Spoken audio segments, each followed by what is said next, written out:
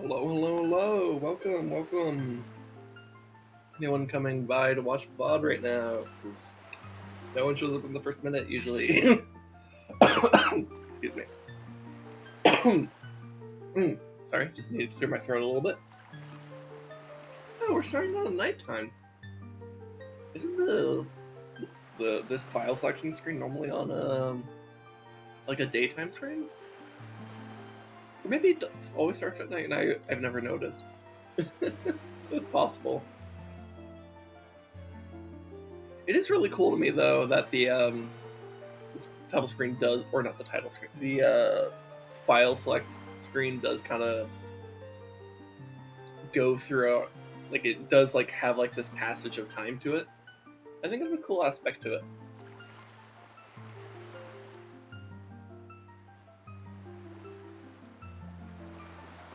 Anyways, I don't think I have anything to like announce right at the beginning here or anything. So I guess we could just hop on in. Let's just go ahead and do that.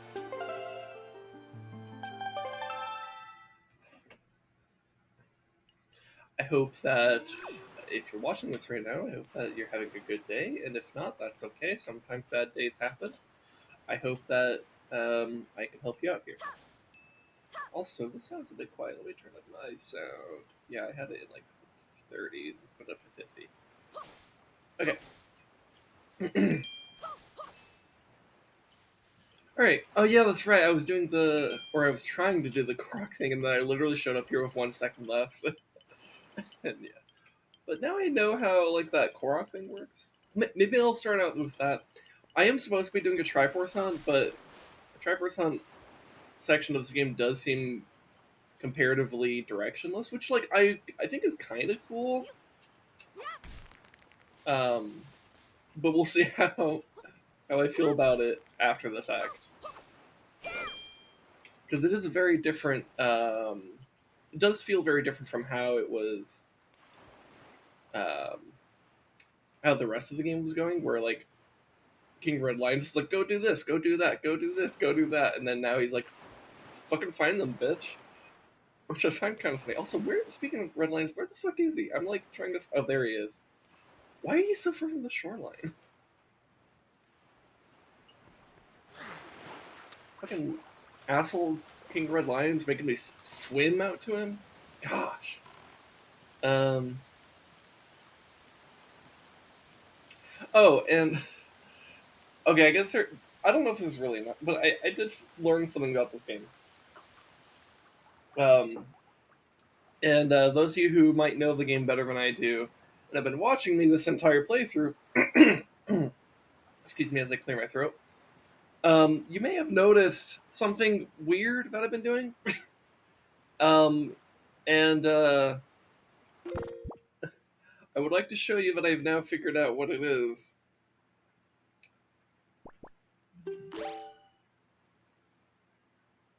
I've learned you could equip a third item. For some reason, I thought you could only equip two. And I don't think it's because the game has been like just hasn't communicated that Z is a viable button. I think it's that my brain just kind of assumed that Z was like not that. Because like my brain was like, oh yeah, like Z targeting, for like because that's the way it is in like Nintendo 64 and like the Wii and the Wii, like that's what, like they call it Z targeting and stuff. But I kind of like remember it's like, wait, they called it L targeting in this. I mean, Z is a whole separate button. And for like clarification on why I didn't quite realize this, I'm not like playing this with a controller. I'm playing this on like a fucking um on like a through the emulator on a keyboard. So if I were holding the controller, I might be more openly wondering why is the Z button not being used. But when you have the whole keyboard, it's like you don't really think about that too much. Also, hi corpse. So yeah, now I know that. So I totally forgot to equip the sail. Where do I actually? So yeah, now I'll be more efficient with my item usage and shit. Okay, so I want to do the Koroks. So let's try that. Wait, no, it's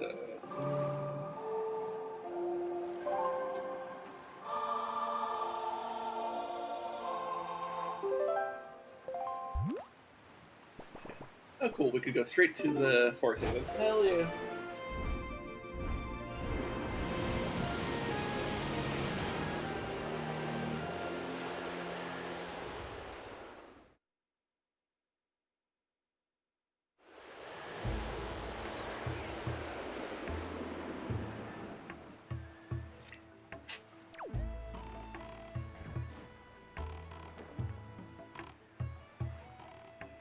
Beep, beep, beep, beep. Okay, just get out of the water. Let's go. So,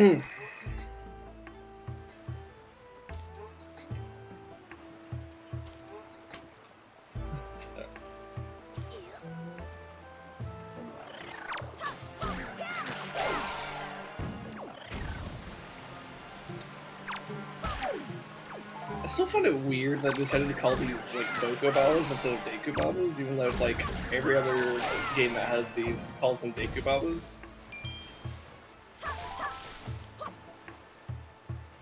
Is it my PC or stream that's lagging?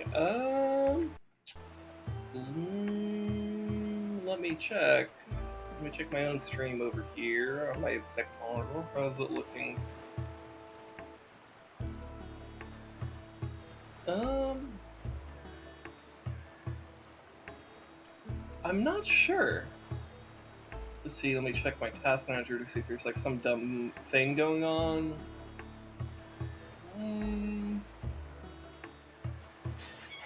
I don't know. Like, how bad is it for you? You reloaded? Okay. Let me know how that works then. It's not horrible, but it's noticeable. Okay. Well, it could be that the game is locked to 30 FPS. And I haven't like bothered it looking into seeing the like 60 FPS options. So it could be that. It could also be something with me. I don't know.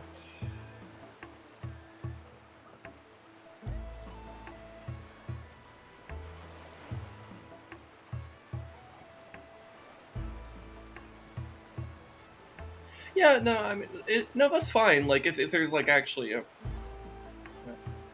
sometimes it could be like a thing where like, oh, like, I don't know. But yeah, I appreciate. Oh, wrong tab. I appreciate you trying to let me know.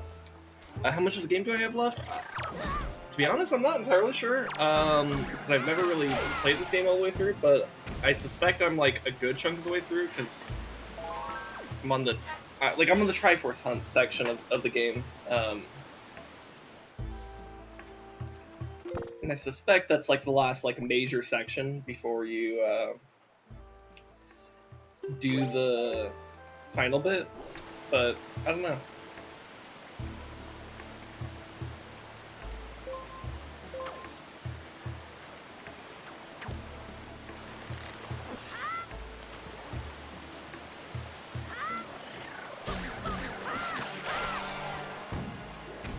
Hey, yeah, let me look at that then.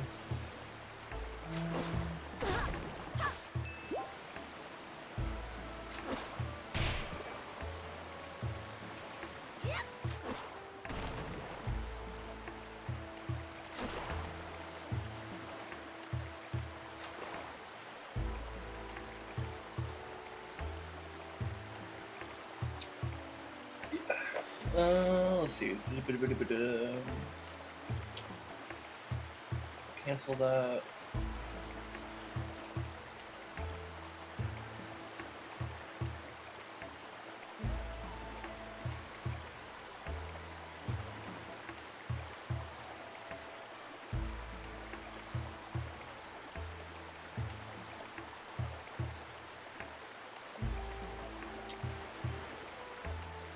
No, I'll have to just look at that later, to be honest. I don't want to spend too much time looking at that right now.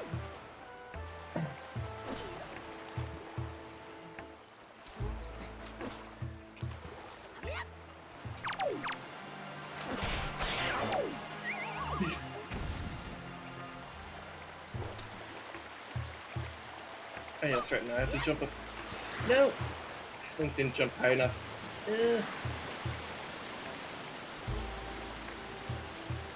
You'd say Triforce is Triforce Hunt's the beginning of the second act, where Zelda games are usually separated into about 3 acts. So I'm like, so there's actually a good chunk after this?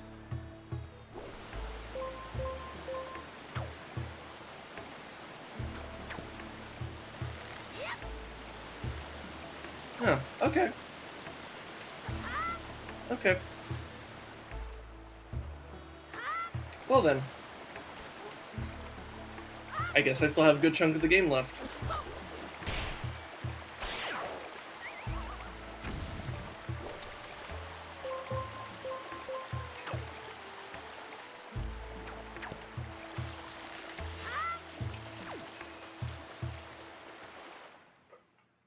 You're at the point where you're pretty far but haven't reached a halfway point. Huh, okay.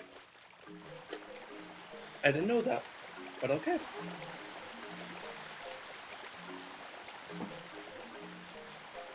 Wait, I don't need a adventure deep, I just need the water that's like right here. Um...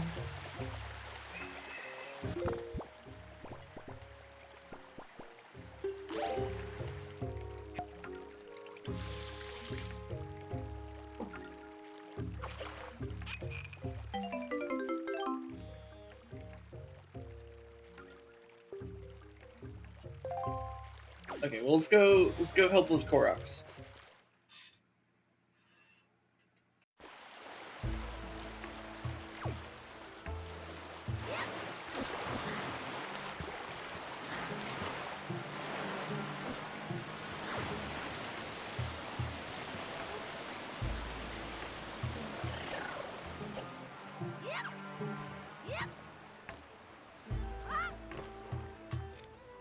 Okay, so okay, yeah, there's one right over there.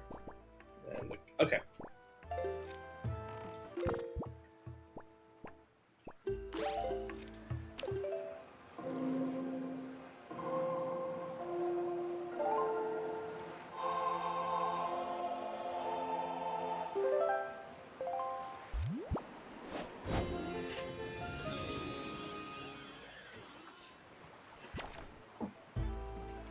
Okay.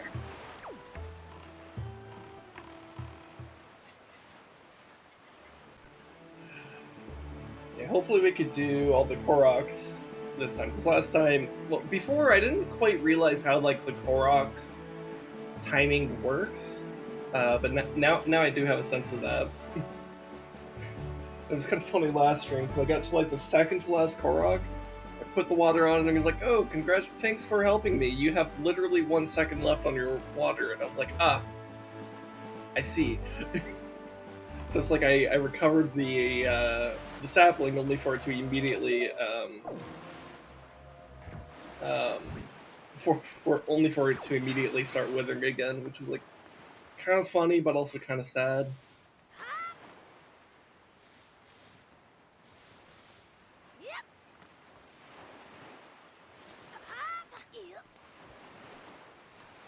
What game am I doing next? After this, in terms of Zelda games, I'd probably want to look into emulating Link to the Past, because that's another Zelda game that people have said is like really fucking good, and I've never played it,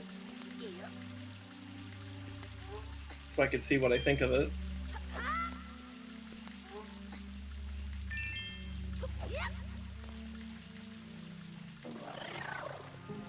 Would have rated me, but you ended half an hour early. Oh, that's fine. Yeah.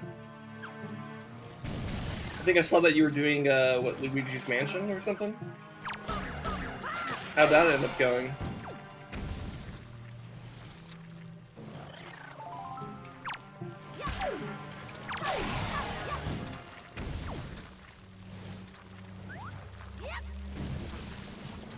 Beat it doing New Game Plus. Oh, I didn't know it had a New Game Plus. That's kind of cool.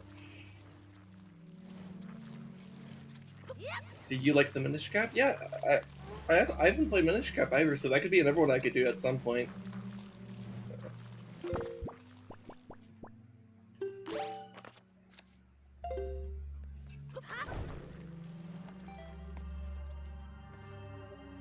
Ghosts hurt in New Game Plus? Or do they just hurt even before New Game Plus, and they just really hurt now? Because I never played that game either. I think I've maybe watched like collective like half hour of that game total. Let's see. Where's King Red Lions? King Red Lions is over there. Okay.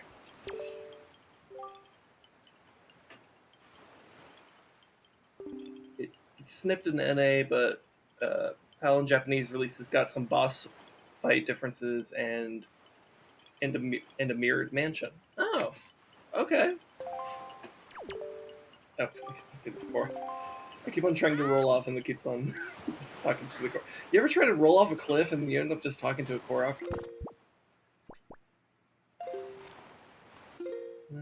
Okay, so we want the wind facing west.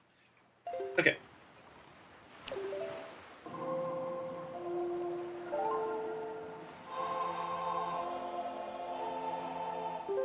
NTSC is just stronger vacuum and ghosts hurt more. Okay. Cool.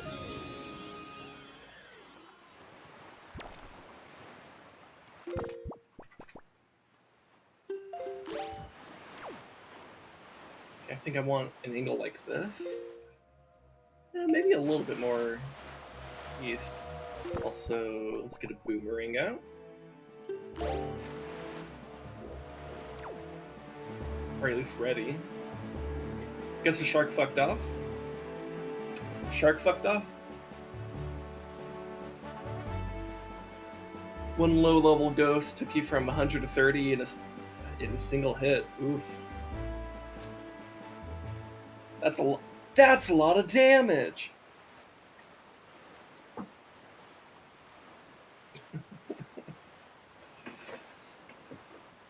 But hey, if you got flex taped, you'll be okay. I don't know if you should actually use flex tape as a bandage, though.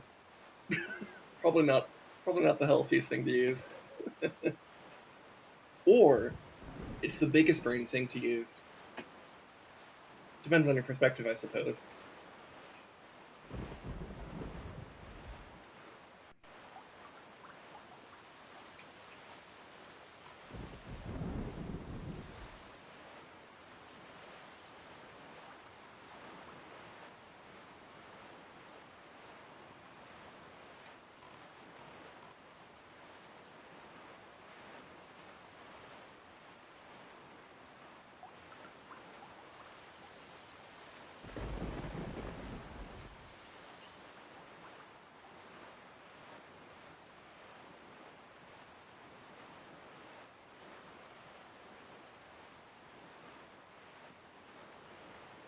But yeah, in terms of Zelda games I might do after this one, I am kind of thinking of doing a fair amount of it.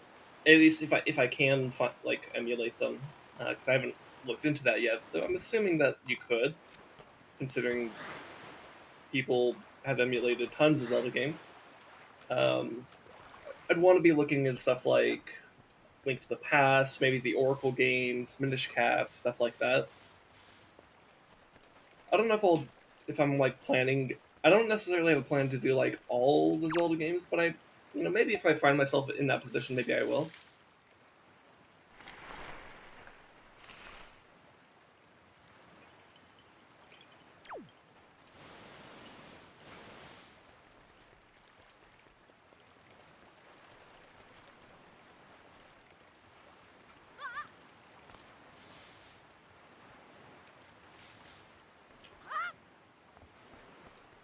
We'll see.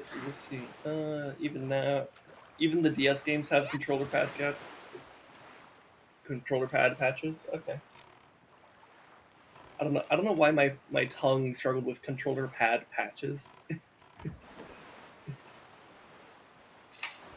I feel like that's a weird thing with like speaking sometimes, where like something doesn't seem hard to say, and then you try to say it, and your tongue just like completely swirls around itself. Um, anyways, let's see. Next island is over. Do I have a warp that's actually better to go to?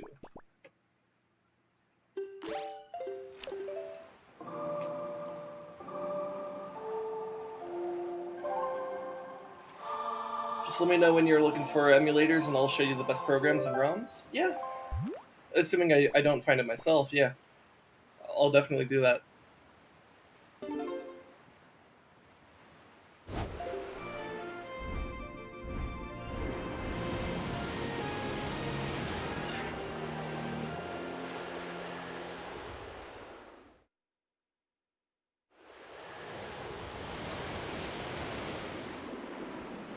Dimslayer, yeah, I've heard a little bit about Dimslayer, so I imagine that's a decent place to look.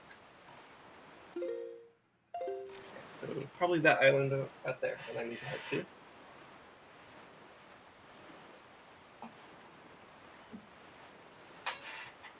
In fact, I think Dimslayer is where I downloaded a fair amount of the stuff I have. Maybe. I'm actually not certain. I'm not exact. I don't exactly like memorize this shit.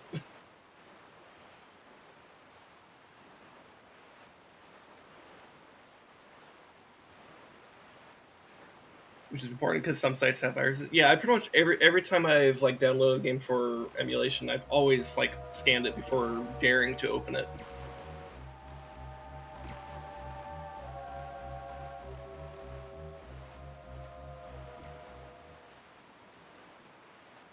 And haven't had any issues at all with that.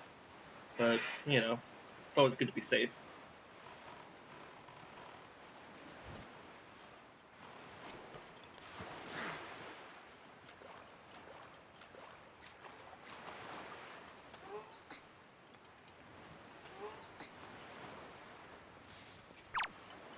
Uh,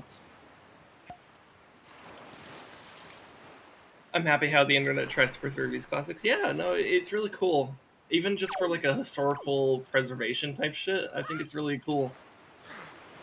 But obviously, even better aspect is like people get to keep playing them.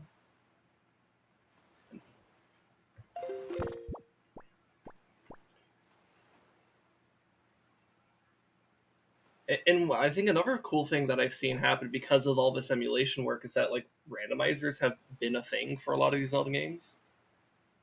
And I could certainly see myself at some point, obviously not right now, but maybe at some point doing like a Majora's Mask randomizer or some shit. Since because I did the when I did that playthrough before this Wind Waker playthrough, I did the Fierce Deity quest line, which makes you really familiar with a lot of aspects of that game.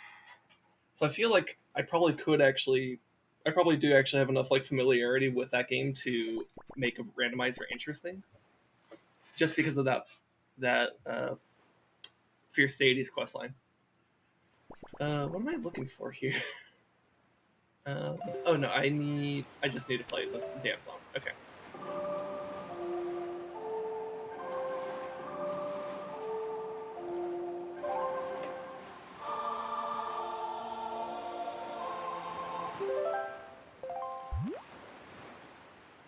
Okay. So Ocarina of Time, Majora's Mask, Twilight all have 4K and 1080 texture pack upscaling. Oh, okay. Cool.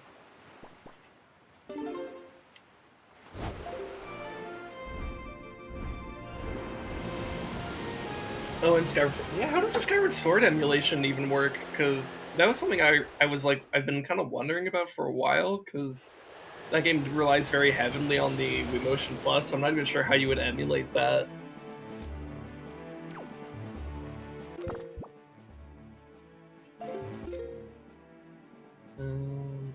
Yeah, there's one just like right here. Okay.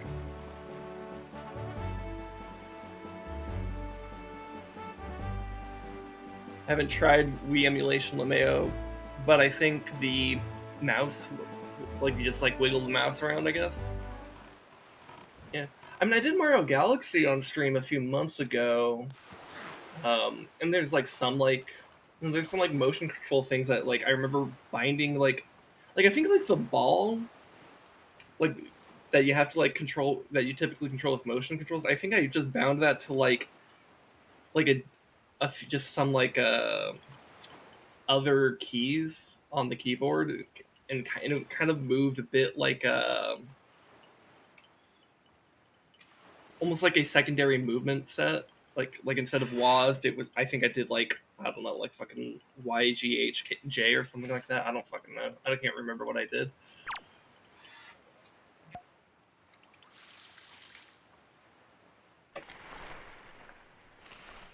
Oh, you can actually get a Wii controller to connect to the PC? Oh. Do you need like a special like adapter or something, or am I just like totally not remembering how the Wii controller connects?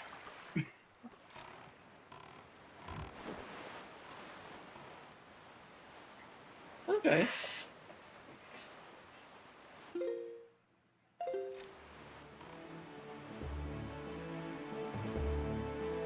You'll have to look into it, but you also remember that the Wii controller hacking scene is kind of nuts. Okay. So there's something like, I guess, a bit odd to it, but if you figure it out, it probably works pretty surprisingly well. Hmm. Okay. Okay. Like a dude built a theremin with a Wii controller. Holy shit. That's fucking cool.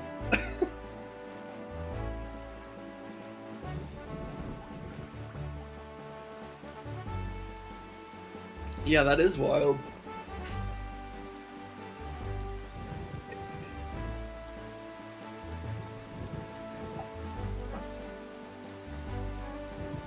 Fun fact: you don't need a motion sensor to play the Wii. Hmm. Two T candles work because it's infrared sights, and I don't know why a candle works. Wait, you could literally use candle. That's fucking weird. That sounds like some like voodoo magic bullshit. Like that sounds like something you would post on like r/black magic fuckery.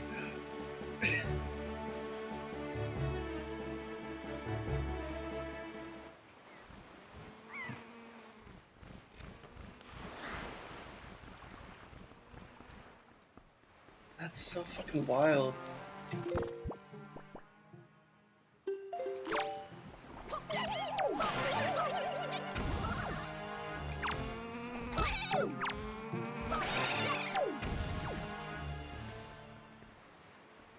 Give me that hair.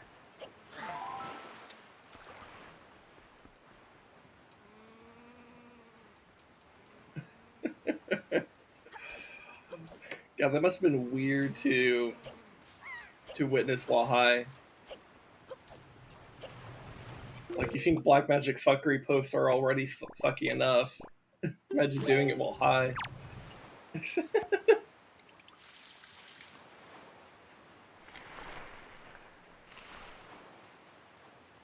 fucking theremin. That is so, I'm just like trying to like comprehend that. A theremin. That's insane. Insanely cool is what that is.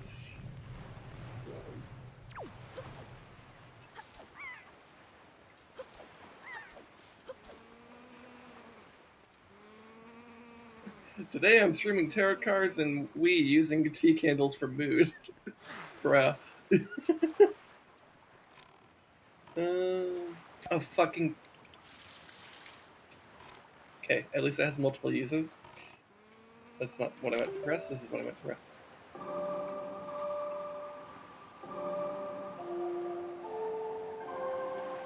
I swear, I always mix up the right and left when I pull out the Wind Waker. I cannot say how many times I've swapped right and left. If I had a dime for each time, I could fucking just like buy a Switch, probably at this point. You're partly wrong. Okay. So it exists, but he didn't use candles. He made gloves with lights in them. Hold on. So you're saying it's actually more fucky than we thought?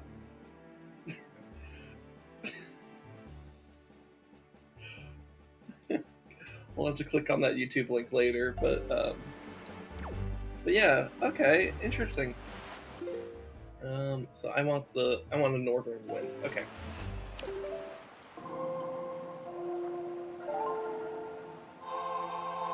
That's so weird.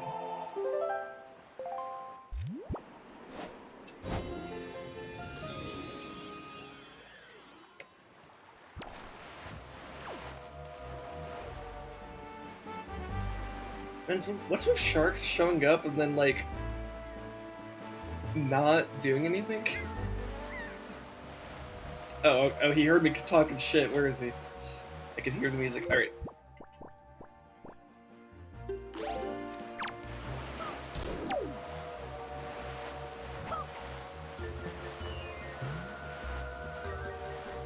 And if you miss with the boomerang, you have to wait a while. So lame. All right, there we go.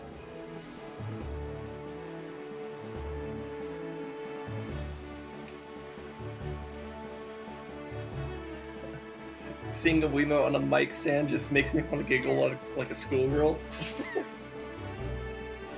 Hey. Whatever floats your goat on a boat in a moat.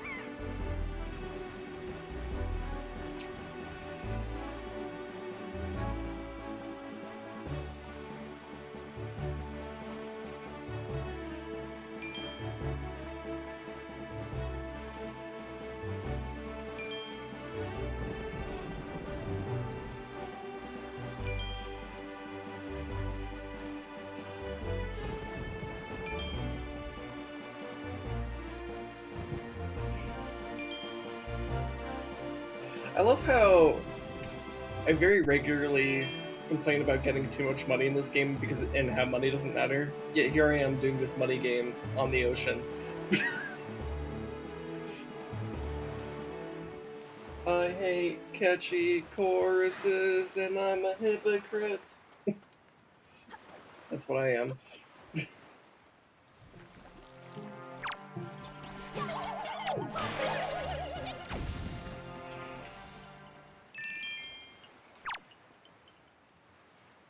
Best comedian? Yeah. Dude, I fucking love Bo Burnham.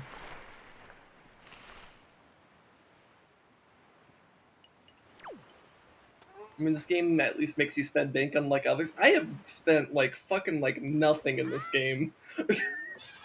I don't know where this money spending aspect comes in, but I've like spent very little of my money because I've not really felt much of a need to.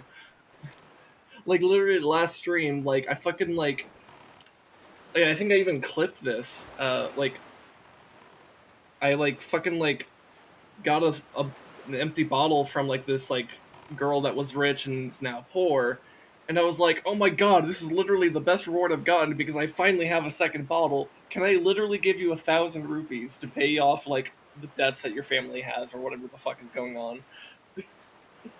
Because like I have no use for 3k rupees right now. There's nothing I could fucking use it for. Oh, fucking Tingle and his capitalism? Yeah, well, I'm ignoring Tingle. Fuck Tingle.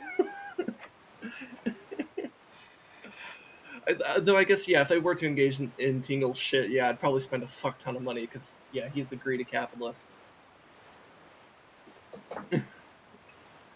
But outside of that, I don't know, I've not really seen anything that demands money.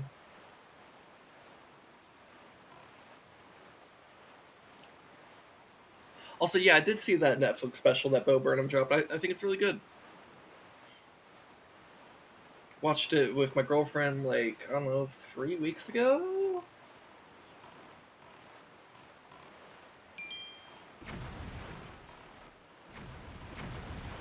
I think it's pretty good. I liked the bit where Bo Burnham reacted to a video of himself reacting to a video of himself reacting to a video of himself reacting to a video of himself. For me, nothing beats Make Happy, but it was all, dude, Make Happy is fucking like, it's so good. It's so good.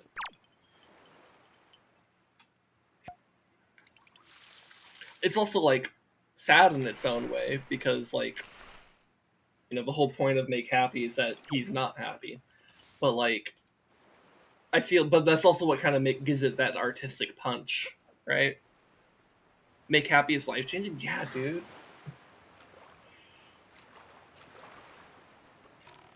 It's so fucking good. Um, let's see, I need. Okay, so it's just one Korok left. Cool.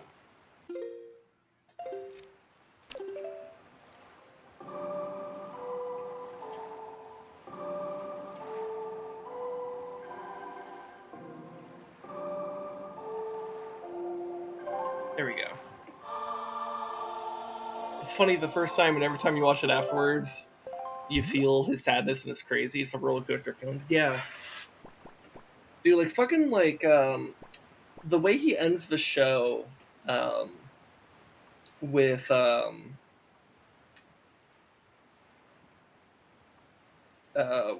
can't handle this. Like it fucking like breaks me every time. The side puddles and his jokes are really good too. Yeah, dude, I fucking love. He's really Bo Burnham with every one of his specials has done a very good job. Like he's very meticulous in how he crafts his art, and I appreciate that so much.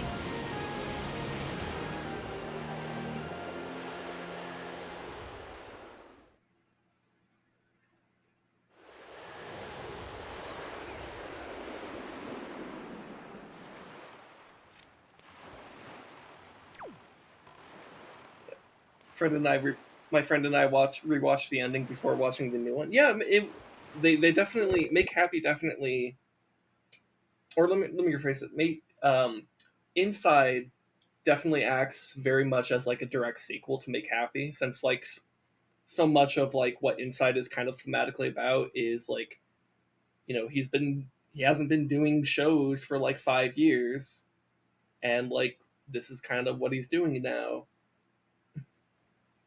Daddy made some content now. um, but he's just been spending the past 5 years mostly trying to take care of his own mental health. Which, yeah, that it sucks that, as much as I appreciate his like meticulous art, it sucks to know that like some of that was kind of coming from like overly stressing himself out about what he needs to do. So that kind of sucks. If he doesn't ever tour, it'll be on my bucket list. Yeah, yeah, it would definitely be cool if he does that. But I could also understand if he just doesn't want to do that, because yeah, it can't be healthy to have panic attacks on stage. It's just That's just not healthy. Um, what is my brain? Oh, I need to change the wind direction. That's why I'm here. Um,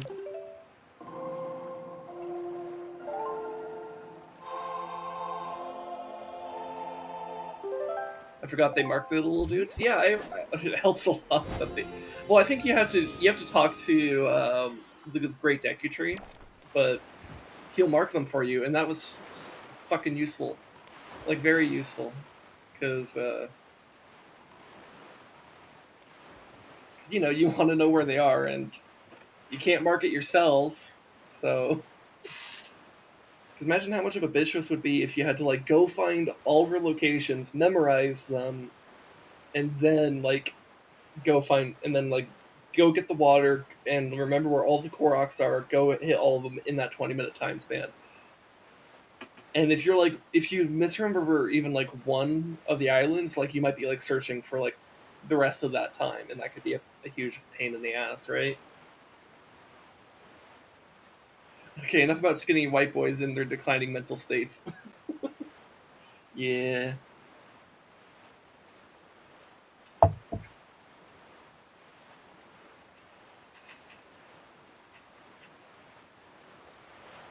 Unless dude here is what is has a declining mental state. I don't know.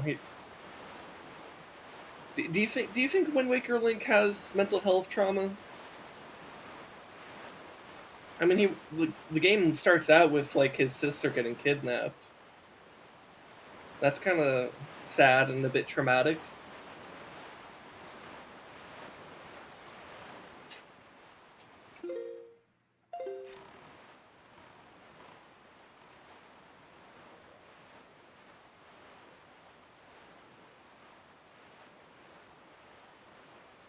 Step bro, help, I'm stuck.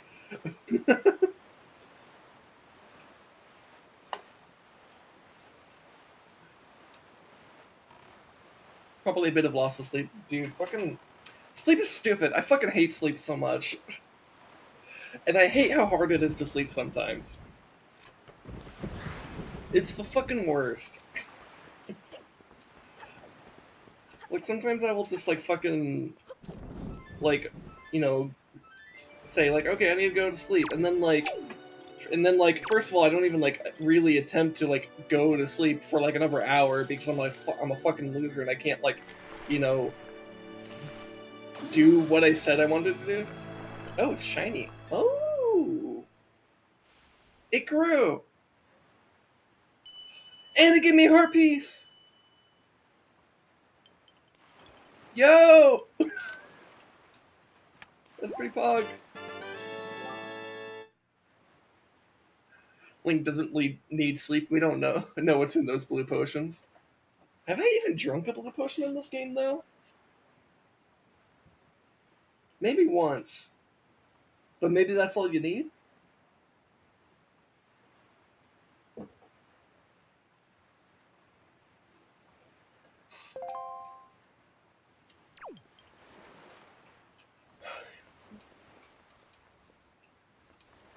But yeah, anyways, fucking sleep is just like it's the stupidest human function, and I fucking hate it. And I hate how much of like the day has to be oriented around it. Because even if you're in the position of like, oh, I could fall asleep basically as soon as I hit the bed. First of all, fuck you. That's a superpower, and if you don't realize that's like a goddamn like top tier superpower, you need to utilize that shit. Be thankful because like holy fuck, I wish I could do that. Because like even like it takes me just like fucking like an hour to say I'm going to bed and then actually going to bed, and then it might take like another fucking hour just to actually fall asleep at that point. Sometimes it's like it fucking like it happens in like 20 minutes or whatever, but sometimes it takes like a fucking hour and a half, and it's like fucking bitch. I hate it.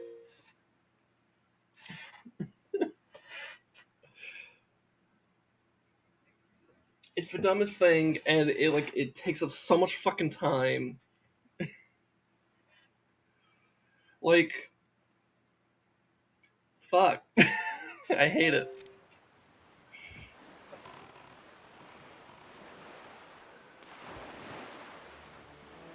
Like half the day has to be like oriented around fucking sleep.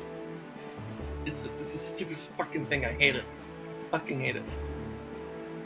My superpower is being able to choose to wake up whenever I want, functionally. I work on 4 hour sleeps on good weeks. Oof. Yeah.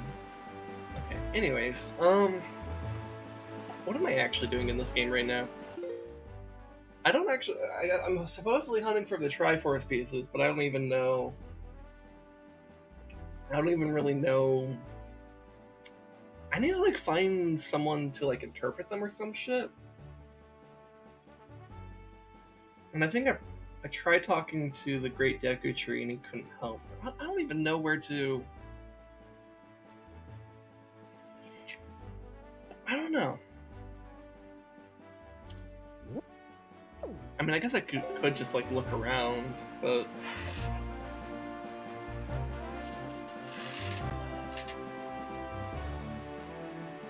you could give me like a small hint, but I don't want it to just be like given away.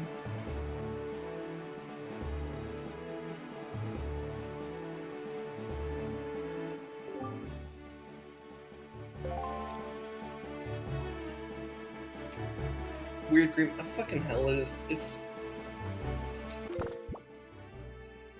It's Tingle, isn't it? Oh no. I don't want to acknowledge Tingle's existence.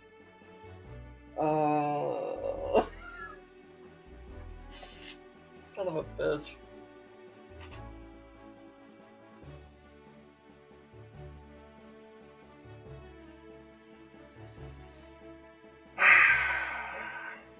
Fucking that capitalist fairy bitch.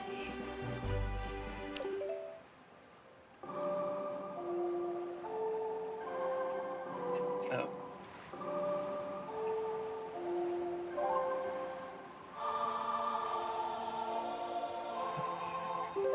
He's the best and worst character in Zelda.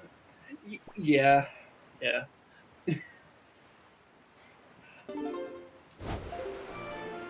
I mean, he wasn't really that bad in like Majora's Mask, because he was just like vibing with his balloon and was really into fairies and shit.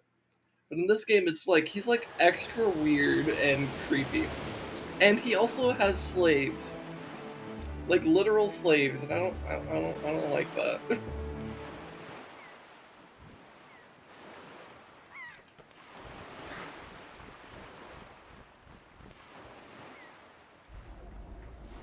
And lucid dreaming is also a superpower, man. I don't know that I've ever had a lucid dream. I know some people can do lucid dreaming, but like I don't think I've ever really experienced that. I think the closest I've had to lucid dreaming is like becoming aware that I'm in a dream, but not being able to actually like fucking control anything about it. Just being like more like, oh, this is a dream, isn't it? Like I've had instances where it's like I have like a dream, like I'm in a dream world, and it's like, oh yeah, this is a continuation of the storyline from this other dream. And so it's almost like there's like this like fucking like TV show going on in my head, I guess. I don't fucking know. There's like this like series of events or storyline different like storylines that can happen or whatever, and like sometimes I will recognize, oh, this is connected to that storyline from like a month ago or some shit. And it but like it doesn't give me any amount of control to like become aware of that. It's just like at least I don't ever recall having control, but I do recall achieving awareness. It's weird.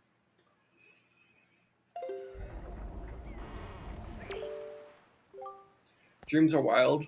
Yeah. Okay, so here's Tingle. That fragrant musty scent. He could smell the charts. That's, I guess it's splendid.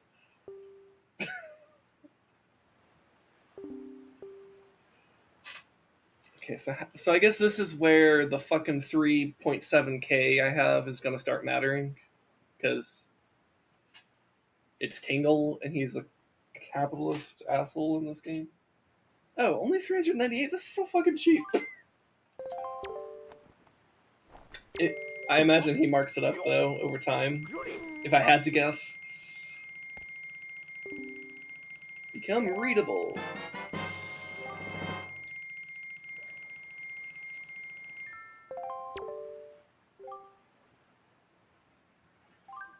Sure. Oh, no, he doesn't mark up. Huh? Is it just always 360? That's a weird price.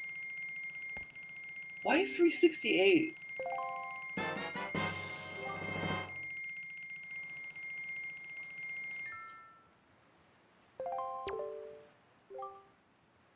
360? Is there like something that's like significant I'm supposed to like know about that? Or is that just like a weird number that they just kind of chose? Hmm. Well, anyways, fine. I have the chart, the two charts I have deciphered.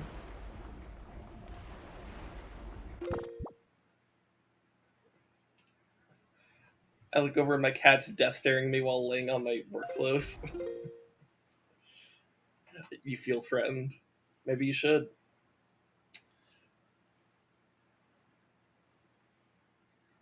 It's a thing, you kind of have to be careful once you achieve awareness, though, because then you might end up trying to move in real life, but the paralysis prevents you from doing so, and you're just stuck and you might panic, and panicking in your sleep is bad. I don't think I've ever panicked. Even, well, like, I've Okay, first of all, I have panicked, but like I don't think I've panicked because of becoming aware of my dreams. I think it's been more of a like how do I phrase this? Like it's more of like I could become like aware and just kind of want to see where the story goes. I guess.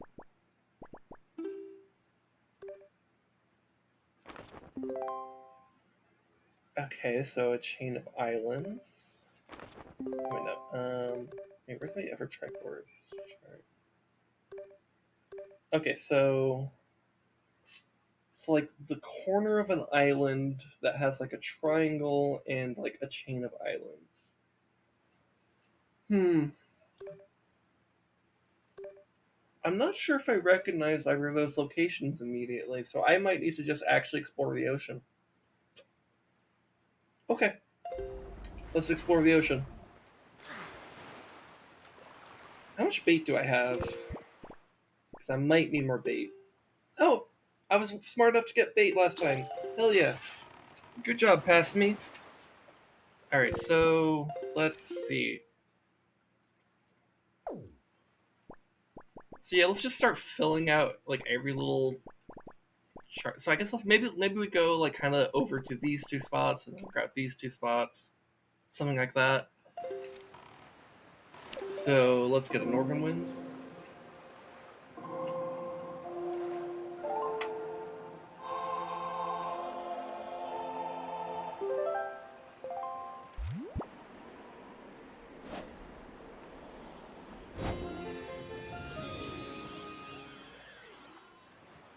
It's annoying when sometimes I try to move and have to remember that I can't actually move. I have to imagine I'm moving. Okay. Yeah, I guess I just never really had that issue with like dream awareness. Um, well, I got him, but he got me.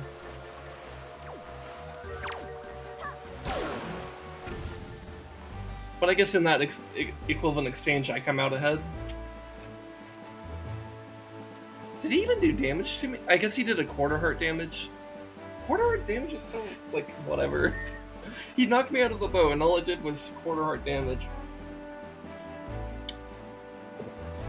Punk ass, bitch ass, fucking shark.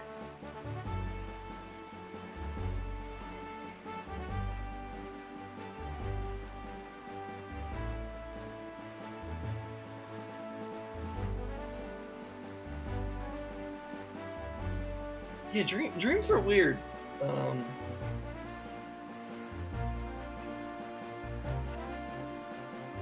I don't really know what I think of dreams as like, in terms of like if they have deeper. Well, they definitely have some amount of meaning, but oftentimes it's just like shit that's just on your mind.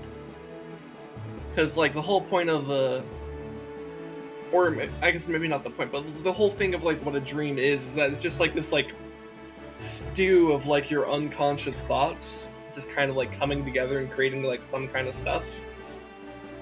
Um, so if there's like something that's like on your mind a lot, even if you're not necessarily consciously thinking about it all the time, but it's just like an ever-present thing, your dreams will probably incorporate that at some point. And sometimes that sucks because, like, for example, like a year ago, a little bit over a year ago, my cat went missing, and for like weeks, I kept on having dreams of that cat, and it fucked with me so bad. Like that fucking sucked so much because it's like especially since like some of the dreams were literally that like, oh, the cat came home, yay, and then like I would wake up and be like, oh, that was a dream, and I just would not want to get up after that, and that fucking sucked.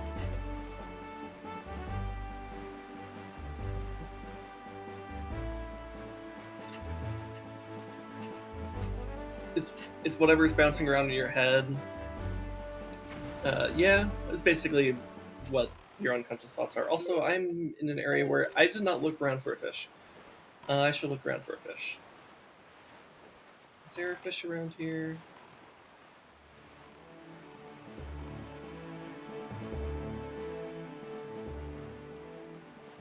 When you're dreaming, your mind creates scenarios.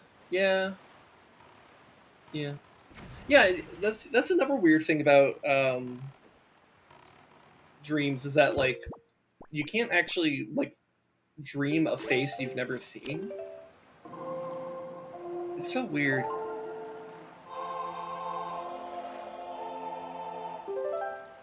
Yeah, I guess you could smash faces together. That is true actually. Um, but is wait, what direction do I actually want the wind facing right here at the signal? West? I think west. But yeah, it's a weird thing where you can't really like fully like you can kind of create an original face, but not really. Like kind of, sort of.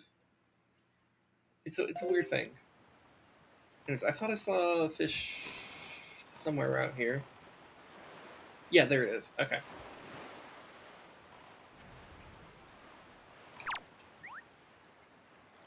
Almost missed that fish. I had a wild dream once recently where I was on a large. Wait, I was on the largest fuck train in the society lived on it. Oh, it was like the fuck. Oh, wasn't there like a movie like that? Fuck, what was that called? It was like some like post-apocalypse film, but in like the rest of humanity was like living on like some fucking train or some shit like that.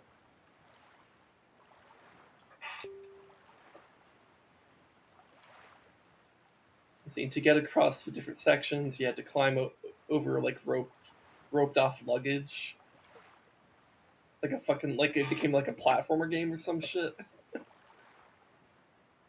You used to write down dreams for like story ideas. That's cool. That's actually not a bad idea because like given the like kind of trippy nature of dreams, you can come up with some interesting things. Yeah, yeah. Okay.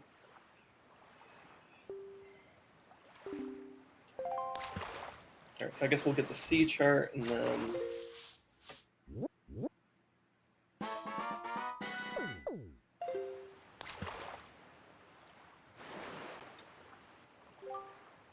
So I hear that somewhere out in the wide world is a handy arrow that could freeze anything. Yeah, I got that. With something like that, you could even freeze that nasty monster in the Forsaken Fortress for a while, anyways. Wait, is there something in the Forsaken Fortress right now that I could actually like go fight? I do have a Western Wind. Let's go check it out. Let's go fucking find out.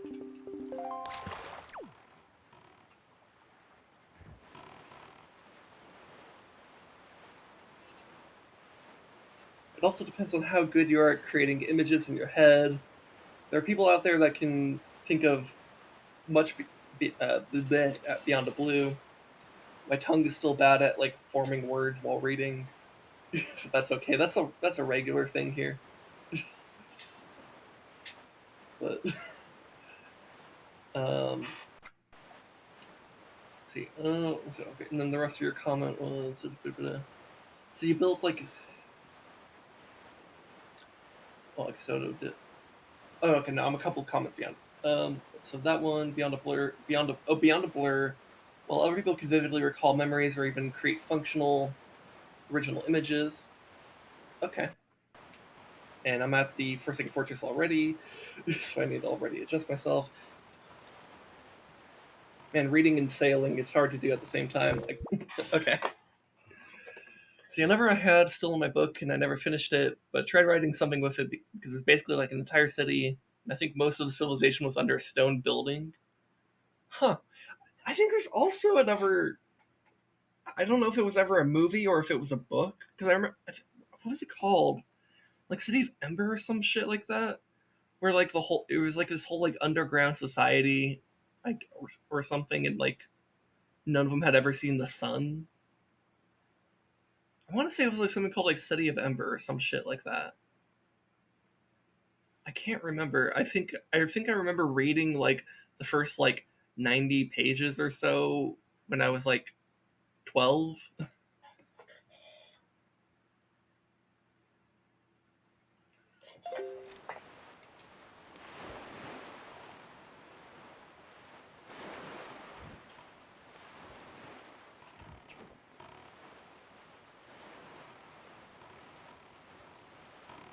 Anyways, let's see what this whole monster in the Forsaken Fortress thing is. Because apparently ice arrows are the answer. Of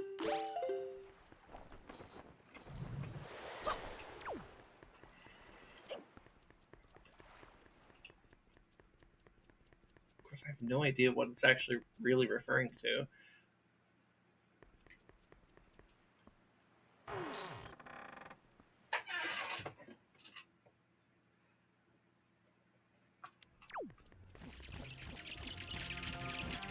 Fuck off, bats.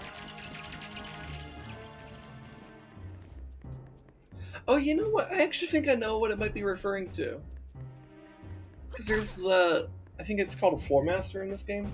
Like the little fucking hand thing.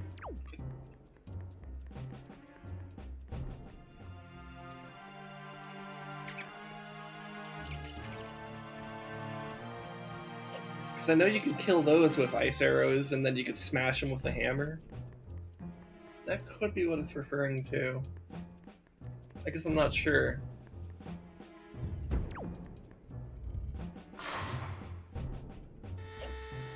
I could also... I don't know. I guess I don't know. But I don't think you had... I don't think when you actually do the Forsaken Fortress... I don't think you have ice arrows normally at this point. Also... I don't know the way across here, do I? I think I have to go the other way.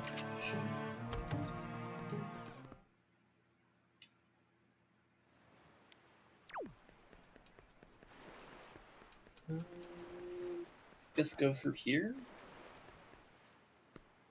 Maybe this way can lead me somewhere? I don't know. I don't really remember.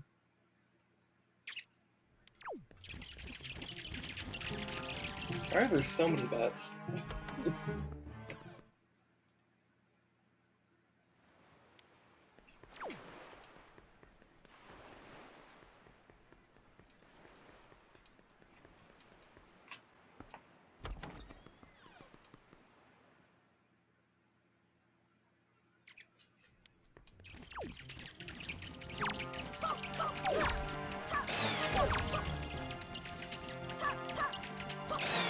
There we go.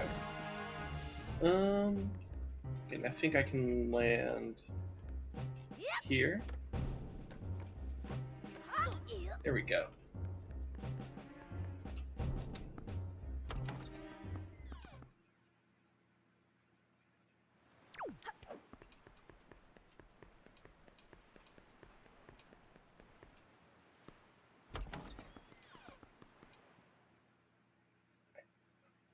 I'm like trying to think through. I'm pretty sure when you actually do this dungeon, you just use the. Cause yeah, the dungeon gives you the hammer. And I'm pretty sure you get the hammer before ice arrows. Right? I'm like not misremembering shit, am I?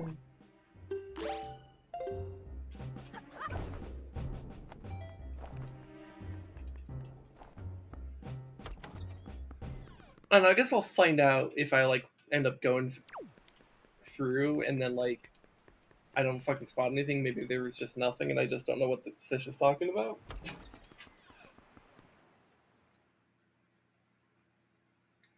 It is a weird hint though.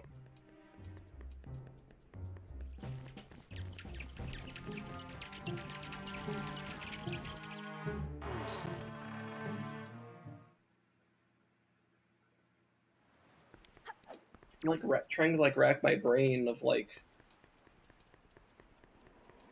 what this dungeon was actually like.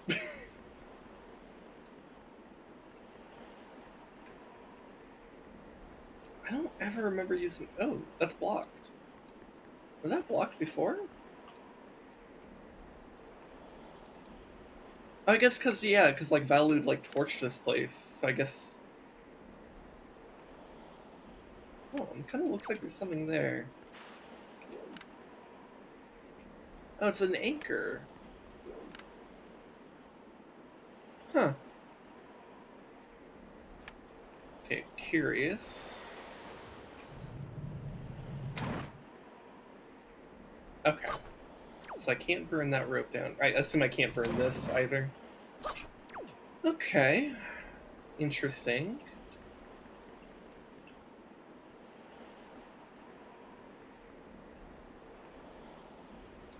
I have no idea what the fish is talking about then. Place looks just fucking empty as shit.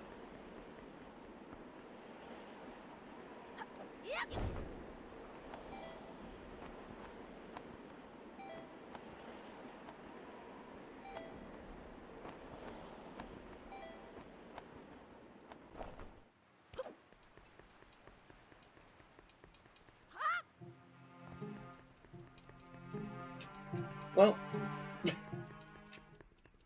that was an adventure, I guess.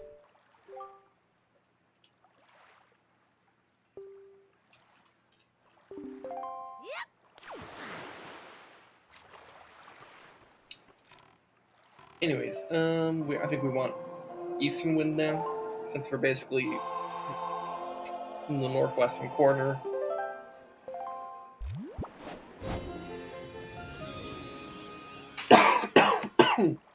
Excuse me. Oh, that's right. I don't have my sail up. How could I come ask you to come sail away if I don't even have my sail?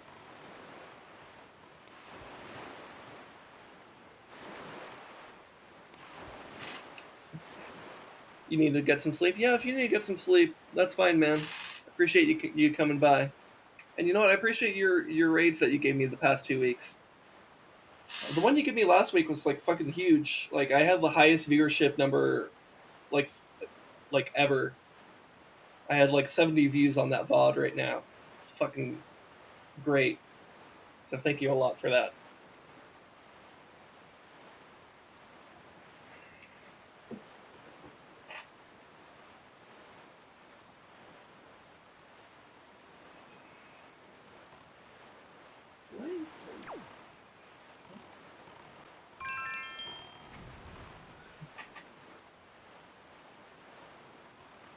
Yeah. Anyways, take care. And I'll try not to run into one of these exploding barrels. Okay. Bonus points for Zelda fans? Yeah. Always bonus points for Zelda fans.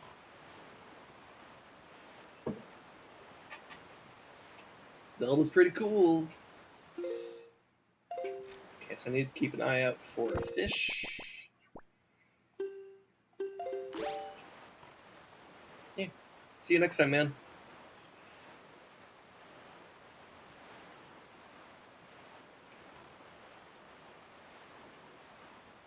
Okay. So fish will probably be around the island. They're usually kind of close to the islands. So, oh wait, what's that?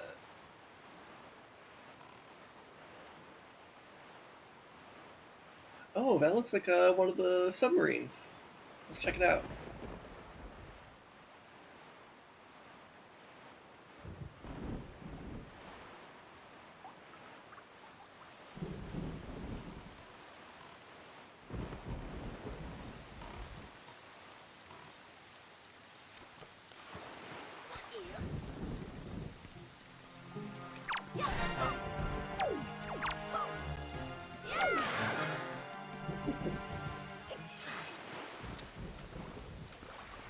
Alright.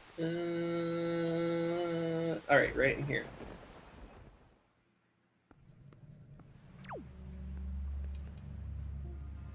Okay, so some moblins. Well, I do know a good combo for moblins.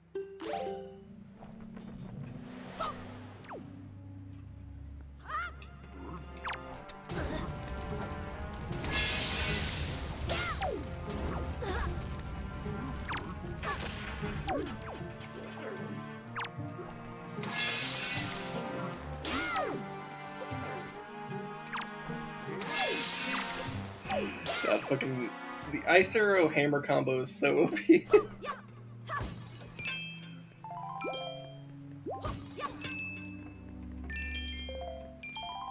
Like it takes what's supposed to be like a fairly like like a higher level enemy or whatever, and it's just like, yeah, what if they were just ridiculously easy to fight?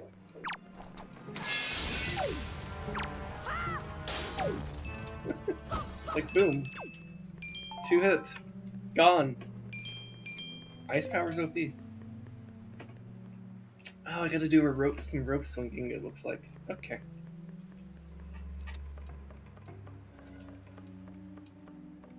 All right, let's do some rope swinging.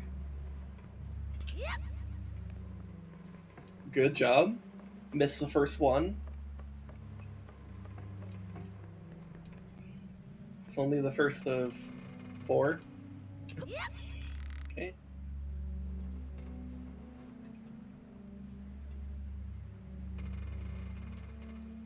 You know what? Actually, can I? I'm trying to remember. Could I actually re-angle things? Yeah, there we go. Okay, I have to hold. I keep on forgetting you have to hold that button down. Okay. Now I can swing this way.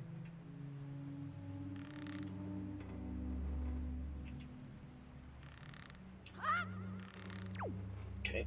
Stop. And then. Okay. This way. Oh. Alright, swing. God, swinging on rope still feels a bit weird in this game.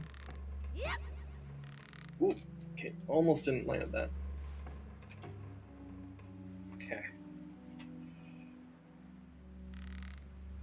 I guess to be fair, I think this is the first game where they even attempted any kind of rope swinging type effect.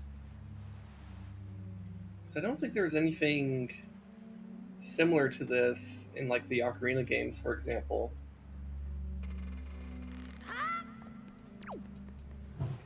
At least I don't recall anything that was like a rope swing in either of those games.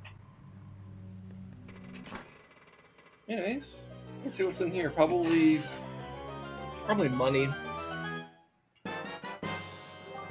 Treasure chart. That's just money with extra steps. A treasure chart. This is worthless. Well, I guess maybe they're not entirely worthless because apparently money does matter. But even then, like if he's only charging like 368 rupees, which is still a weird number to charge, I'm gonna be fine.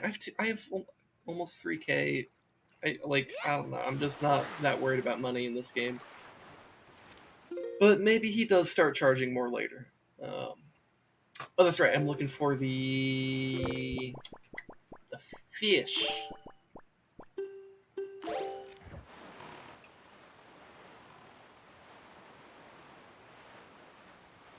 Oh, I think I saw the fish here. I thought I saw something. Yeah, okay. I think that's him right there. Hell yeah.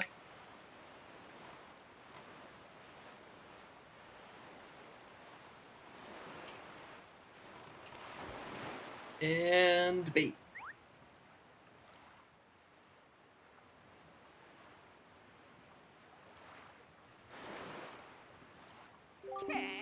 Okay. Yeah, give me that island info and the sea chart.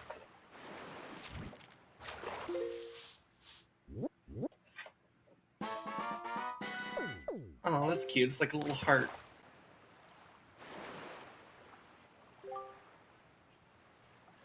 The little shop master on Windfall Island apparently got his hands on a truly amazing treasure. He calls it the magic armor. Oh, okay. So there's magic armor in this game. Okay. Okay. If you want him to give it to you, try staring deep into his eyes and winning him over with flattery. What?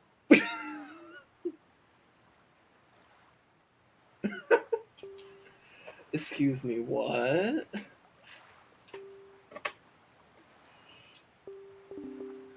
I have to seduce him?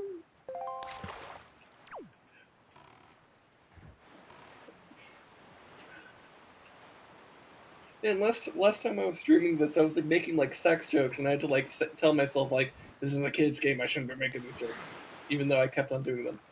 And apparently, the game wants me to seduce an old man or something. That's, anyways.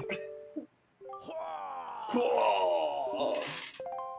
So that's how it works. Yeah. The ocean moves.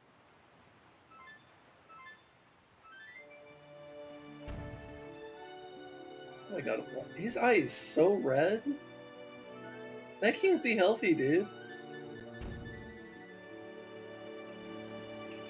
Anyways, have I been here before? I think I have. I just never got the island chart. Yeah, it looks like I've been here before. But you know what? I could, let's grab one of the ferries.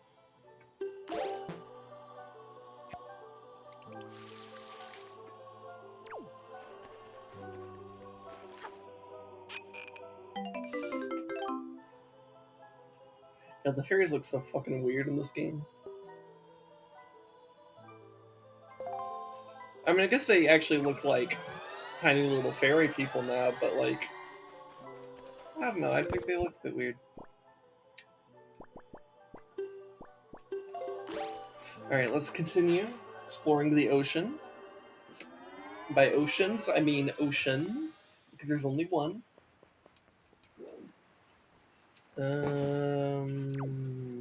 Boat. There's my boat.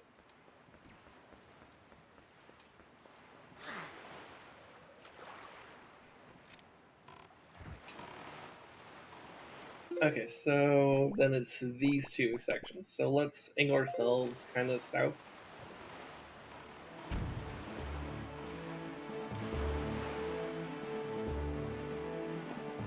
Let's see, what are the charts that I'm looking? So I'm looking for like a triangle island with like a small triangle island in the top right corner.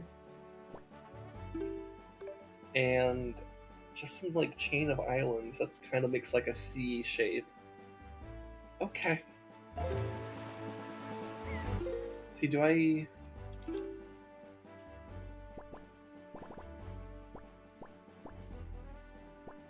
already seen? Let's just straight up like a crescent moon. Oh, you know what? That actually might be. Yeah, that's one of them for sure. Okay. You know, let's just actually, in that case, head straight east. Because that's for sure one of the Triforce pieces.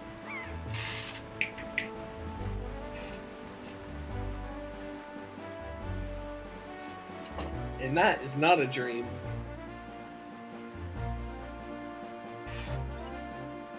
Or maybe it is a dream, but like, who cares? This isn't Link's Awakening.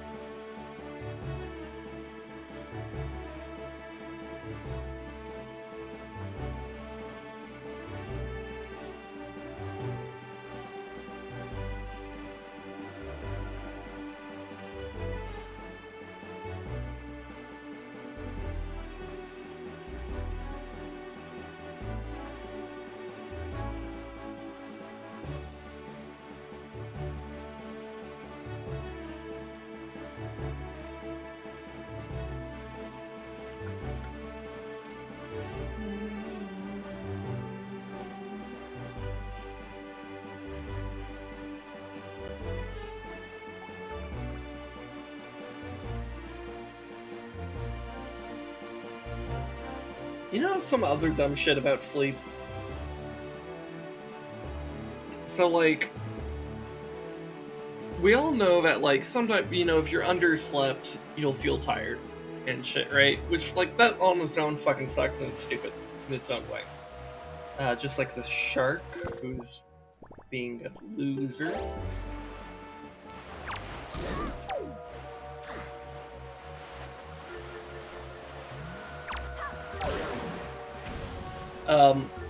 But you know what's even dumber? Fucking, like... Oh my god, there's a lot of sharks. Okay.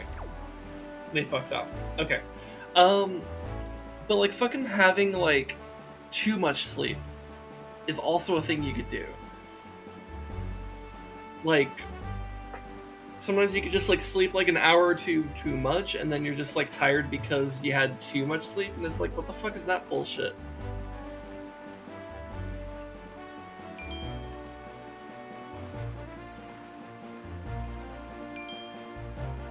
Like, the human body is so fucking dumb. I fucking hate human biology.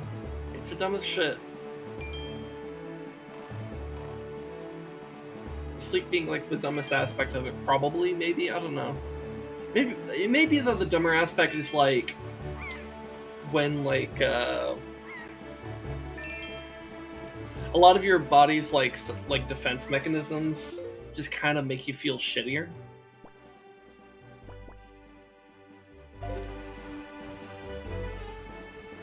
Wait, are these the islands that I'm supposed to be looking at? Yeah. Yeah, okay. These are the islands I'm supposed to... So, right around here...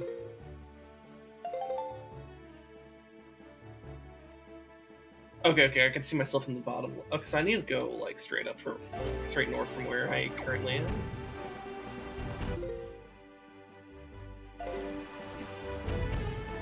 Okay.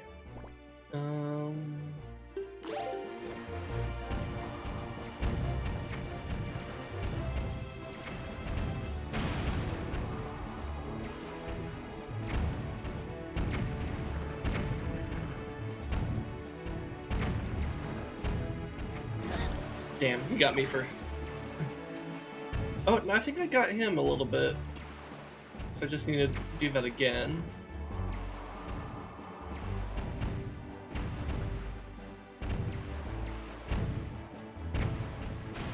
There we go.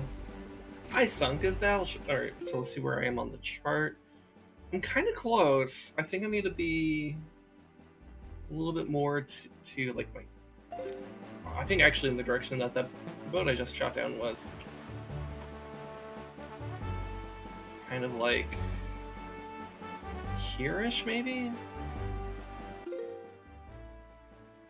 Oh, yeah, I'm like really fucking close. Okay.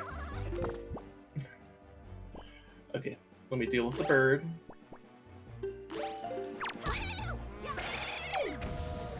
Oh, don't. This.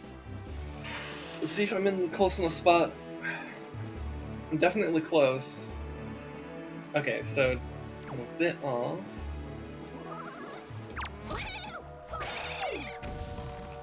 Okay. So maybe a touch forward.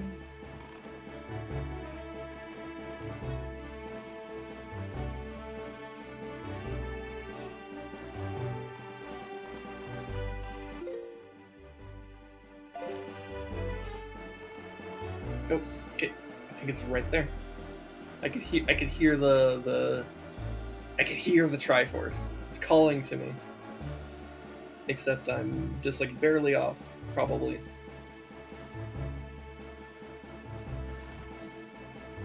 Maybe it's like here? No.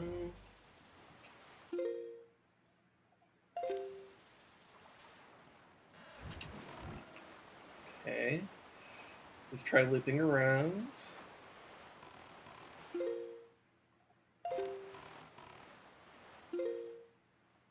To my right.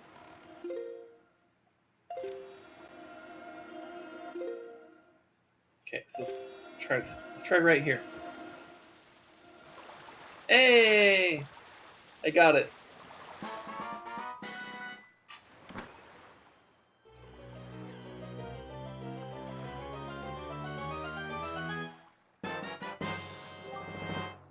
Yay! I got one of the Triforce shards. I need 7 more. Okay, cool. Alright, so that's 1 down. So now I need a spot where this triangle island thingy could be.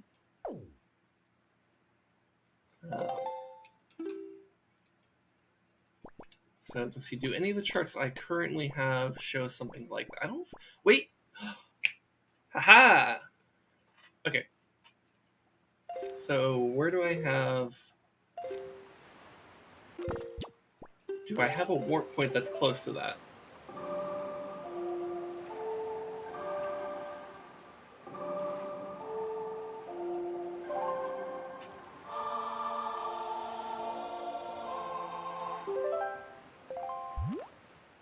I guess the tower.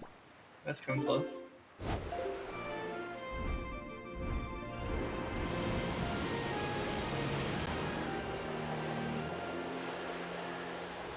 Wait, I'd like to point out the navigating the warp points in this game is so much more intuitive than it is in Majora's Mask, where for some reason they are visually displayed in like all four directions, but you can only go like right or left in your or up and like there's only like two directions you can navigate in, and it's weird. Okay, so I need to go not here, here. Okay, so that's to my southwest.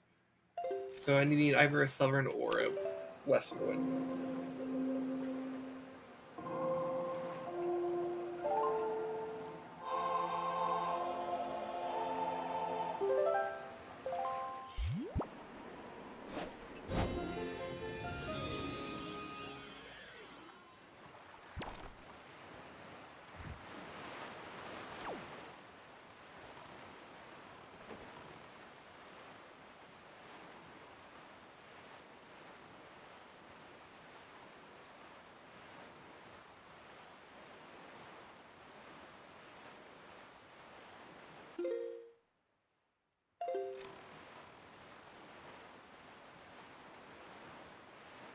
Man, you ever get like some shit in your eye and it just won't come out? Like I'm had that right now.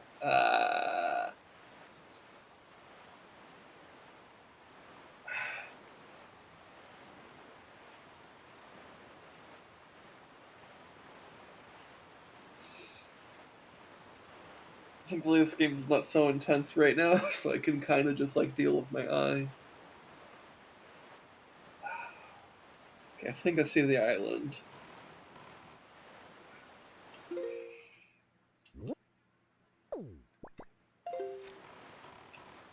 Or is it? Oh no, it might be that island actually. Okay, that's probably some other thing. Oh yeah, it's guarded by a bunch of these like helicopter fish. Fucking popo,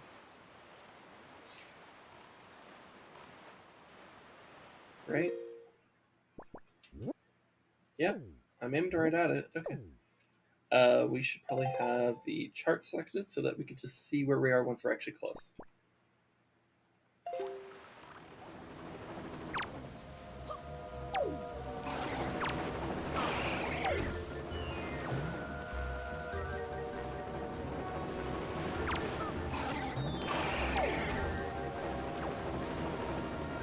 Okay. Ow.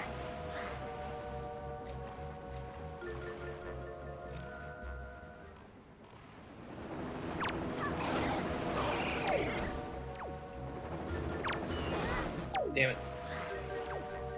It's very close.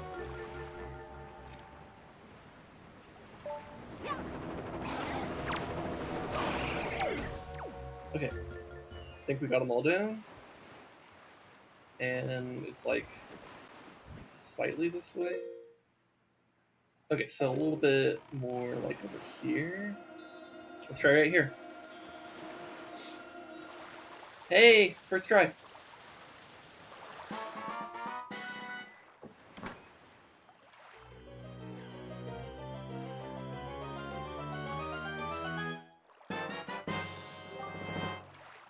Yay. Okay, so now I need to find more Triforce cards. And where did I even get my Dia first here? I'm like trying to even remember. You know, maybe I just explore the ocean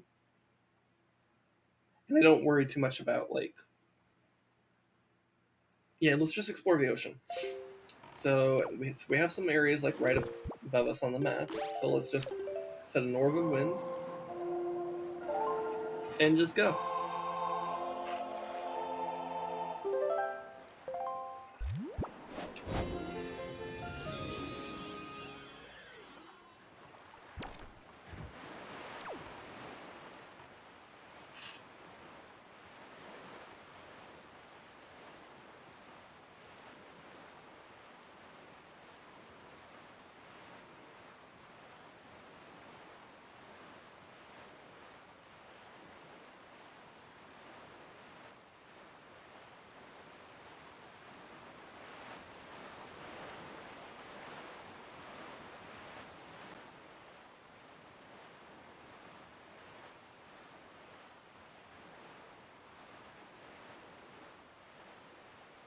I think part of why I'm on like a bit of an anti-sleep crusade right now is like I feel like a bit like mentally out of it right now because I didn't get very good sleep the past like couple of days,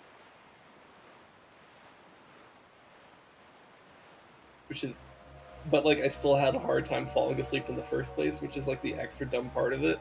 It's like I don't get enough sleep, but I still don't fall asleep fast, which is like dumb shit. I don't know.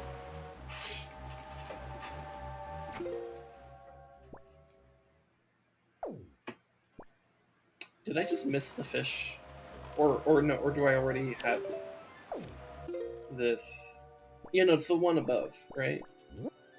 Yeah, okay, no, I have this chart. It's just the one above me. Okay, no, keep moving. We're fine.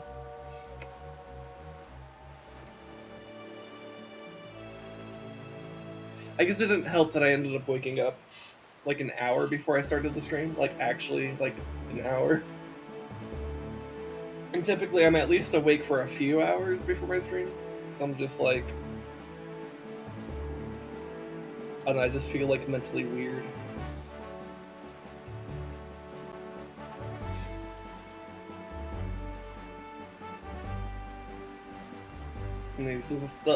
Let's get this fish.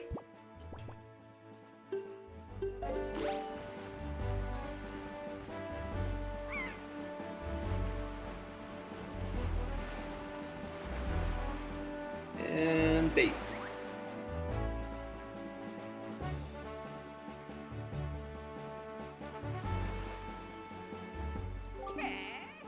Okay. Yeah, give me that info.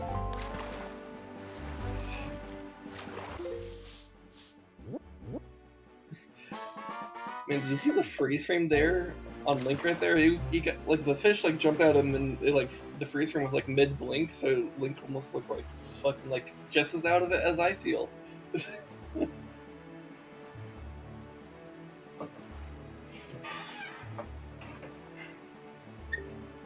Okay, the school on Windfall Island has one gorgeous teacher. Is this fish actually a shrimp? The thing is, this gang of little four hoodlums. Oh yeah. I couldn't find that last guide. I remember doing like a hide and seek game with them last stream, but like I only found 3 of them. The last guy was like actually good at hiding. They go climbing trees and hiding behind buildings instead of going to school. Okay. What a bunch of savages.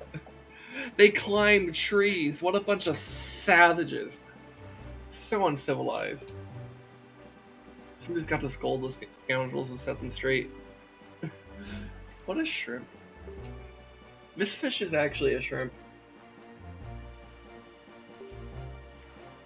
And you might say it takes one to know one, and I would say you are correct. But that doesn't mean I'm incorrect.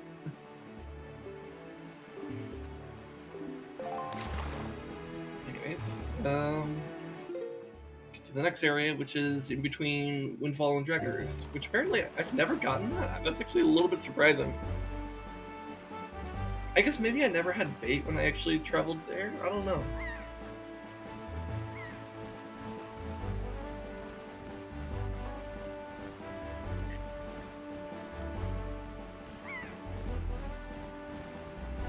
Because I guess I don't know how much I really even operated in these waters between Dragonroost and Windfall outside of the beginning of the game. Though actually, wasn't that there last stream? I feel like I was in this region recently. I don't know.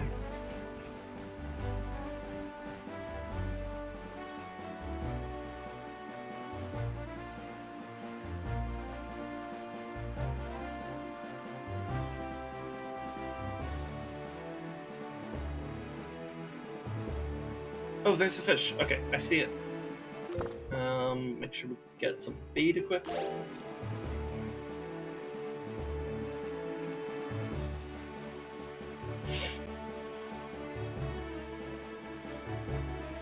And, you know, I have been kind of wondering about that, like, I don't know, almost looks like a dragon egg on the island. Okay, Fish. Okay, okay, okay. There's the sploosh of the fish.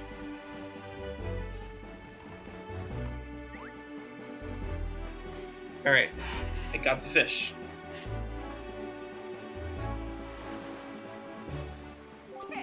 Okay. Give me the chart.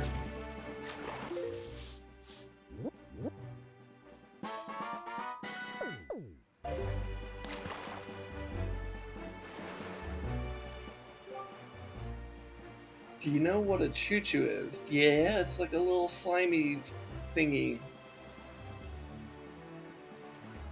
No, I'm talking about the sound you make when you kiss someone. Heart emoji, heart emoji.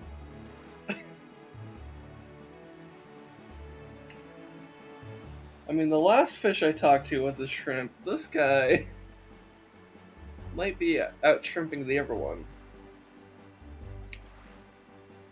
They're those slimy monster-like puddles of goo that turn into blobs of jelly. Stand up. Okay. Okay, you know, I know about Choo-Choo, because there's lots of them on the island over there.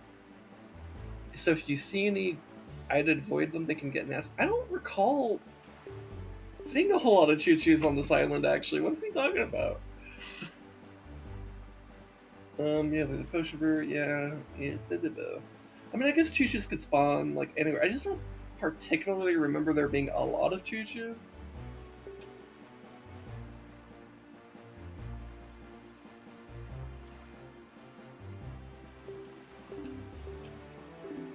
I don't know.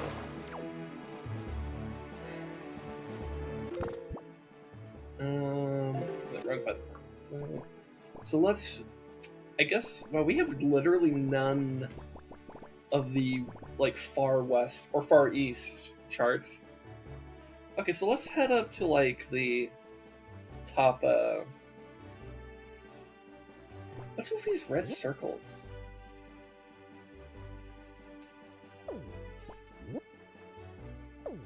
Oh my god. Are those red circles supposed to be Triforce pieces? Yo. That means... That means there's one right next to that crescent moon. Maybe I don't need the chart.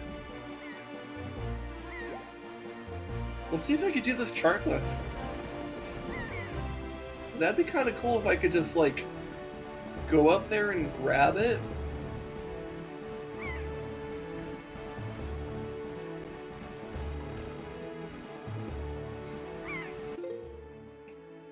That's interesting.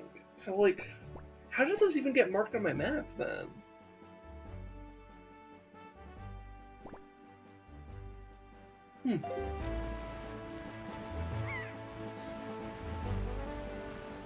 Interesting.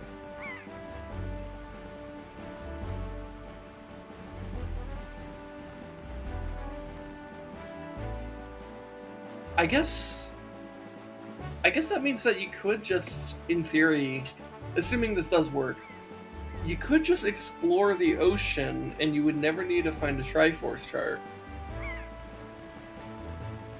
Which means I would never have to visit Tingle. I have to do this now.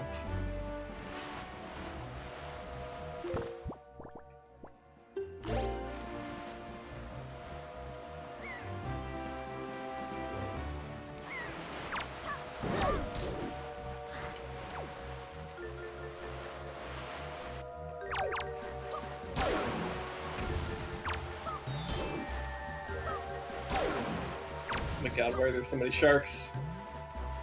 Piss off, sharks. Okay, so let's look at this chart here.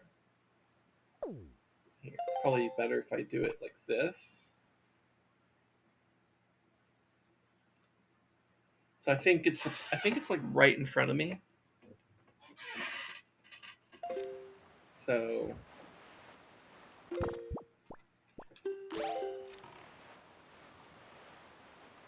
like, I don't know, let's try here.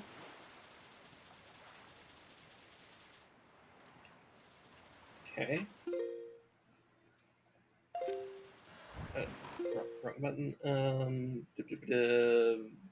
This one. I look really close to it, right? I think I'm to the right of it currently. So let me try to like reorient myself then.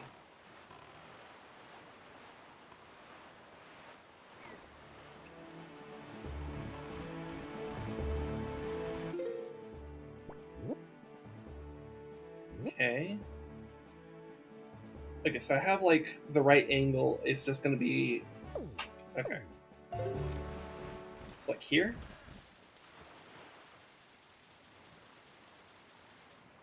No.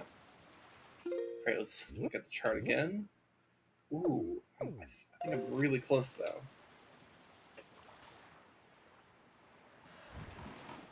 Okay, but I think that it's too far.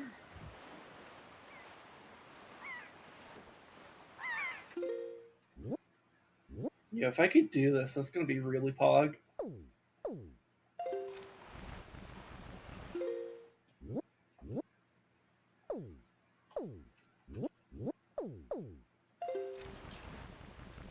Okay, so I want to see where I am relative to it. Wow, it looks like it's right next to me. I'm gonna try it.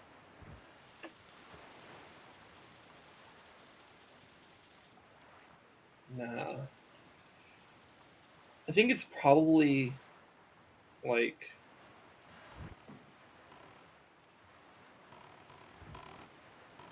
in this little like region right next to me. So let's try like here. No. Maybe I try spinning around in this spot. Let me check the map here. God, I'm damn close to it. According to that map. Oh yeah, that's right. I could actually swap the sides like that. I think it might be a touch forward.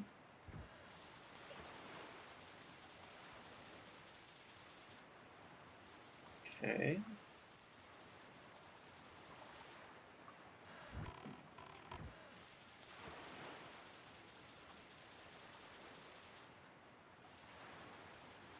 Let's see, how does it look on this? It may even be like a foot like ahead or something like that.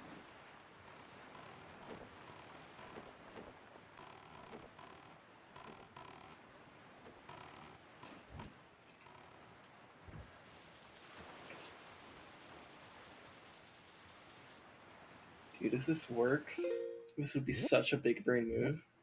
It's possible that Nintendo like programmed it so that you have to have the chart in the first place. But man, if this works, that is such a big brain move. Let's try it there. Okay, let's try maybe rotating a little bit. So maybe something like this. No.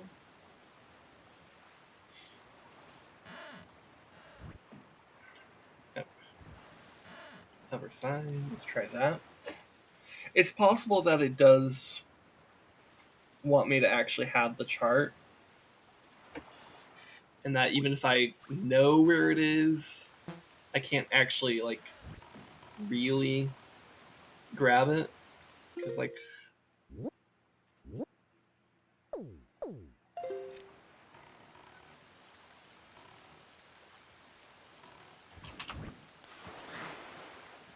I kind of want to like pop up and sail and then like immediately stop the boat.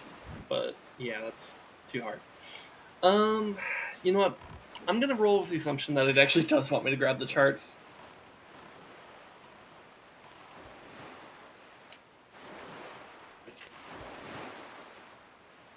Because even if it doesn't,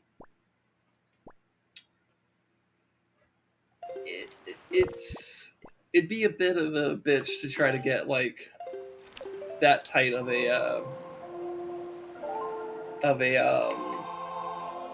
of a read on that without the help of a more specific chart. So I don't know. I don't know, man. I'm just on a boat in the ocean, sailing.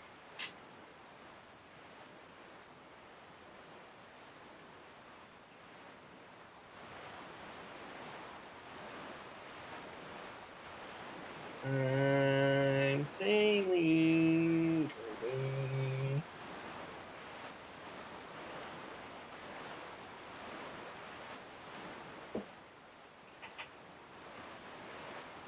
And I know I've said this like several times throughout different streams, but I really wish there was a nighttime theme for the Great Ocean or for the Great Sea. I feel like it's a massive missed opportunity for the atmosphere of this game. It's just it's so damn quiet. Oh shit.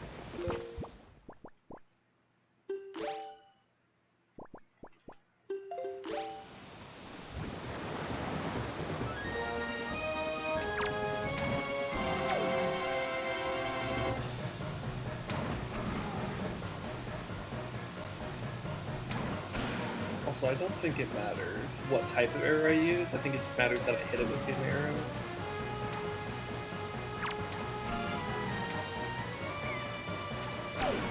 Yeah.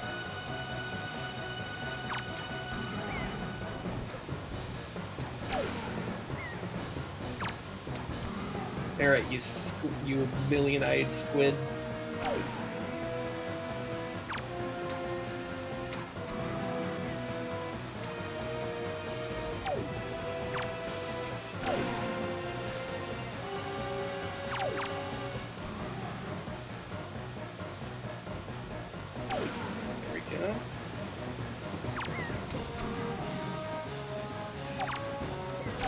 And I feel like every time I like have like the mildest of like thing, like I guess complaint could be a word to use to describe what I just did there.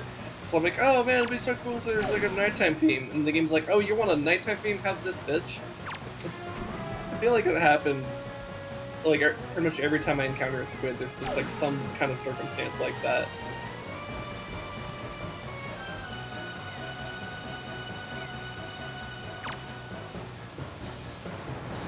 No! How dare you miss? You had one eye left. One eye.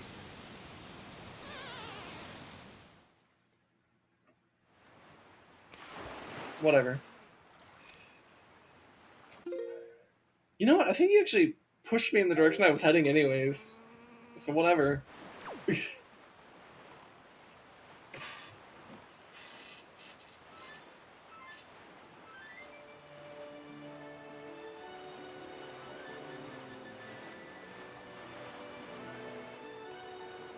Don't even need it.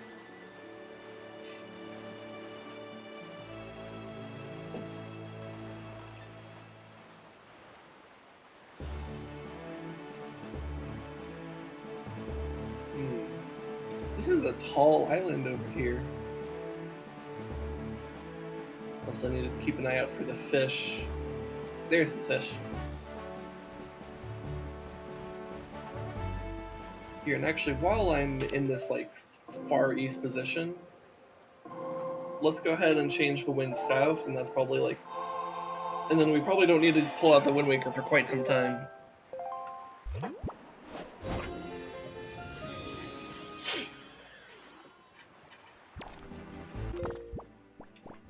Which means I could give us bait on this thingy.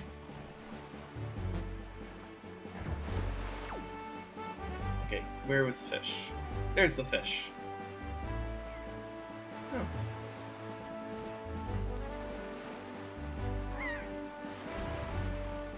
Alright, come get your bait. Bitch. Come get your bait.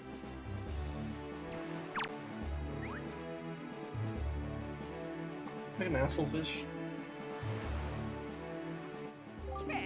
Okay.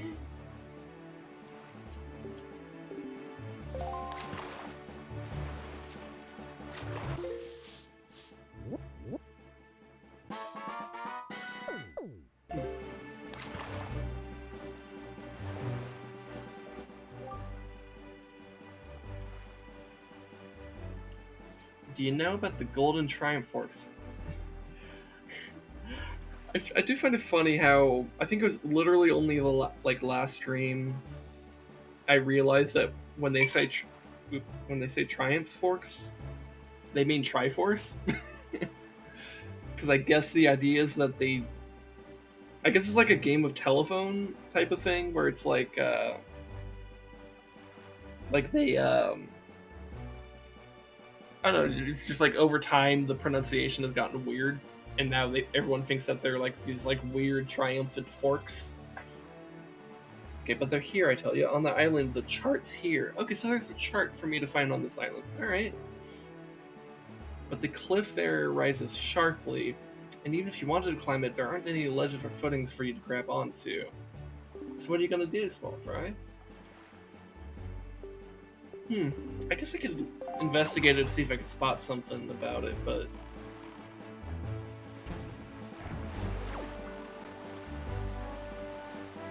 yeah, that is quite sheer. I don't know. Let's have a look-sees while trying to not get hit by those bombs. I could probably hookshot onto that tree, maybe? Oh.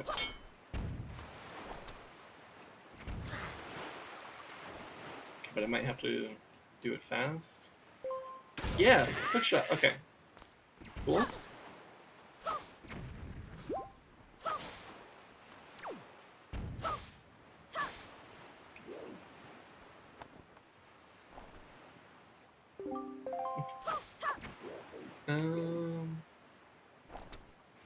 And then a tree there. Yeah. Okay. I didn't even know there was a chew there. Or choo-choo, whatever. Okay, so... Put it there.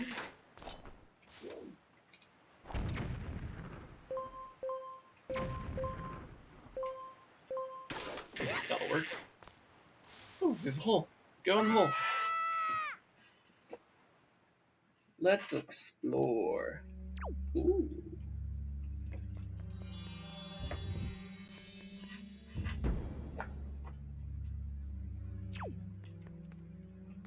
I guess we'll go in a counterclockwise fashion.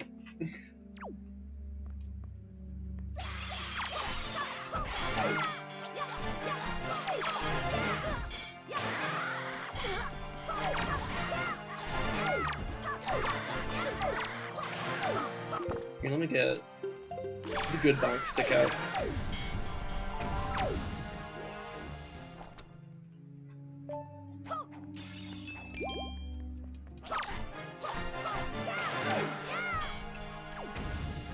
Alright.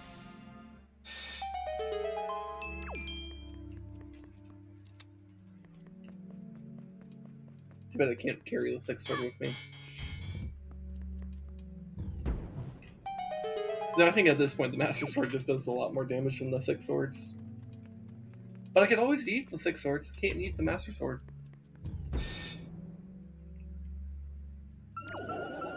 Ah, these fucks.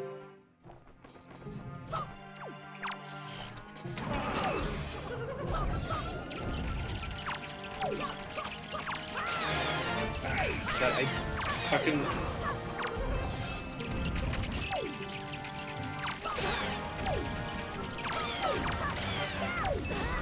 Ow.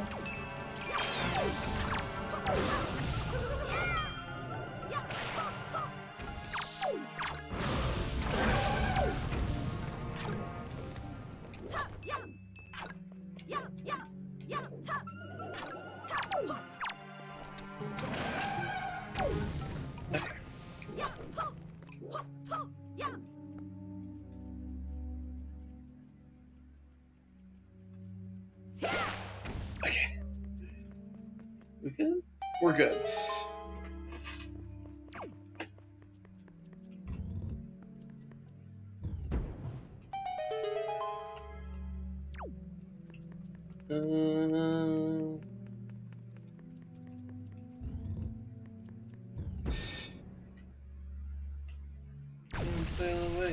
Come sail me. Oh, I need bombs for these guys.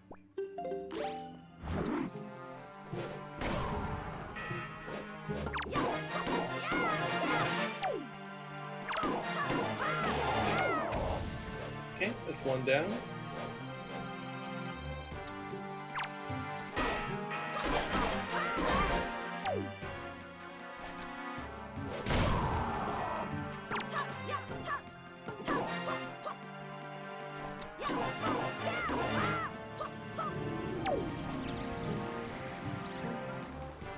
You grab this.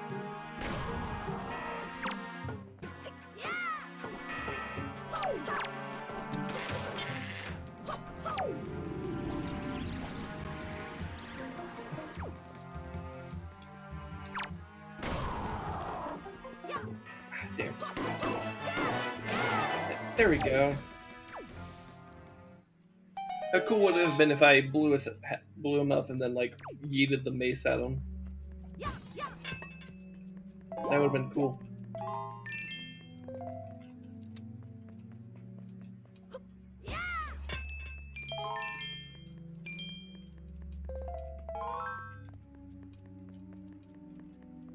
Okay.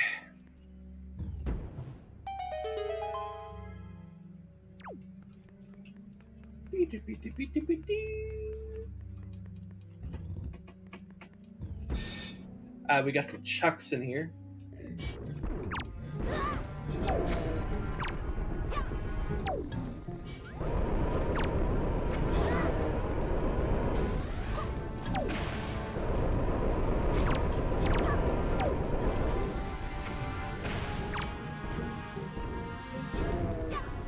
There you go.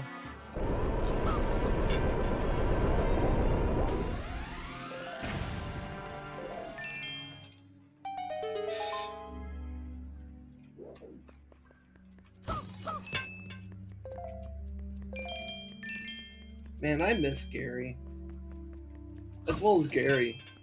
And also Gary.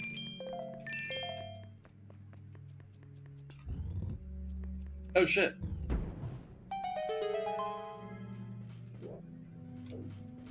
Okay, one of them's noticed me and it's not, but the others seem to have not.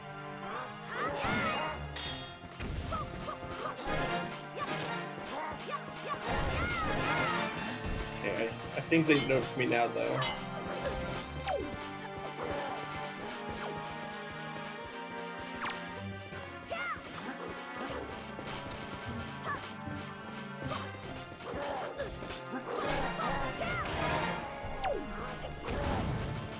Okay, that's one down.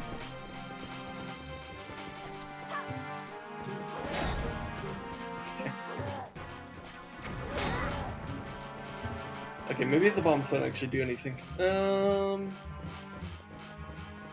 wondered, do fire arrows perhaps do something? Okay, I do have them equipped. Oh, shit.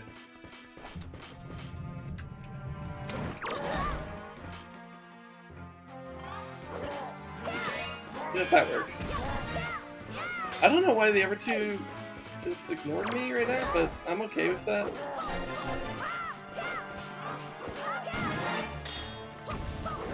Ow. If that one wants to keep ignoring me, that's fine.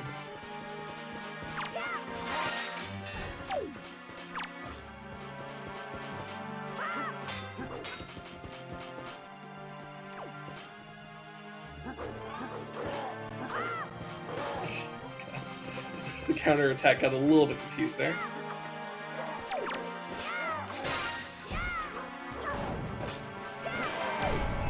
Okay, that one's down.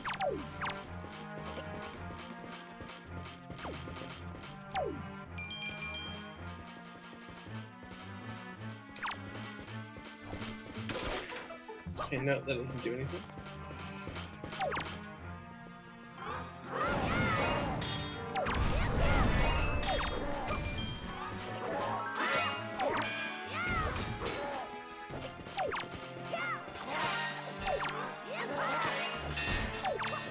Okay.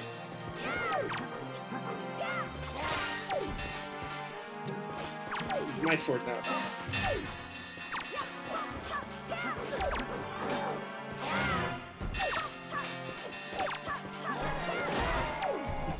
I think we just died to friendly fire there.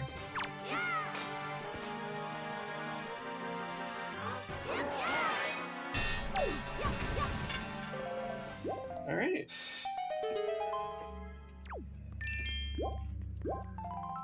And Darkness feel weird to fight in this game. They're like...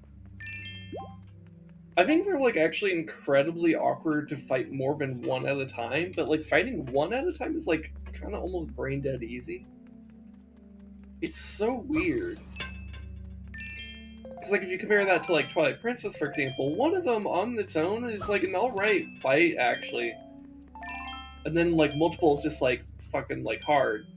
Um, but not like insanely hard.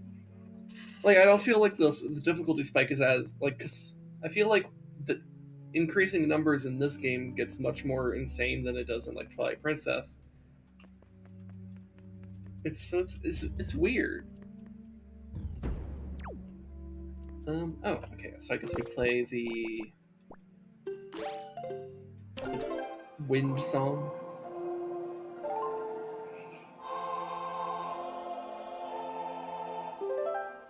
The wind song, you know, the song of the winds.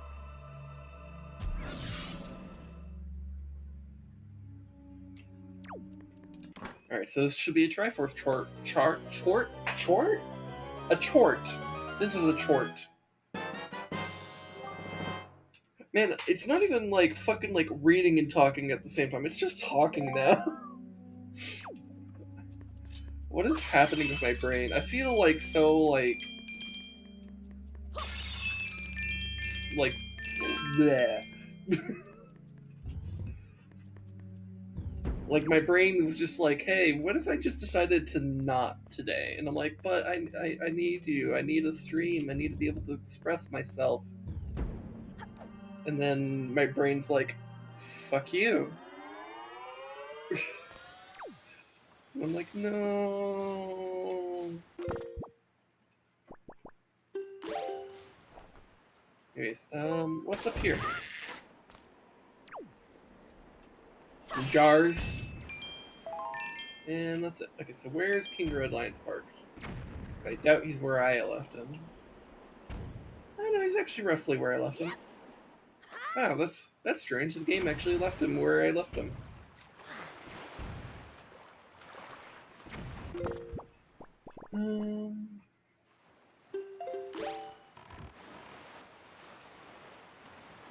Alright, so... You know, we just sail south and try to hit every fish we see. And go from there. We'll see how much of the ocean we end up exploring this stream. I guess it's like the main goal of the stream, really. It's just like get a lot of the ocean like officially explored. Anyway, I got 2 of the Triforce charts, or Triforce pieces. Oh, I should probably look at the... Oh, wait, I need to get it interpreted. Never mind. Yeah, we'll just collect the Triforce charts. We can go talk to... the less I visit Tingle, the better. Okay, because... I don't want to validate his existence. What the fuck is this?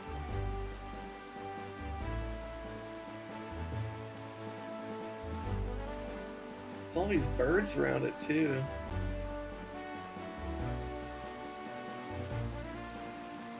Can I climb these?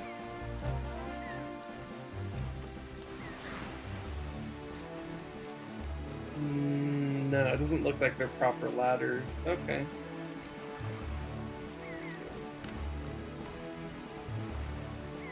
That's so weird. Okay. Anyways, I think the fish is over this way. Also, that's also a weird looking island. Probably because it's not an island, it looks like it's just like some kind of wooden structure.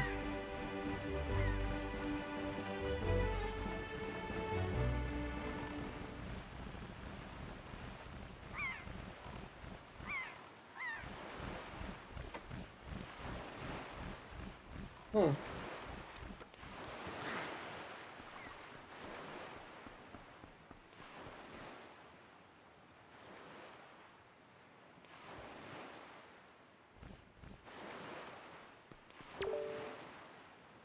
Birdman contest.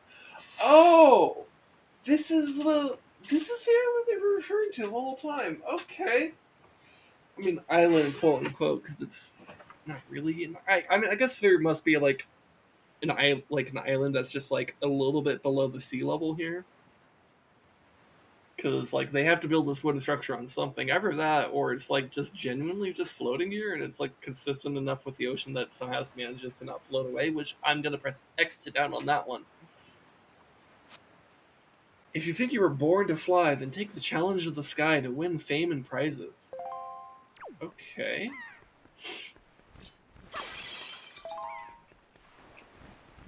We got this guy again. Oh, all the way out there. I see. Quite so. I guess I could try to see what he's seeing. Wow, I am too fucking short for this though. Maybe if I stand further back.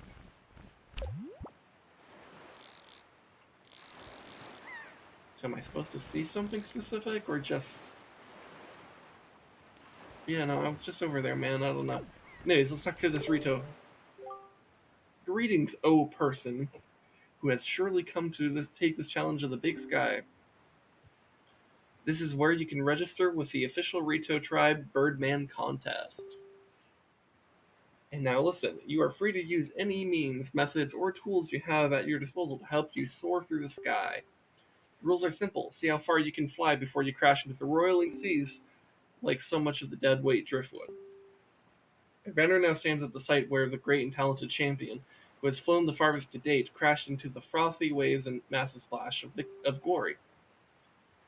If you are able to pass that flag, then you will be the new champion, and you will be drenched in praise, much as you will be drenched in seawater. Drenched these nuts. Um, the participation fee is 10 rupees. Well, will you take the challenge? Taking a sip of water. I guess? Sure. I mean, it's cheap enough so we can check it out. Okay. Okay. Then up the ladder you go. My brother waits for you up top. If you don't seem to have any wings or feathers or anything, oh, you don't seem to have any wings or feathers or anything on your back. So you do have something you could use to fly. I sure hope so. Here's wishing the wind beneath your thing, whatever it is. Yeah, my thing.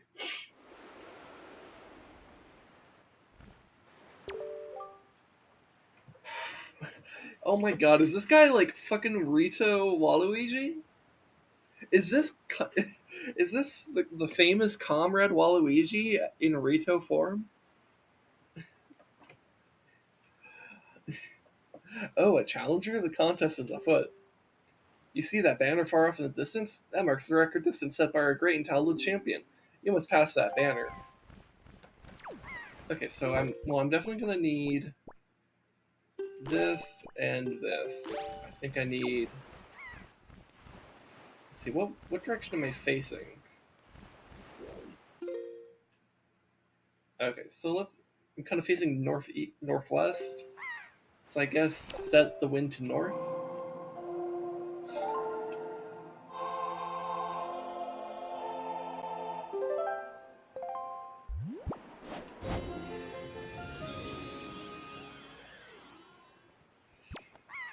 And then, yeah, I guess go from there. And I guess try to hit these cyclones, I assume.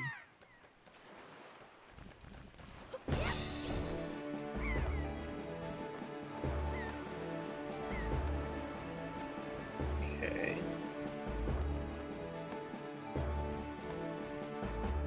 Ooh, I may have wanted a more...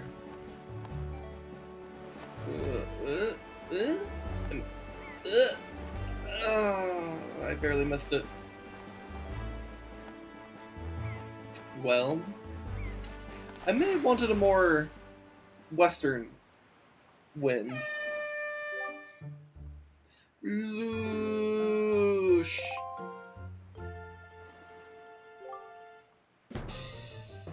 Flight distance was 119 yards. A whopping 119. Well, we could try again. I suppose that's about average, by which I mean not even remotely in the league of the great and talented.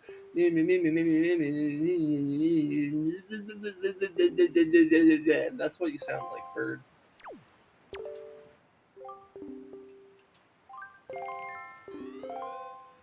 Oh, they fill your magic bar. That's nice.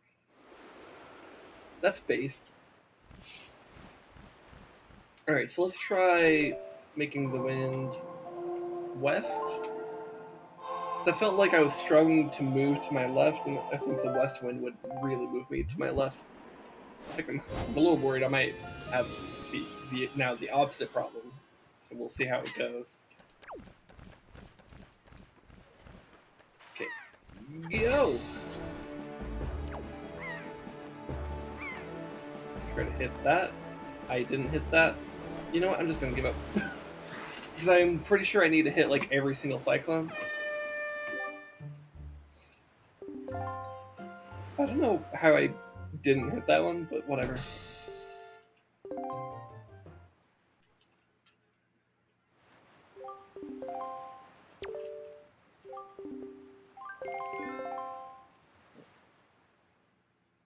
Alright, let's try this again.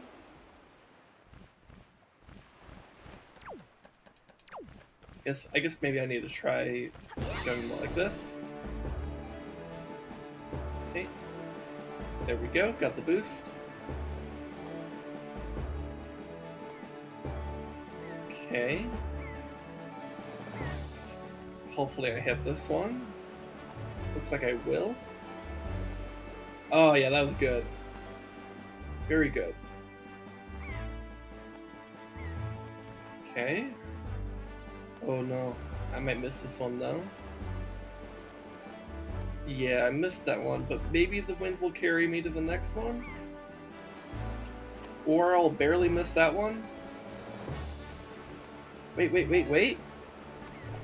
Ah, I ran out of magic. Huh. Weird.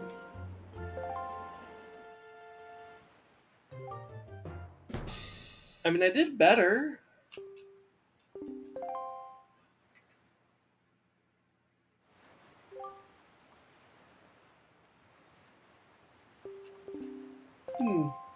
I guess I'll try again a couple times, but it's a bit weird. But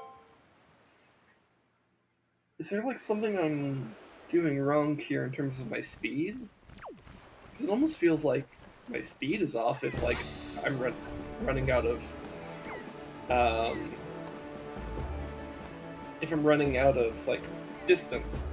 So that's basically what happened there, or not distance, magic. But yeah, I mean magic distance kind of effectively the same here.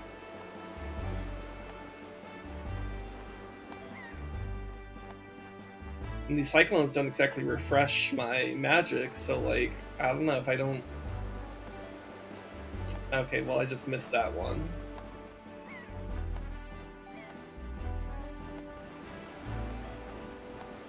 And I missed that one. Yet somehow I feel like I just made it further. I'm. I don't know, maybe. I don't know, maybe Northern Wind is better?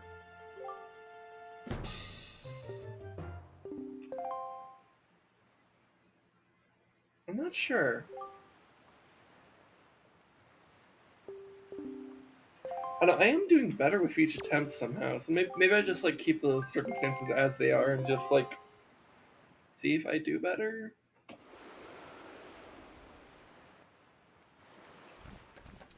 And I guess I could try to see if I can figure out the patterns out there.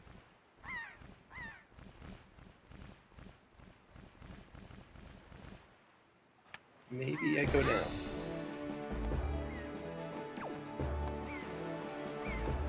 Okay, I got a slight bump from that one.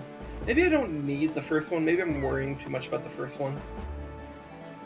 Of course, if I miss the others, it's a problem. Hello? There we go.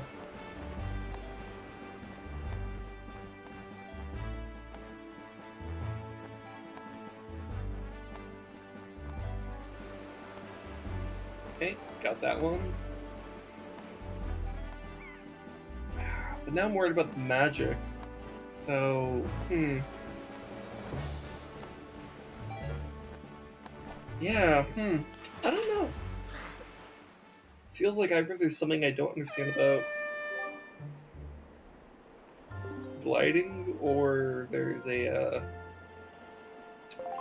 or I need more magic?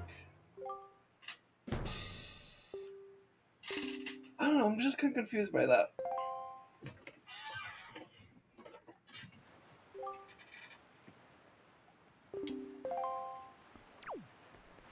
I don't know, I'm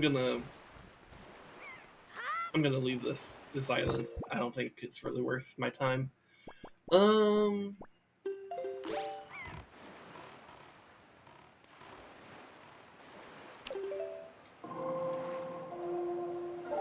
Alright, let's get our southern wind.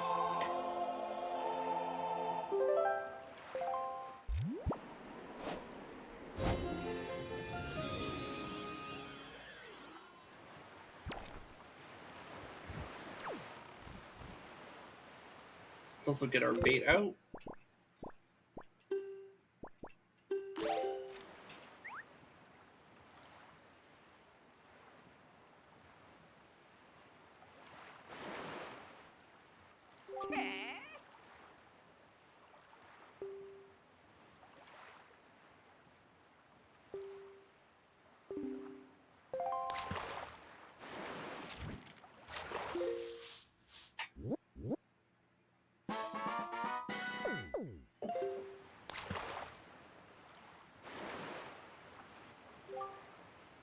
To the west of here, over on Dragon Roost Island, you will see all kinds of rocks. Big ones, little ones, you get the picture.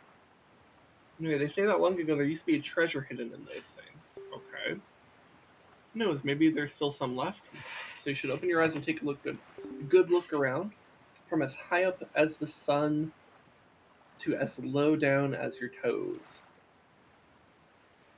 I mean, is she just talking about the rocks that you could just blow up? Because, like, do you really need a fish to hint at you for that? I don't know. I feel like that's like obvious shit right there. But I guess this is a game made for kids. Maybe they're like, the kids might not put two and two together because they're kids. Kids are dumb. Also, we got another submarine, so that's cool. I kind of like these submarines. It's like they're effectively like the Great Sea's equivalent of like finding a grotto or a cave or something like that, where it's like just like little mini like combat challenges usually. It's dark. Let me shoot a fire arrow in there. Oh, I don't have magic. That's right, because I just used all that magic. Bomb. I don't trust it.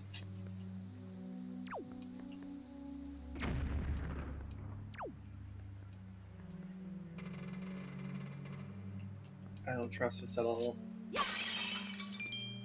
This is sus.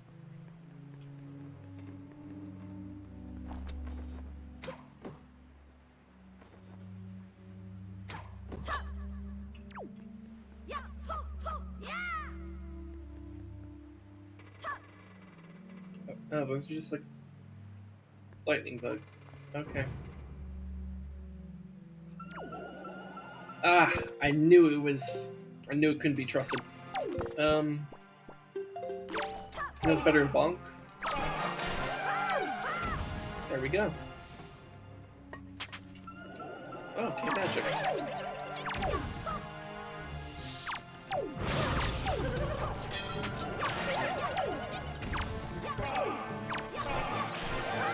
Okay, wizard down. Where is it? Where is it? Hey!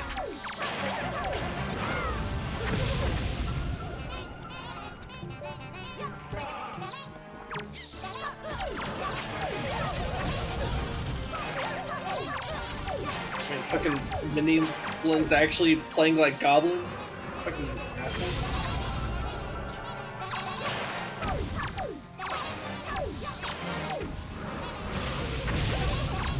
Okay, I might legitimately need to take care of these wizards with the bow now.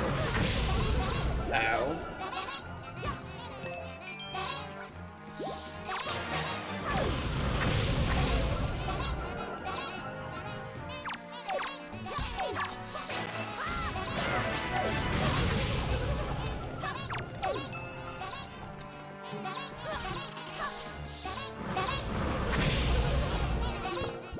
Okay, let's set like bomb traps.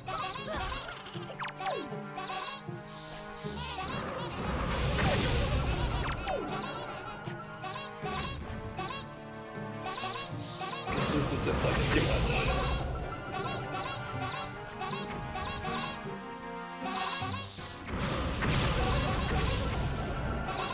Okay, I guess the bomb explosions aren't big enough. Fine, I'll actually sword them to death.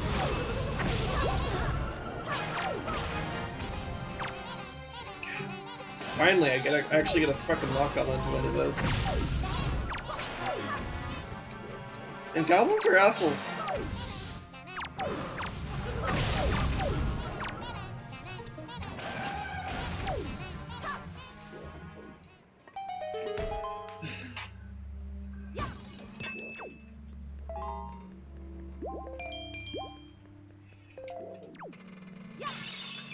Though I guess if we were being realistic, like, goblins should be a pain in the ass to fight, you know? Like, you like the Wizrobe sound design in this? It is. I find it. I don't know if I love it. I just find it kind of weird because it's like they're like they have like police sirens. It's kind of weird. Or tornado siren. No, it's not tornado siren, but it's like it's a siren of some type. It's at least it sounds like one to me. I don't know. It's just weird to me. But like they are fun to fight. I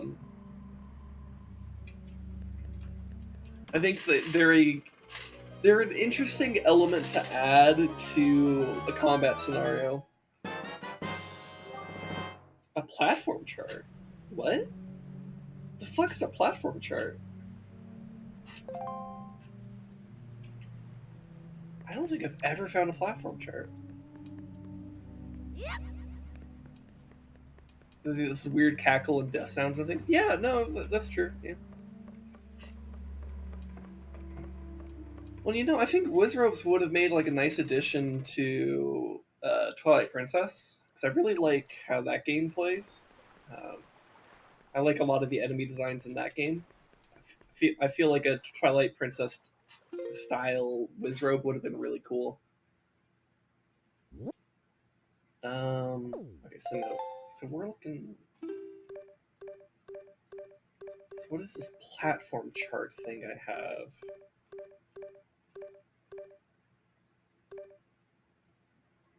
Oh, did I Tingles chart, incredible chart, platform chart? Okay. Oh, okay. I see. I see. Okay, so the platform chart just tells me where there's bullshit. Gotcha. Okay.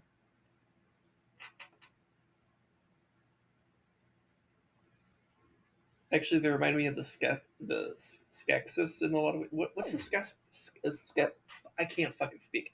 Skeksis or Skeksis or however it's pronounced.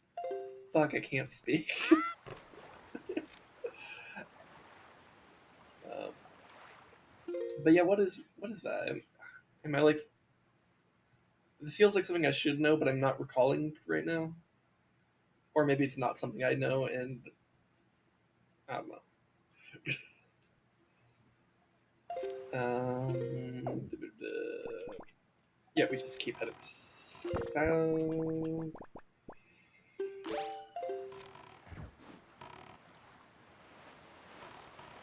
Okay.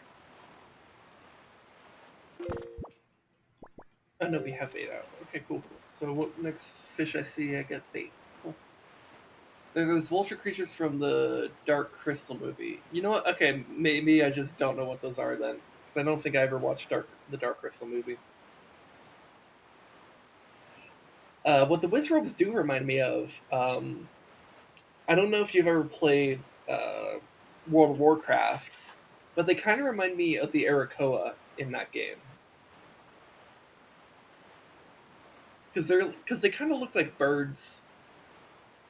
They're like bird wizards, and I think the Arakoa in like the Burning Crusade of like the World of Warcraft, the Burning Crusade, they're like a lot of them are like I think their lore with them is that like they're like part of this like fanatical like wizard cult or some shit like that. The Erico are actually a reference to the Skeksis. I could believe that Blizzard does like reference like pretty much everything they have is a reference to something.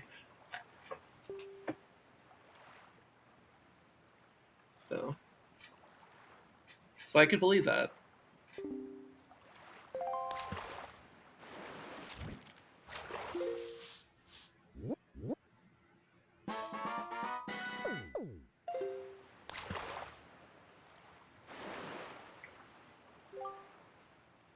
I wouldn't sail through these seas on nights when the left half of the moon is missing. What the fuck is what?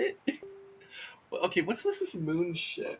I guess maybe I need to be paying more attention to the moon in this game because I just like basically don't. But I've had a couple of fish tell me that like there's like certain types of moons that I should be worried about. See, Dark Crystal is a Jim Henson film, so you could expect the puppetry to be pretty dope. Yeah.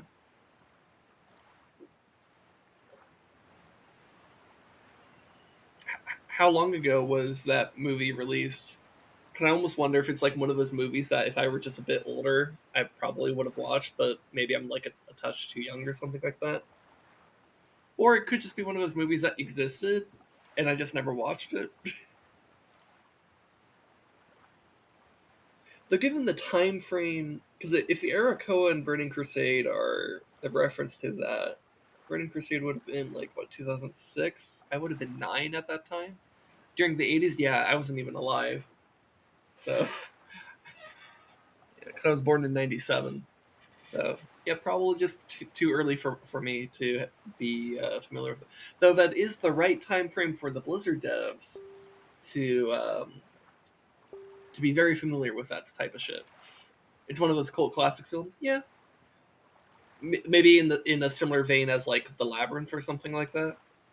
Because it does sound, Dark Crystal does kind of sound familiar as like a movie concept or something like that. But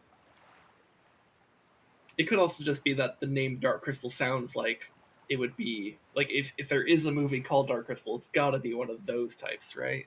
I don't know. Um, yeah. Okay, so apparently the moons matter. What is a moon? Is like a full moon. Okay, it's compared a lot to Labyrinth. Okay, so I'm kind of on the right track with my thinking there. So many of these birds. So many birds. Oh shit, we got the fish popo on us.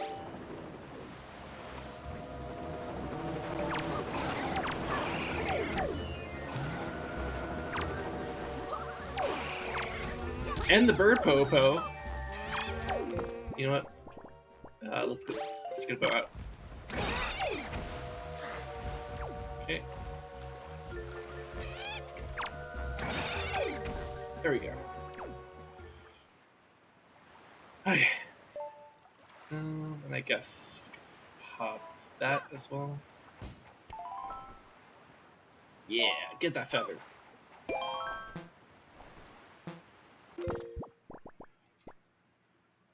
Dark Crystal is one of my favorite films. It's been very influential in your art and writing. Yeah, maybe I'll have to check it out sometime. Do you know if it's like on like Netflix or something? Because maybe I could just like casually watch it or something.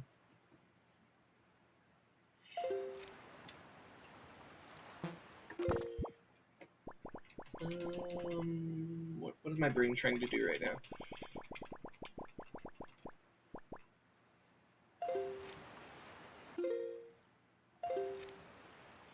Oh, did I find the fish in this region? Yes. Okay, we're good. Okay, then yeah, just move on. Yeah, Dark Crystal. Okay, I guess I'll have to, if I get the chance to like see it at some point, I should probably do that. Because based off of our talk last time about like tabletop shit, if it's influenced like your writing and your art and your writing, then maybe it's actually pretty cool. Because some of the stuff we were talking about last stream was pretty fucking cool.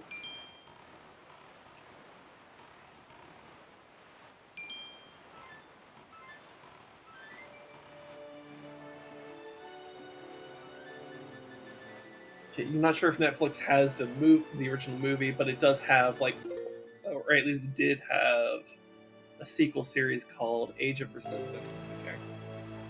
Okay. Cool.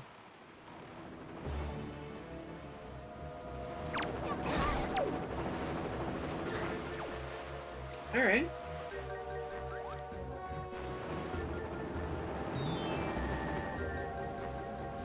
Well, prequel. Prequel, sequel.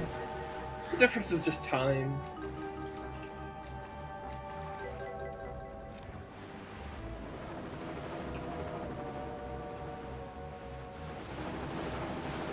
I do find it funny when you get ahead of these like fish helicopters because they seem to have a hard time catching up to you. It's kind of funny. It's only when they're on an intercept course that they're actually a threat, and even then, it's like, they're more of an inconvenience than they are a threat.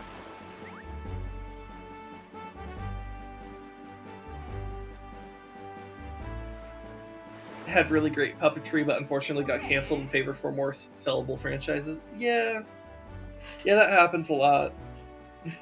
I mean, I mentioned Blizzard earlier, and like Blizzard has kind of become one of those companies now, where they do things for the money, not for the artistic integrity, and that's been the case for like at least 5 years at this point.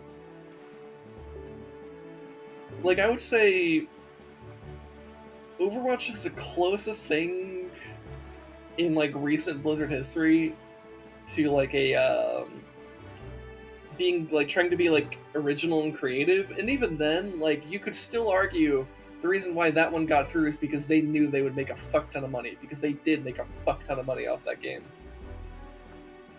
And even now at this point, like Jeff Kaplan's gotten so fed up with Activision Blizzard that he's left. So like, who knows if that's even gonna be like in a decent position when Overwatch 2 comes out.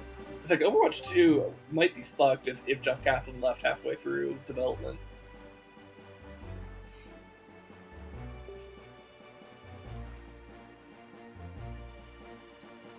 So we'll see how that ends up going.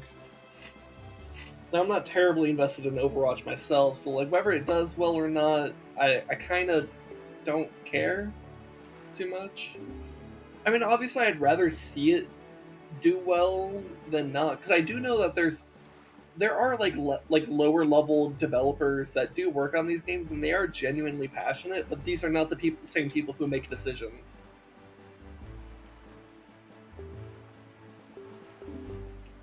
But for like those little guys, I hope it does well. Is that already another fish? I mean, I guess we are kind of close to the. I guess we'll see. Okay. No, that's in the same region. Okay. I don't know, man.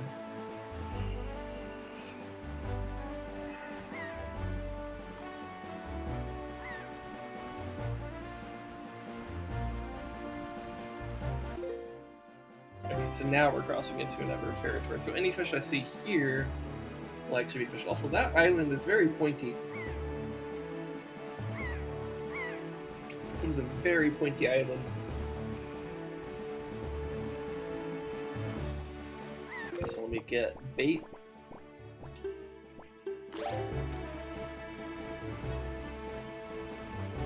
Man, I've used a lot of bait today. Though I guess when you're exploring the ocean and getting all the sea charts, that's what you'll do.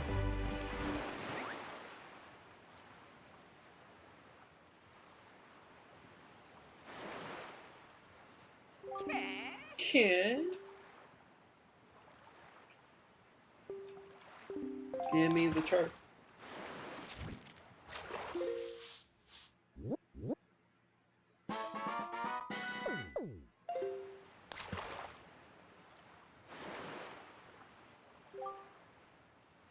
Have you have you heard of the High Elves? Now he's talking about what? Man, so many of them are talking about trying for. Okay, but he's telling me that there's a chart here. Okay, so we should stop by this island for sure. You'll have to ask a goal. What? That's weird. Okay. Well, I don't know. I guess we'll go onto the island. Maybe there's like some like special seagull or some shit. I don't know.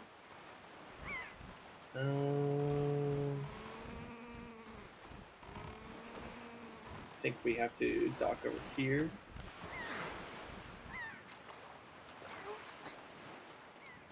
Okay, so what does this sign say? To reach Thorn Ferry Isle, head north from here. Okay.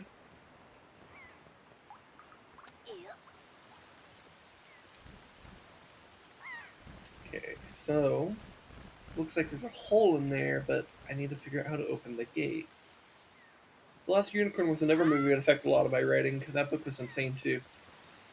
Yeah, I haven't seen that one either, but I definitely have, for sure, have heard of that one before. Um, I don't really know anything about it, but if I had to guess, it has something to do with a unicorn that is the last one. I don't know, just a shot in the dark kind of guess right there.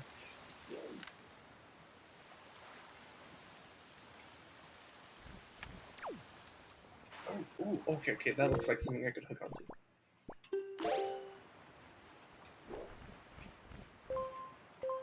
Yeah. Okay, but where does this actually lead me? Um,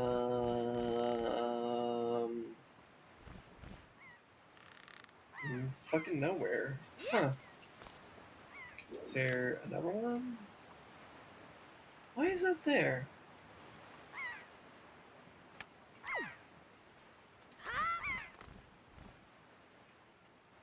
Huh. That's odd. Why is that there? Like I'm trying to like use like the camera here to see if I could like spot like some kind of platform on the other side, but I don't see one, so I'm a little confused.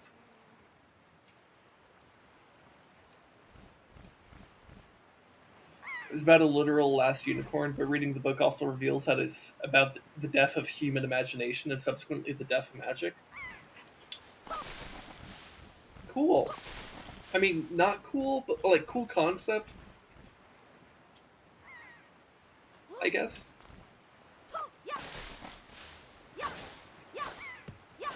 Definitely a good type of like a um, concept to explore in a fantasy setting, since magic tends to be very important in like 90+% of fantasy settings, since that's basically what makes a fantasy setting a fantasy setting.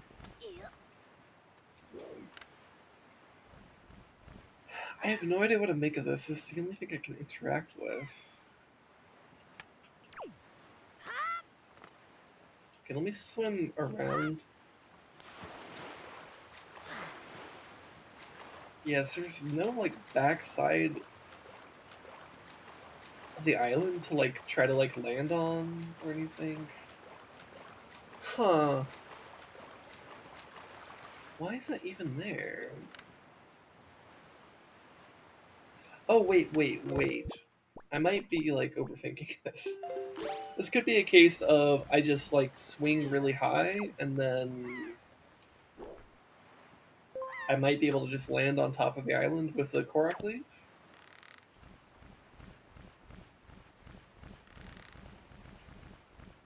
Or not? I don't know. It doesn't seem like I'm swinging all that high.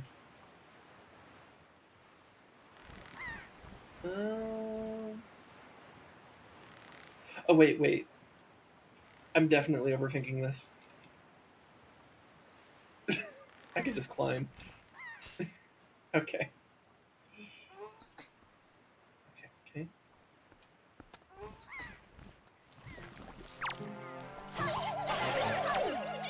Alright. killed a Jew. So the death of magic is an allegory for the death of human imagination. It was very popular post World War II.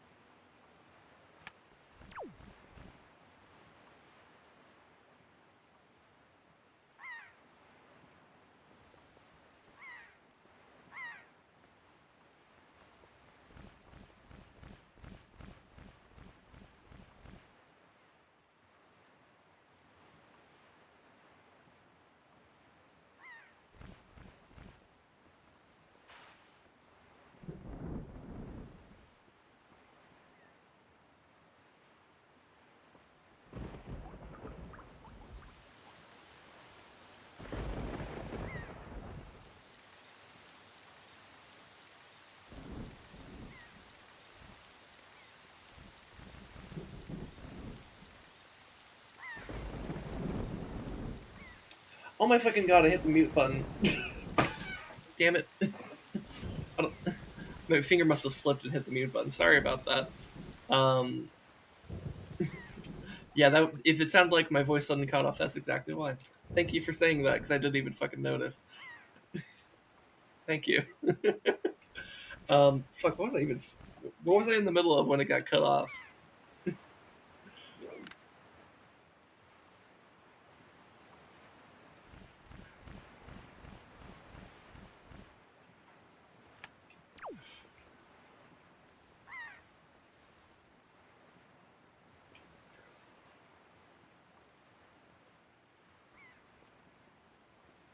I was just reading your comment. Okay, so basically my response to it just got cut off. Okay. Um, yeah, so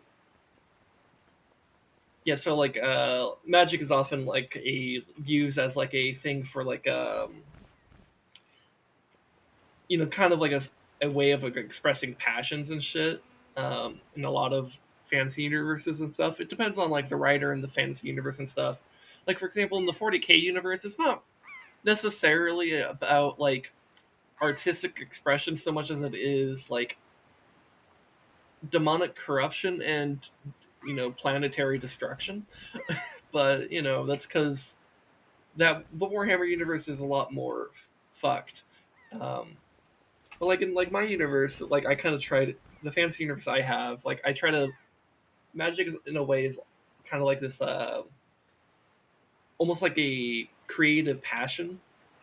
Because like there's a lot of things to it. There's like and it is a force of nature in its own way. But to be a spellcaster is to also be like an artist. Um, and like my first, or not my first, but like one of my first D&D characters that I made in my own universe was like this mage who who had gone to like some like magic schools and stuff, but had found himself having like kind of like being a kind of like disagreeing with some of the teachings going on, and he felt that a lot of the mentalities and like orthodoxy of like magic teaching were very rigid and like um and very into focused on orthodoxy for orthodoxy's sake. um and while he sees a lot of value to you know to what they were teaching, he thinks that it's just ultimately too boxed in um and not taking into mind the types of things that like magic really can do and the types of things that you should be doing with magic or exploring with magic. um I think you'd like Last Unicorn then. Yeah, probably.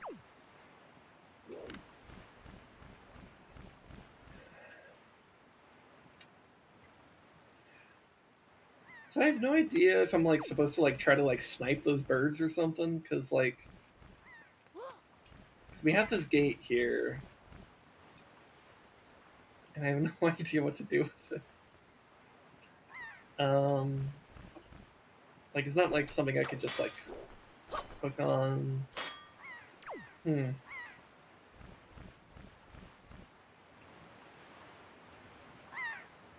The only thing I could think of at this point is that somehow I'm supposed to do something with the birds.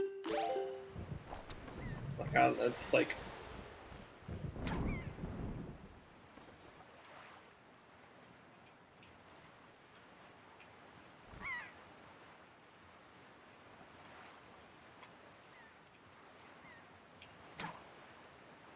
I don't know. Do I have a pair? I do have some pairs. What would the pairs do? Because I actually don't think I've even used the pairs yet.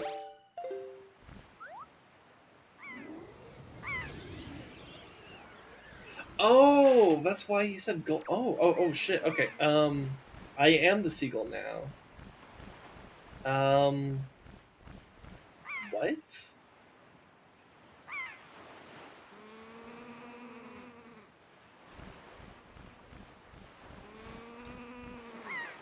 Okay.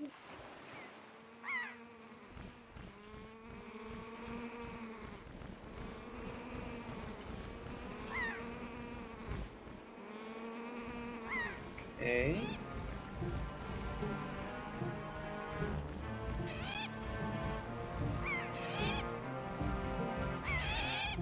Ow. Okay. Okay. Huh. Interesting. Maybe I can do some sniping here. So I could snipe some of those birds. It might be easier for the seagull.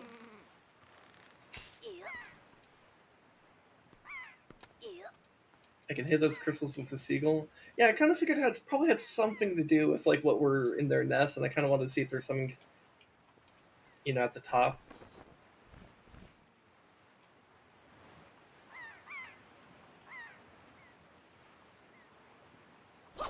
I feel like I have a bad angle here. Probably need a bit more height. I don't know, maybe I just can't quite reach them from this distance. I do have some more pairs though, so let's try it again. I had no idea that's actually what the pairs did. I never actually pulled one out before, well, now. So this one looks undefended. Let's try this one. Okay.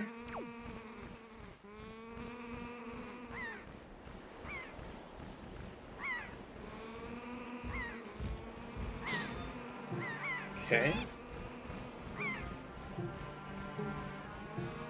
So I need to somehow do this without getting killed. No, I missed it! That's bad. Okay.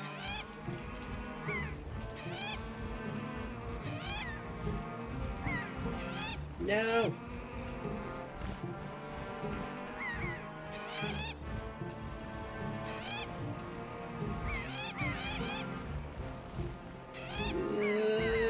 No! Okay, I hope the ones that I already hit still count though, because I could only have one more pair.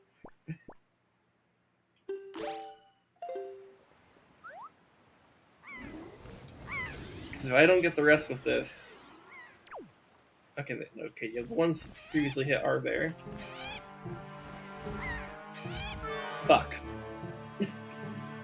Well... I guess we'll have to come back here. That's kind of cool though.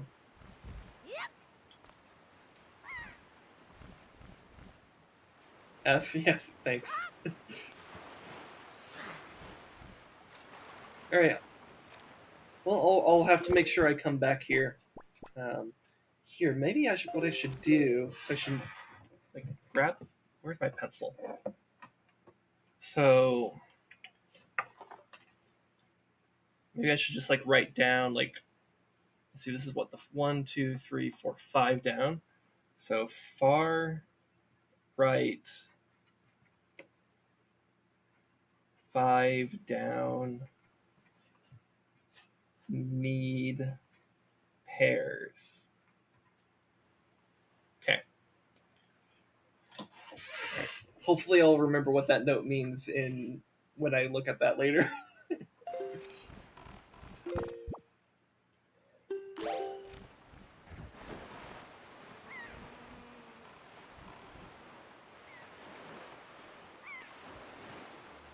That's kind of interesting.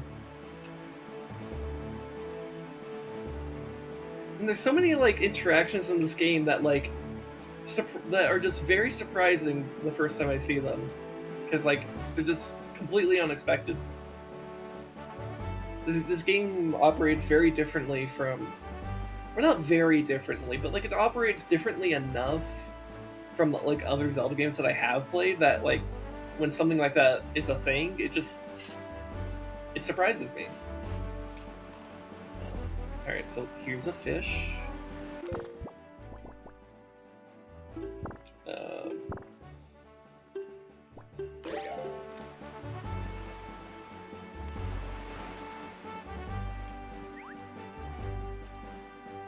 So yeah, I'll have to make sure to visit Beetle and just buy a fuck ton of pears. Yeah.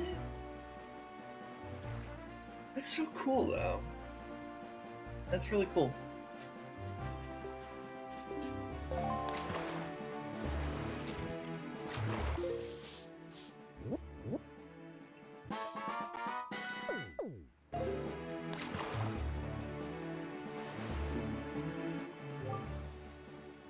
Do you know about the Nintendo Gallery? The only way in there is to hit a switch that's way up high in the Forest Haven. Oh yeah, yeah, that's right. I remember struggling to fucking hit that switch a lot. I think I spent like a whole like half hour of a stream struggling to do that, and I was just like, you know what, fuck it, I'm just gonna go to the Forbidden Forest. But the only way to do that would be to bribe one of the. Oh, so I'm not even. That's why I struggled so much with it. It was the goals the whole time. Oh my god, it was never me.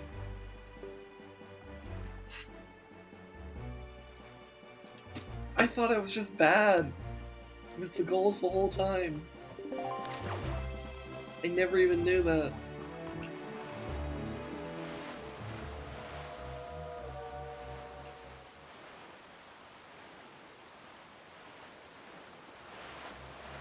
Okay, there's a shark.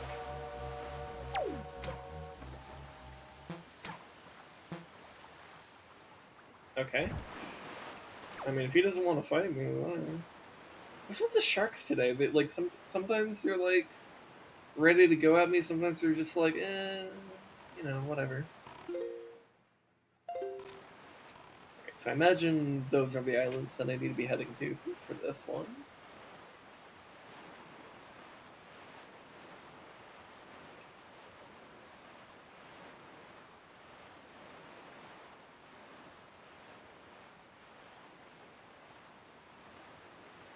Let's see, how much bait do I have? So I have one bait currently equipped, and I think I have another bait thing in here. Yeah, okay, so I could potentially get 3 more charts done. So maybe like these two and one of these, or these two and one of these. We'll figure it out.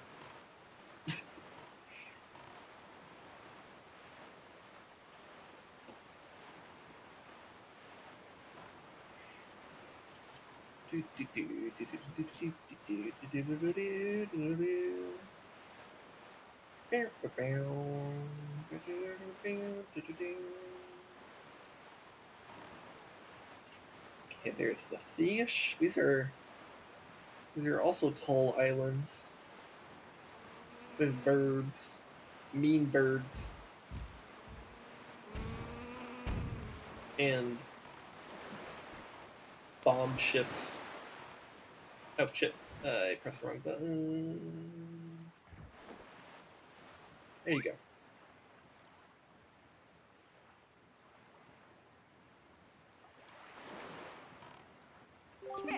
Okay.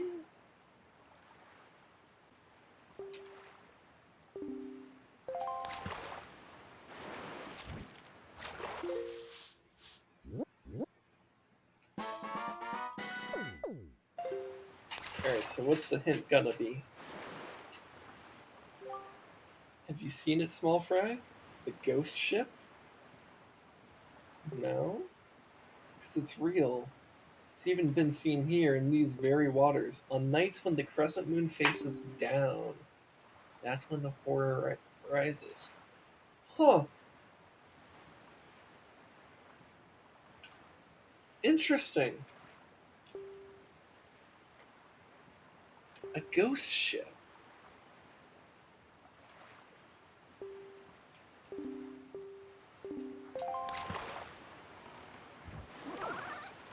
Let's see, where's the moon?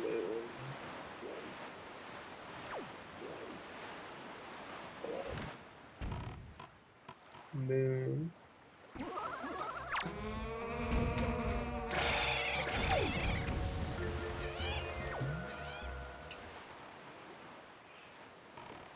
I don't see the moon.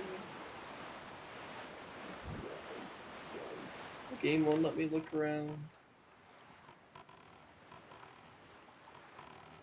Oh, there's the moon. Okay. So it's like a it's like a 55 moon. Because it's like slightly bigger than a half moon, but only slightly. Okay. So if I ever see a downward facing one, I should look for a ghost ship. Gotcha. Also, I need a switch the wind direction to be uh, west.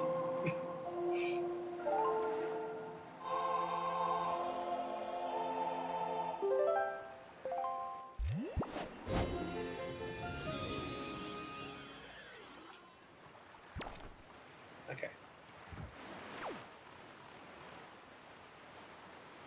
Beep, beep.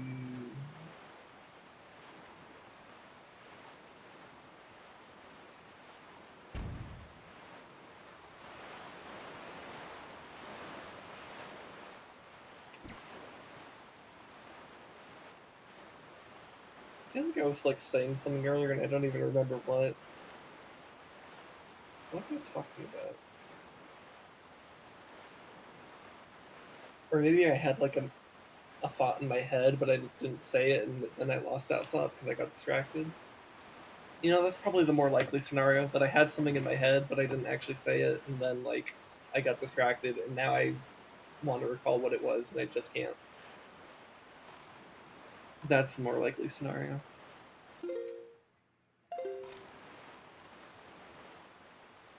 Hmm. That looks a bit odd. It's like a banner there.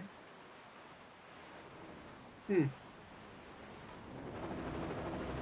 Based off fish helicopter thingy.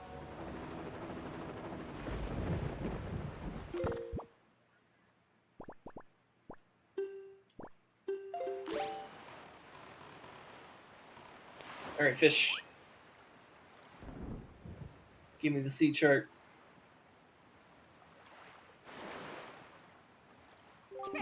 Okay.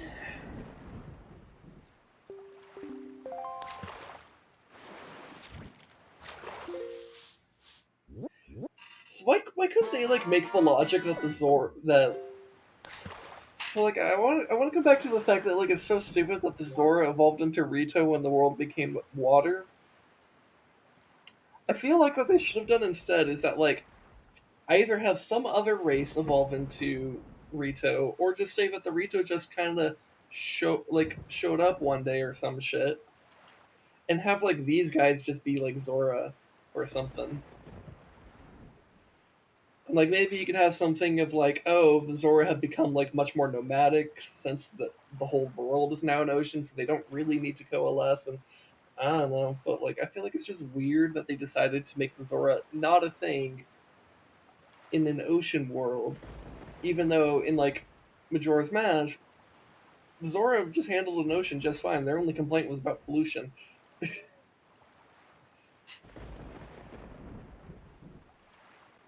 Nice. Have you been using R to make your boat jump? Not a whole lot, but I did find out that was a thing like, I don't know, 3 or 4 streams ago. A couple weeks ago now. I think I was at the Frost Dragon Island. I think the goddesses just did magic to that so the Zora couldn't visit Hyrule. Well, I don't know, because like it's just so because like it is like confirmed in this game that the Rito are descendants of the Zora because like you talk to like the Earth Sage, the ancient Earth Sage. It's like she's like a Zora that you're talking to, and it's like, oh yeah, you need to go find my descendant that has this instrument, and then you go talk to Medley. So it's like, oh, that means Medley is a descendant of this Zora, which means that the Rito are descended from the Zora, which is really fucking weird because you would think that fish people would do well in a ocean world, unless the logic is that like when the whole world became an ocean, like so many like different sea creatures started coming about that like it just became way too dangerous to be a fish person unless you're like, I guess these guys or whatever. Maybe that's the logic of it. I still think it's fucking weird. Like I know they have their explanations. I just think it's dumb and silly. Like not bad. Like it doesn't make ruin the game or anything. The game is fine. Great game's great actually, but like it's just weird. Uh,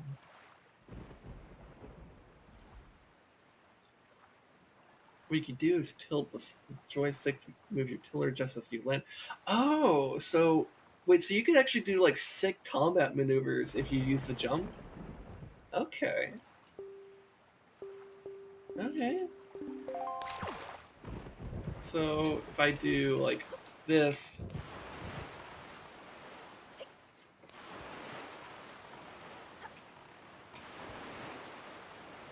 I guess so. Anyways, what's happening with this island?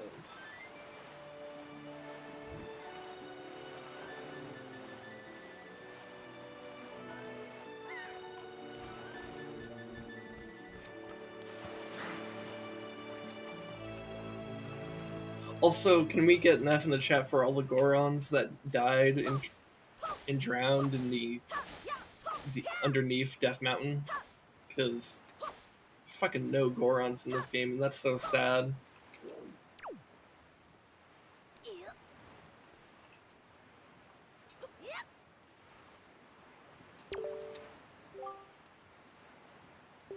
Hey, that's a pretty slick boat you got there, kiddo. And I'm bad at reading your lines. So what do you say, kiddo? You want to play a game for 30 rupees? I mean, what fucking kind of game, man? What am I paying 30 rupees for? Well, fuck it. I have so much money. Okay, I can ask him for the rules. Okay. Well, I ain't that good a talker. Well, I'm not that good a reader, so here goes. Now listen up. The deal is, you take your boat and sail over the barrels floating in the water, and see how many rupees you could bring to the finish line within the time limit. There's two kinds of floating barrels you got to watch out for: the ones that float on their sides and the ones that float upright. You can get the rupees from both of barrels floating on their sides by sailing right over them. But if you run into barrels floating upright in the water, they'll rough you up. Okay, but that's where the jumping comes in. Okay.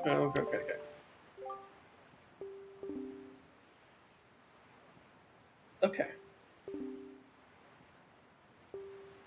Well, I guess we could do at least one of these. I think the Gorons just hibernate when they're underwater. I mean, I think that was briefly mentioned in Majora's Mask. What did Majora's Mask say about the Gorons? I don't recall it mentioning anything about like the Gorons interacting with water in anything because like the snowhead's all frozen and shit, right? And so like their concern is that like, oh, everything is cold and I want it to be springtime so I don't freeze. I think it was a Goron that was stuck underwater. Um, I don't think so. I don't recall any underwater Gorons in that game. I do, however, recall a Goron underwater in Twilight Princess because there's one that like was like taking a bath in the lava of Death Mountain, and like that chunk of lava gets like shot out or whatever, at you at one point when you're like outside Death Mountain, and then later you could use Midna to warp that to Zora's domain to melt the frozen Zora's domain, and then he'll be trapped inside that rock, inside Zora's domain until you use a water bomb to free him, and then he just kind of chills there. Um, and he's not really hibernating per se, because he was just like there, like he was just taking a nap in lava, and like circumstances ended up landing him in Zora's domain. But it was like vibing. In fact, because it seems to imply that they're capable of breathing underwater. So maybe the Gorons didn't drown, but then what the fuck happened to the Gorons in this universe? Unless salt water specifically fucks them up? It happened when you melted the snow off of Snowhead or unfreezing a specific Goron or something. Maybe? I don't recall anything like that in Majora's Mask. Like, it's been a while, like, because, like, I mean, one, it's been a while since I've done Majora's Mask now, but, like, Snowhead I did fairly early in that playthrough, because, like, I feel like the first half of that playthrough is, like, actually doing the dungeons, and the second half is doing all the mask quests. Though I guess, I do mostly recall the Icona Canyon and, like, Stone Tower being later in that playthrough for me, because, like, because I would try to do mask quests in between dungeons, but like Snowhead is like the second dungeon in that game, so it's been quite a while. Um, all I really remember that you could do after you defeat Goat and bring springtime to Snowhead is that you could do the frog choir or frog chorus thing, and like the Goron race. Those are the only two things I could really recall, like being a thing that you could do specifically once springtime returns. So,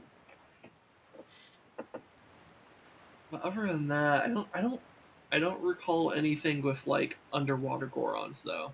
In fact, I'm pretty sure Majora's Mask almost seems to almost imply that like Gorons just fucking like instantly drown or some shit. Because like if you're wearing the Goron mask and you like step a little bit too deep into water, it just like instantly like kills you. Um, so I don't know. Yeah. I think there's one you find somewhere in. You think there's actually one supposed to be a Goron somewhere in Wind Waker, but like only one, maybe. Um, I mean, all I know at this point is that Dragon Roost Mountain or Dragon Roost Island is like Death Mountain, and that there's that the Dragon Roost Cavern dungeon is filled with Goron architecture and like statues and shit like that. So kind of seems to imply to me a Goron genocide happened. Um, so, you know.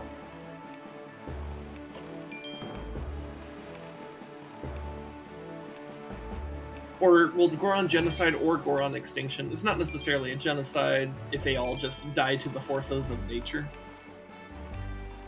But maybe it was genocide, I don't know. Because there's definitely genocide in the Zelda universe. You know, not out in the forefront, but if you pay enough attention. Because, like, for example, in Twilight Princess, if you're paying attention to the lore there, especially when you go to the Arbiter's Grounds, you will notice that there was definitely a genocide against the Gerudo. Which is pretty fucked up.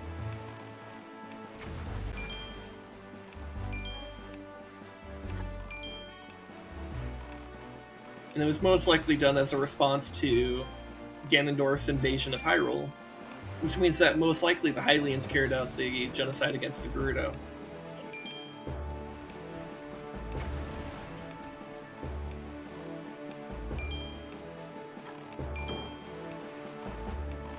But again, none of this shit is directly mentioned in the game, because Nintendo does want to get, that E for everyone, or at least T for teen rating. So.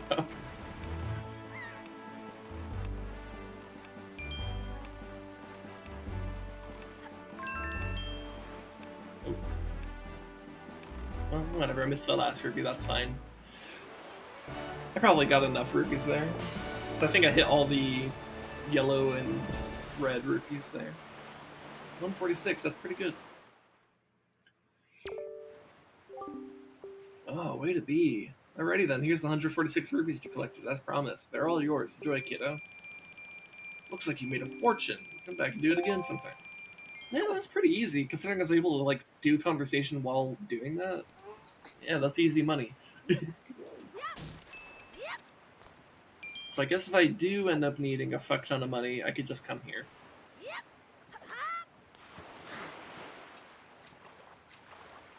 Anyways.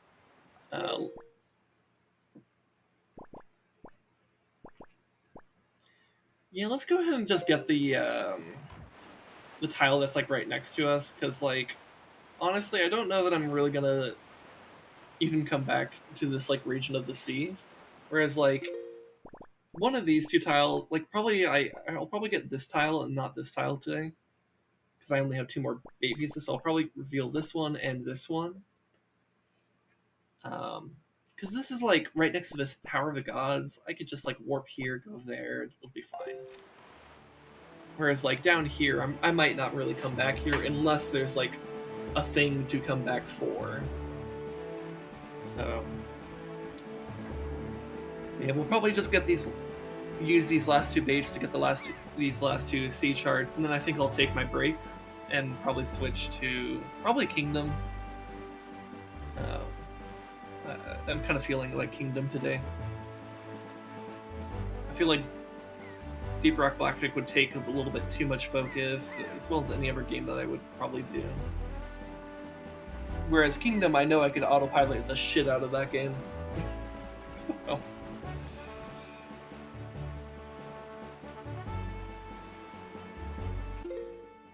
Oh shit! No, I'm not in the right tile. So it's probably that island I need to be heading towards. I personally think that the Hero's Shade is what happened when Link spoke out against the royal family when they wanted to start killing all the Gerudo, because Link wouldn't just let that happen. The Ganondorf was still around when this was happening, so the time frame would imply that Ocarina of Time Link was alive when that was happening. Maybe. That depends on whether or not you think... well, I doubt he was executed by the royal family, especially since Zelda would be in that family at that point. By the time that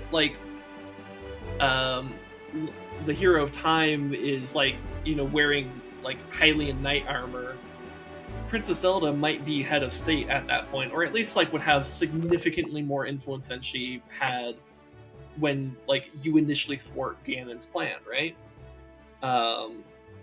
Because sure, the king might have still been in charge, and maybe the king doesn't like Link as much, but the king's gotta like Link a little bit, because they were only able to thwart the coup attempt before it even happened. They were only able to stop the Ganondorf's coup because this fairy child told Zelda this whole thing, and then they come together to the king, and they actually stop Ganondorf before he does all the thing, right? And in that timeline, nobody knows what Link actually did. Yeah, well, we do know he went to Termina, because that's what he did do. And so that's why I'm kind of unsure if he was even involved in that genocidal war against the Gerudo, because he might have still been wandering the world in search of Navi.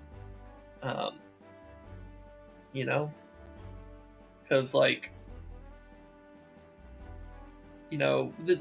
events of Termina are only a few days, though I guess for Link, in terms of his biological aging, because in a weird way, he would have aged more in Termina than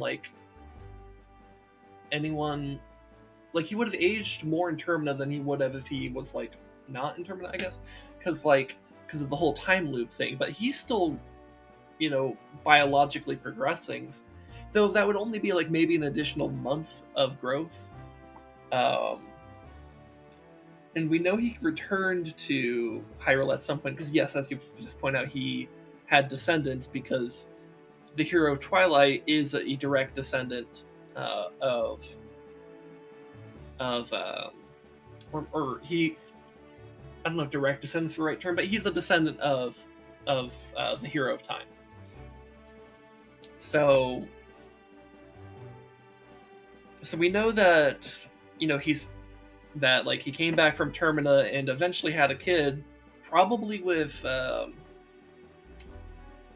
what's her name, the I can't remember the Hylian name for the girl at Lon Lon Ranch. I can only remember the Termina counterpart's name.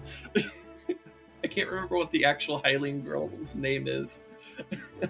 But her, he probably like ended up like having a kid with her, like, and like, because like you have like Epona, who is most likely a descendant of Epona. Is Malin? Okay, yeah.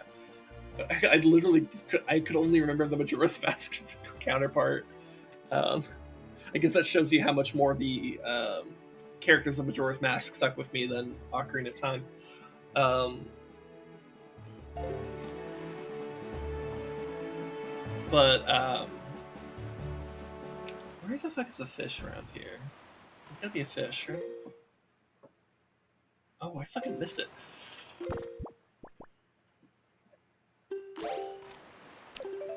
But yeah, he probably ended up having kids with Malin, and those.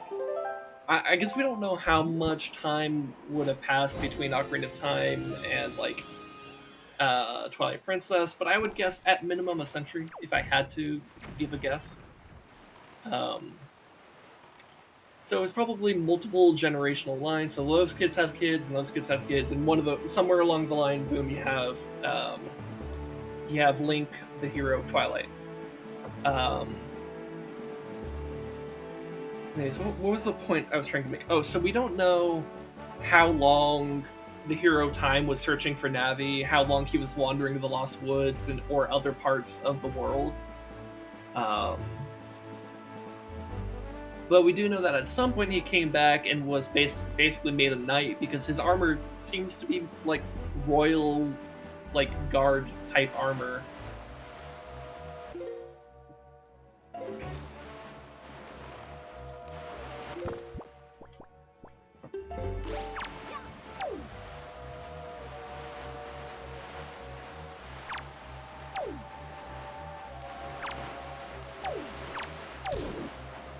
Okay.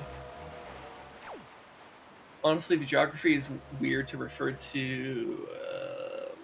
Hold on, let me actually locate the fish before I like rechat and then go off course. And also, there's sharks being assholes.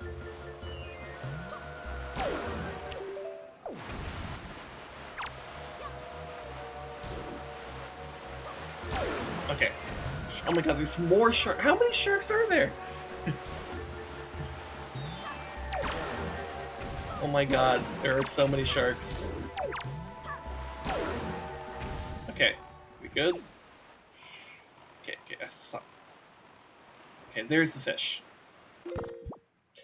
Okay, so honestly, the geography is nothing weird to refer to, or is nothing to refer to because the only game that has weird geography was Ocarina of Time, and Skyward Sword even has the same map as Twilight Princess, at least out of the 3D games. Well, but Ocarina of Time. I mean, its map does actually roughly line up with a lot of the other types of maps we have. Um, it's just not as complete because it's like it's just they haven't explored as much as Hyrule at that point in time. I guess I don't know. But I remember early on in my Ocarina of Time playthrough, I had one of these streams, like I opened it up like talking about this theory I had about the Zora, because I had noticed that in Zora's domain has shifted locations, at least in the child timeline, because like in Ocarina of Time, it's kind of like in the east, south of Death Mountain, and then in Twilight Princess, it's it's in the north, to the to the northwest of Death Mountain. But then by the time you're back into, and it's like also just east of Snow Peak. But by the time of Breath of the Wild, which admittedly is like way the fuck later, it's back to being like south of Death Mountain. And so like I had this whole theory about like maybe there's like climate change associated with air currents and shit. So yeah, so I don't think the geography is that inconsistent. It's definitely changes, but it's I think broad big picture stuff is not that different. They're actually surprisingly consistent, considering how much they could change.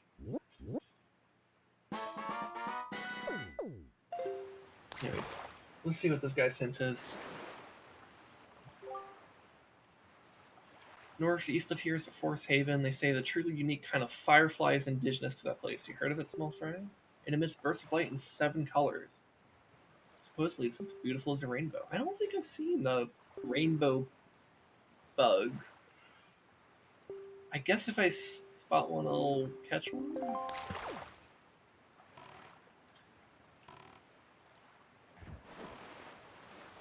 Also, I guess I could see if I could do anything on this island.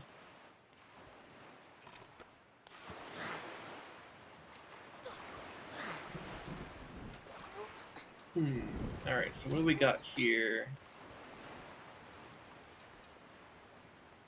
Okay, you're back. Okay, so I guess bigger points I was trying to make about the hero's shade is that like I'm not entirely convinced that he would be back in time for that genocidal war. I mean, maybe it's all speculation, really, because we just have like no information. Um, and huh? Can I grab these? I can. Okay. Um. So like I don't know. I'm not necessarily convinced that. Okay, I think I see what they need to do here. I'm not necessarily convinced that he was involved in that, nor do I think he would have been executed by the royal family, because at the very least, um, Zelda would have been a part of that, or at least like if Zelda, if like something bad had happened to Zelda or some shit like that, she probably would have like at least the king would remember like, hey, this is that fairy child that like helped me like stop Ganondorf all those years ago, right? So I don't know. It would explain why he was seemingly erased from history. That's a good point. Yeah, that actually, hmm. If he was considered a traitor, yeah. Hmm. Yeah, I guess that's kind of a good point. I never thought about it from that aspect of it. But yeah, it seems like the only people who really seem to like have any kind of memory of him are like the light spirits. Okay, how the fuck do I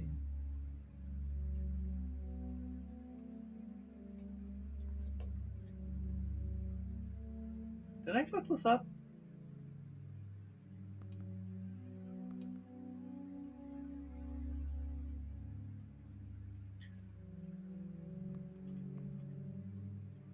Hmm.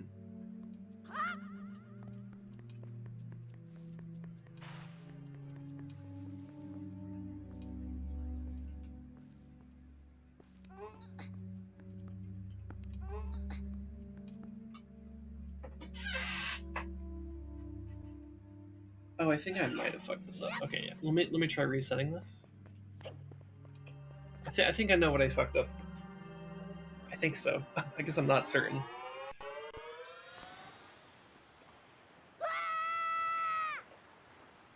Yeah, you're right. Like it's like the only entities that seem to like know anything about the Hero of Time are like obviously the hero's shade himself, and also um,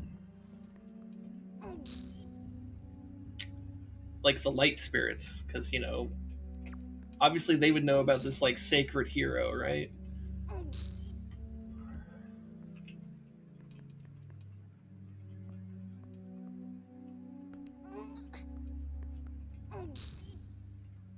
So I think what I need to do is pull this like one here, but not more than that.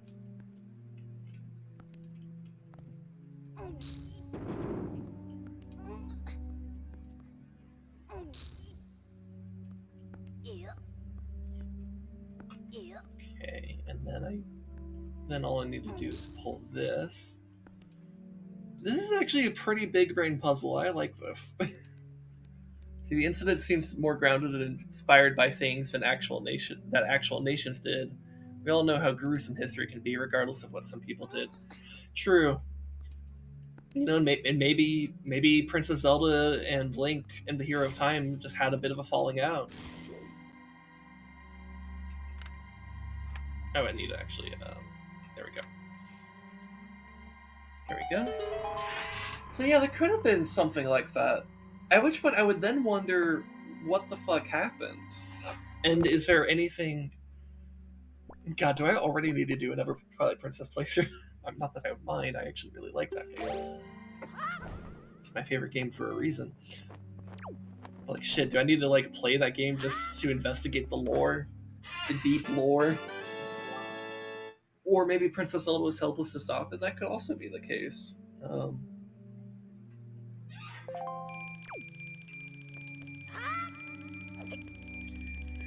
Yeah, those are interesting concepts. I wonder if there's any. I wonder if there's any Zelda theorists like Mask Nintendo Bandit or something that has like an idea of what happened there. Anyways, let's reveal this chart and then we'll be done for Wind Waker.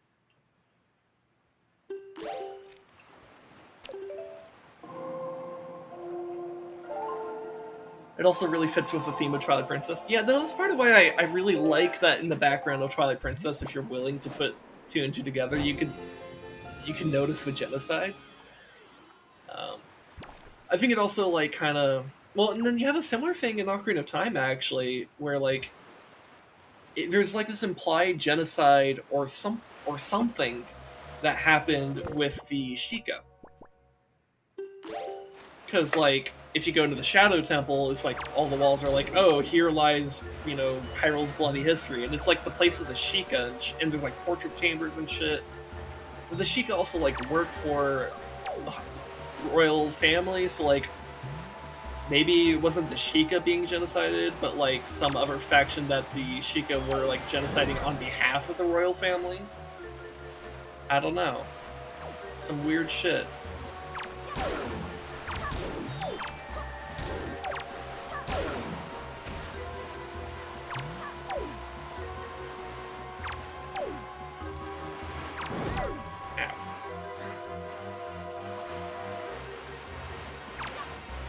Just got so many fucking sharks today, man. And just like that, they piss off.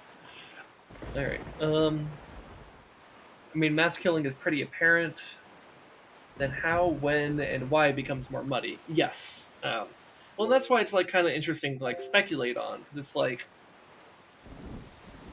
and the Occam's razor approach, which should be the approach you do when theorizing, as much fun as like coming up with these like huge complex conspiracy theories are. If you're actually trying to come up with a plausible explanation, you should try to apply Occam's razor. And I think the Occam's razor, if you're saying there was a genocide against the Gerudo, or at least some kind of like mass death happened, and then you also see evidence of like Hyrule soldiers having been there. The Occam's razor approach is the Kingdom of Hyrule committed genocide against Gerudo, right? Yeah, it's not that complex. That's the point I'm making. Um, but I guess I'm also trying to like throw a tiny bit of shade at like fan theorists who like to just make things way more complicated than they actually are. With love, of course, because like I do like I've these content creators that I've watched do like Zelda fears and stuff. I actually do think they're pretty good at what they do. It's just that sometimes they have silly like ideas that are just not really based in enough reality, or are just like so like trying to be overly like kind of crazy. Which I guess that maybe there's like some like clickbait aspect to it where like they're trying to monetize this shit, and the better way to monetize it is to come up with some crazy wacky ideas, which I can understand that there's a financial incentive. They do got to eat too. Cough, Matt Pat. Yeah. Matt, well, I mean, everyone knows Matt Pat does that. And at this point, like, Matt Pat does some good work and stuff. It's not that like his work is garbage, but it's like it's pretty clear he doesn't try to present theories as though it could legitimately be a thing. He's just like tries to come up with something that he thinks will be make for a good video, which is fine. His videos are very entertaining. He's very good at that aspect of the job. Um, but it does kind of, if you're someone who actually wants to come up with like a plausible explanation of events, it doesn't necessarily work out all the time. That being said, I do think the Minecraft series that he's been doing for the past like I don't know 2 years now, where he's just like trying to piece together the lore of Minecraft, I think he's actually done a lot better job with that than like most of his other theories in the past 5 years. Because he's actually like trying to connect dots, and he mostly tries to apply like simple explanations to them rather than trying to come up with like the craziest shit. Um, though there's still crazy shit there, but he's at least trying to pull like some actual backing for what he's saying rather than just kind of saying what if this, what if that. Though even with that, because Minecraft's not really trying to present any lore, it's all shot in the dark at the end of the day. And maybe that's part of why it doesn't feel as bad, because like any theory I come up with would probably sound just as crazy as Matt Pat. So like, whatever. You have to come sail these seas on nights when the right half of the moon is missing. Okay, it'll give you shivers, right? Huh? What's with this whole? I mean, I need to like. Do I need to like fucking like look up this moon shit?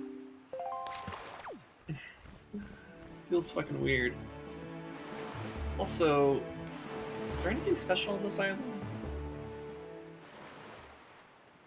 I see a lot of rocks.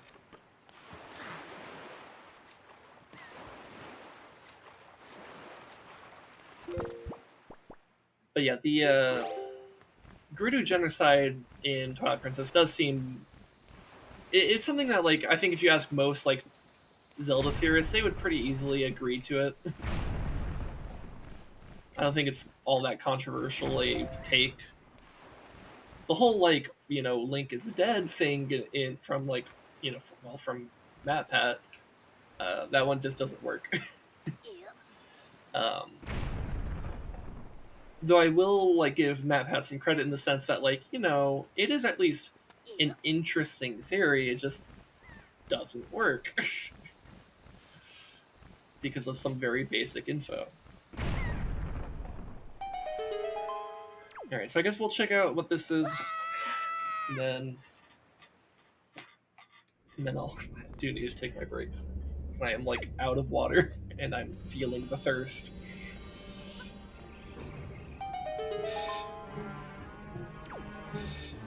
Ah, okay. So I gotta. Oh, I see. I see what I need to do. Bitch! Oh, hello. I'm gonna pick you up. Come on. There we go. Goodbye, Felicia.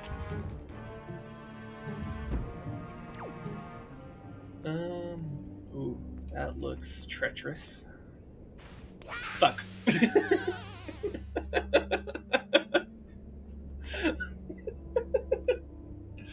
Well, I got immediately punished for that. Oh boy.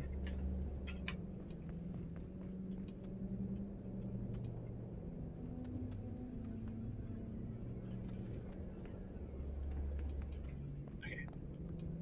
What's this button do? Nice. Okay, I'm like right on the edge. Okay, I did it. Fuck! And it takes like one tiny misstep and instant death.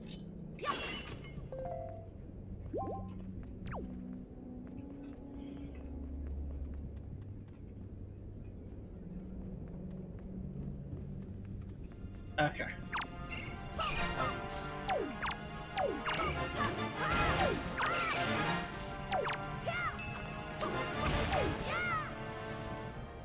Okay. Is there another one? Ah, there is. Wait, is there a thing I need to use this on? No. Oh, there might be. Am I supposed to play basketball here?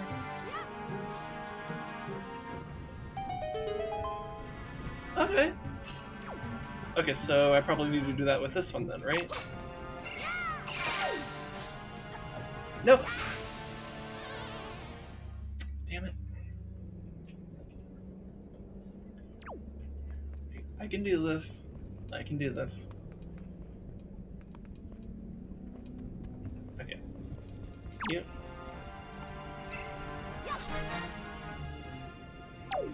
And we'll start with the other one. Okay. Come here.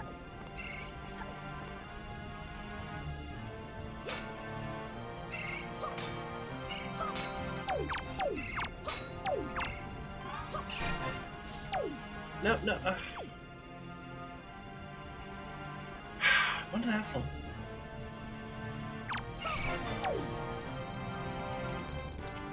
Okay. Yeet. Bitch! Damn it.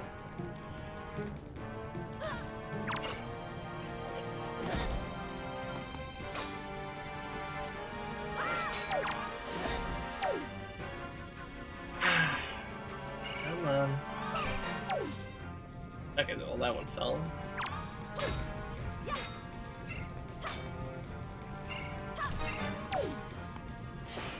Oh, everyone stayed pressed. Oh, okay, so I only just need this one to land. Okay.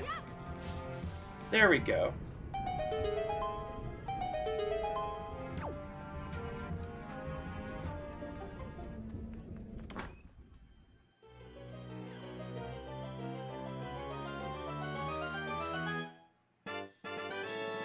Ooh. That's actually pretty neat. I like that. I like that a lot. Hell yeah.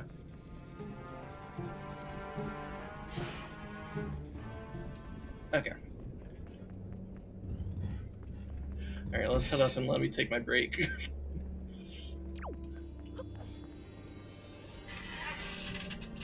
Because I need water. Alright. Let's save.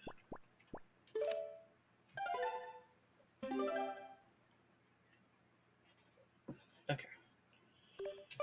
Alright, I'm gonna go take my water break. When we come back, I think we'll do some Kingdom. So stick for that. Um, and yeah.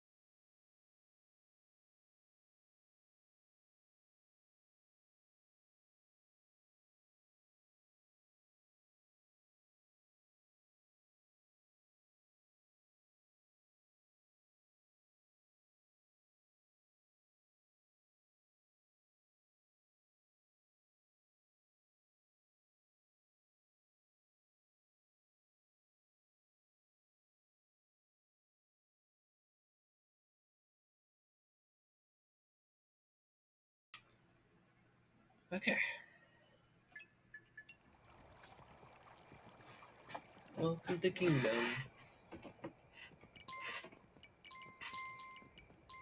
Okay. Base. Got these two.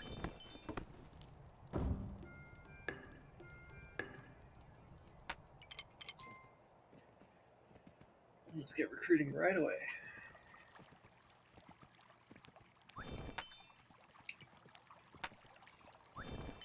And let's see if one of these guys already got a bunny.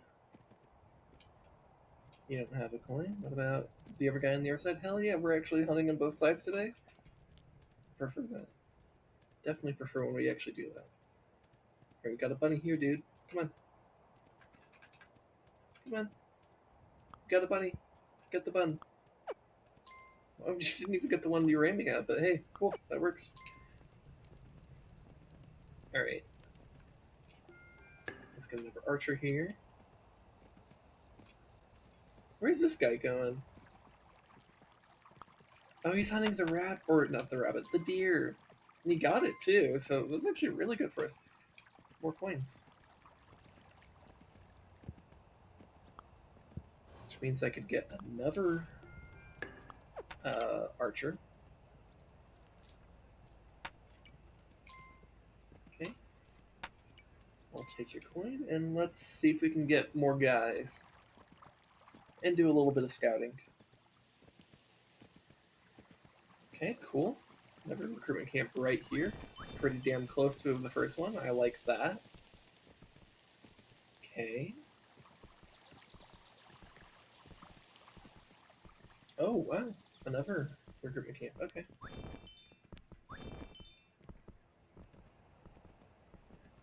Okay. Let me eat grass here.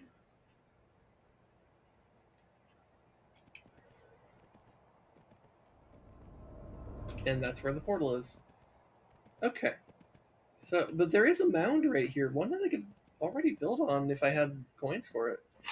So expanding right and pushing right will be pretty easy. That's cool.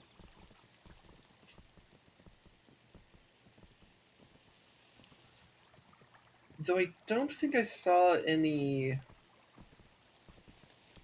usable water features.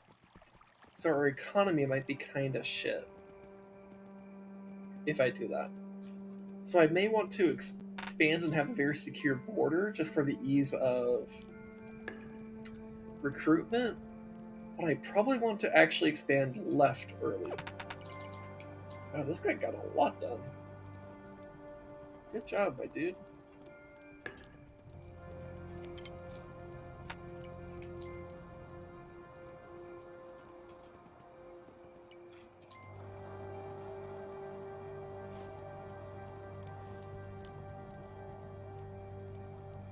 So how many archers? We have 6 archers here on the first day. That's pretty good.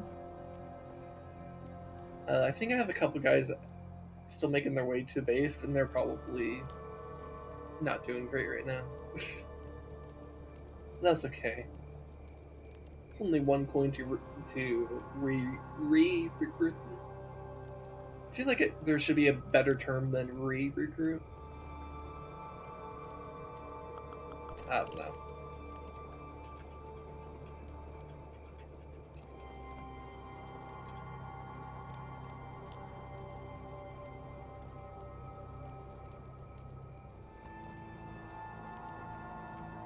Anyways. Alright, now we have a proper camp, and I have an eagle banner. A yellow eagle with a green and black banner. I like that. Good design.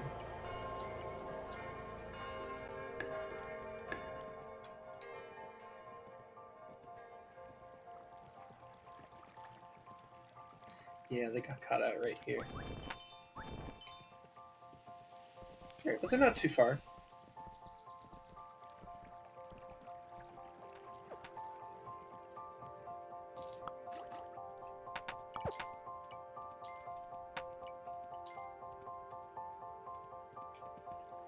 Here, what I want to do right now is just like do a run through this forest and get more guys.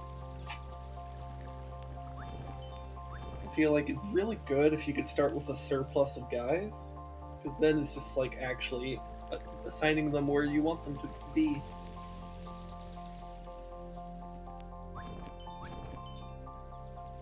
Which is pretty good.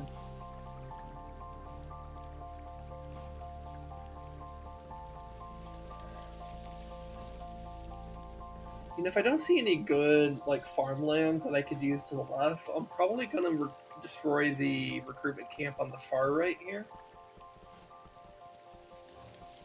because that will open up some, at least one water feature. But if I see even like one good farmland thing on the left, I don't think I'm gonna do that, because this is like such like really good recruitment to have early on. It's so good.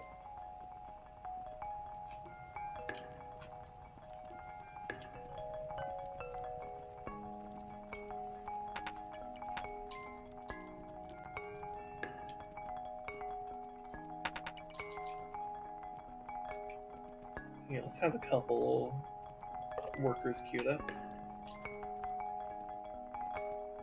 We can at least like start working on some of these trees. Oh, yeah, there's a farmland piece right there. Okay, yeah, that's pretty good for us. All right, so yeah, we'll set up an economy on the left here, and then we could set that like border line, that border on the right, and that will give us really good recruitment economy. Right side could give us good recruitment economy, or left side could give us good like money economy.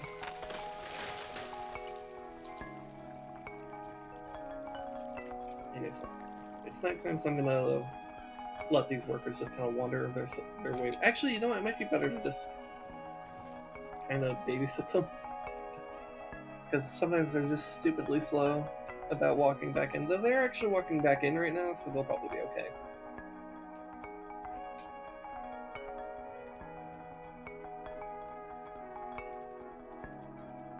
But I definitely don't want to lose hammers in the early game if I could help it, because they're expensive. At least for the early game, they're expensive.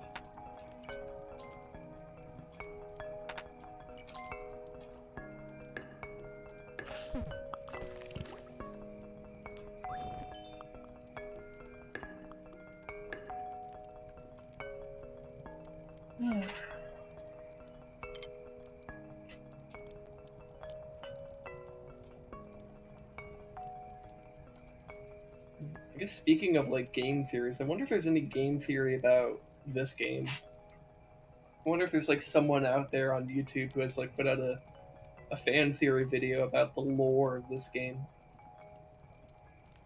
Or maybe that's something I could do. Maybe that's my calling, to be the kingdom lore guy. Probably not. But maybe. I'm not opposed to that.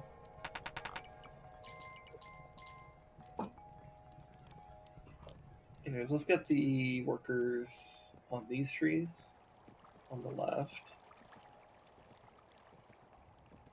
Also, it might be good to see how deep I could go on the left here before like it's like too deep. Because like yeah, I could potentially get another farm right here, and there's even a mound right here to protect it if that's all I need. But there's also one right here, which, provided that's not too close to this recruitment camp, would actually be fantastic for us.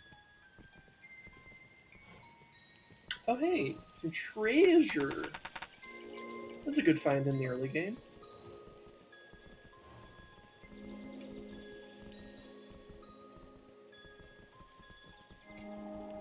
Okay, and another recruitment camp. Excellent, excellent. Okay, and it looks like it opens out to some kind of meadow here with another... Yeah, so left side looks very strong for the economy. Like money economy. So we'll see how much I end up doing. I don't know if I'm going to go all the way to that farmland right there, but I can at least get 2 close farmlands. And easy enough access to at least this right side, like this recruitment camp right here. So I'm liking that. Look at those deer run.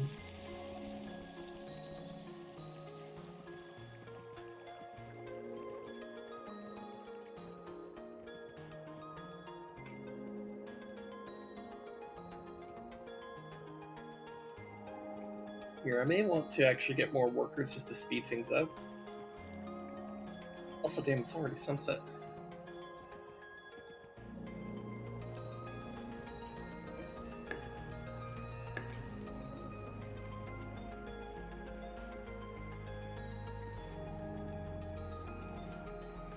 Alright, let's get these guys.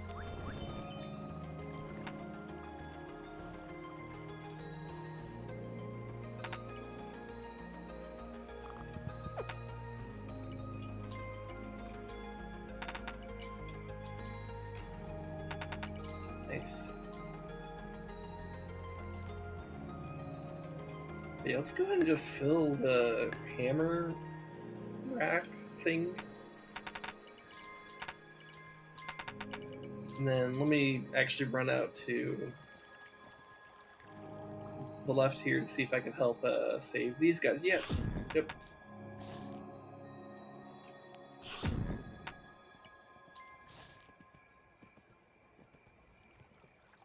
So I probably lost some guys. So I only saw one guy running, and I'm pretty sure there's probably a few more guys out here. Maybe, I don't know. I'll check.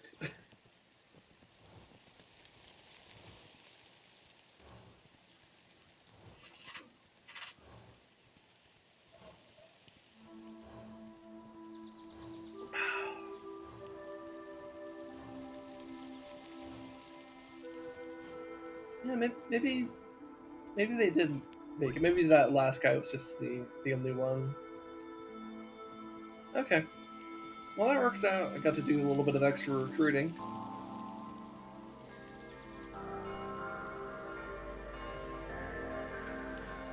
Progress is poggers. All that really changes is how many S's you have and where you put the R. And how many G's you have. That also changes too. Okay,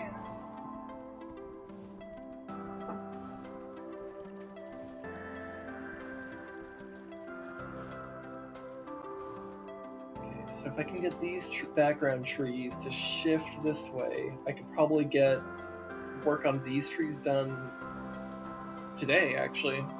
And that'd be great.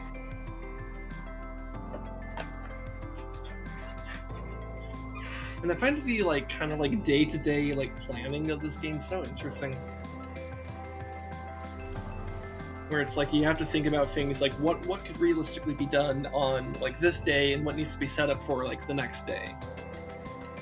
It's cool.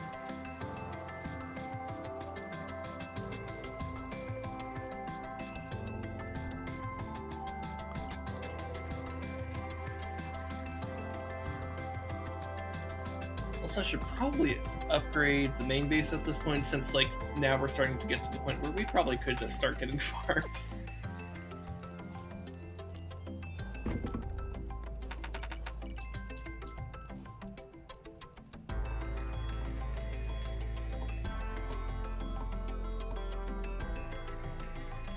Let me do around recruiting on the right here. So I can get, what, 6 guys here, probably?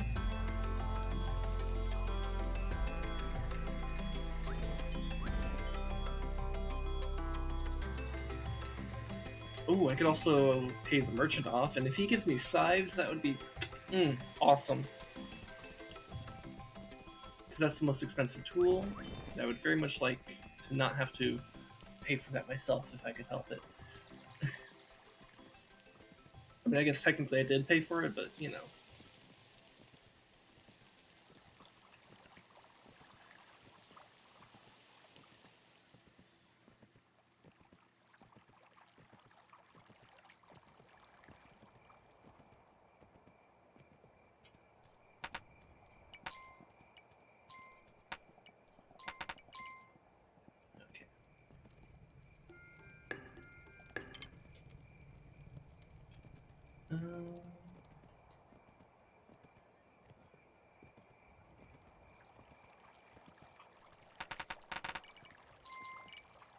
Here, let's call for this to be built.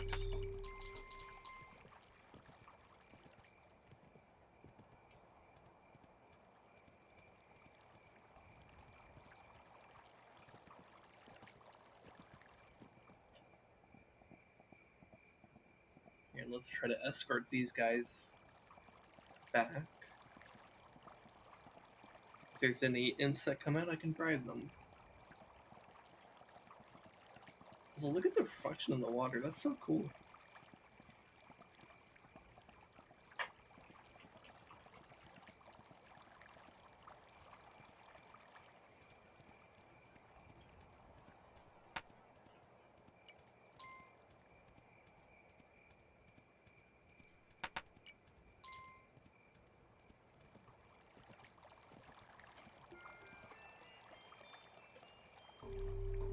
And that's just a theory.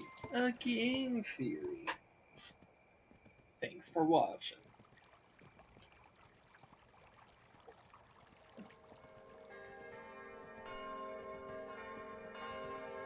So, okay.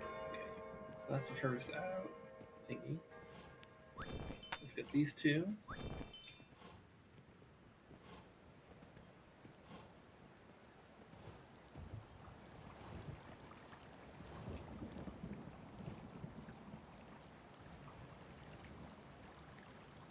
Okay, let's go ahead. I think we have enough money for that. I'll need more money to fully upgrade it. But the archers might have some money. Actually, maybe these guys have some money. No, they don't. But the archers, that's a decent amount of money. Okay, yeah, I think with that, we should be able to pay for this. Excellent.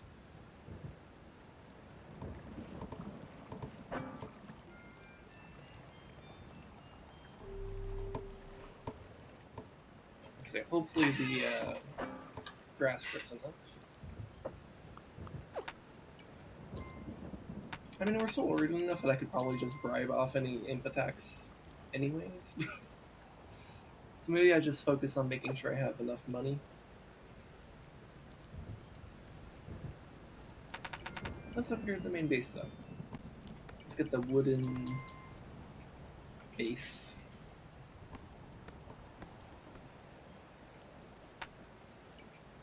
See, has our merchant come by yet? I actually don't know if he did. He might have only dropped off bows. That might have happened. Because I see a lot of archers, but I don't see any other things. So yeah, he probably gave us bows. That's okay. More archers is good.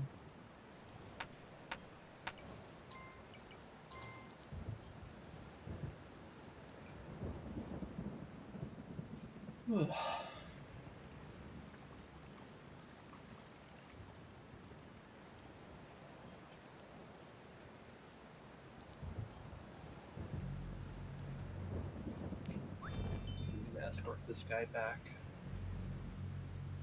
So I definitely have enough money to pay off any imps that come out.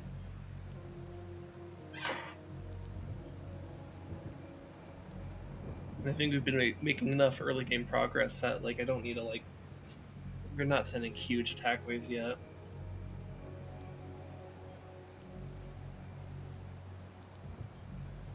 So they might not be sending an attack wave tonight. We might have gotten a little bit lucky. In that case, I'm gonna leave an extra coin here for when some guy respawns, or not respawns, but I just normal spawn. It's their first spawning.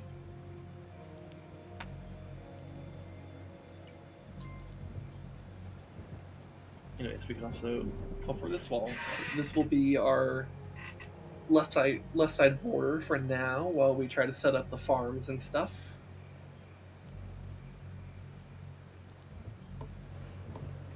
I guess something I should do, probably after I get the farm set up, I should look for the stone architecture structure thingamajig. Because that way I could get stone walls. And more importantly, I could actually fully upgrade my base to get knights. Because I will need to push at some point. But for now, we could focus on just securing our economy.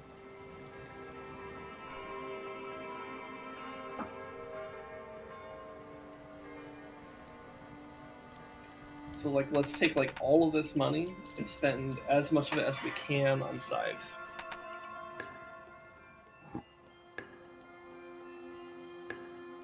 Okay. Alright, and then I'm gonna run through here. I guess I could recruit a couple dudes. Though I should save my last coin for either a tree or a mound.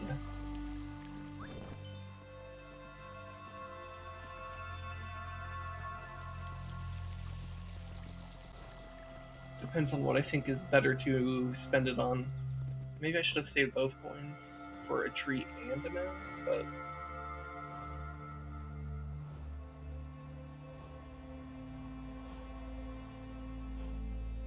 let's get the tree first.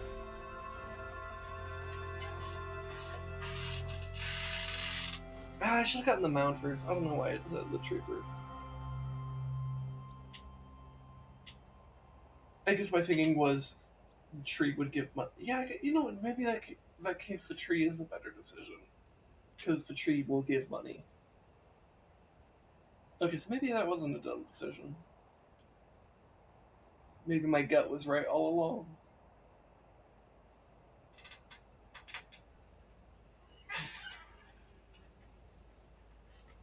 I do need them to actually show up though.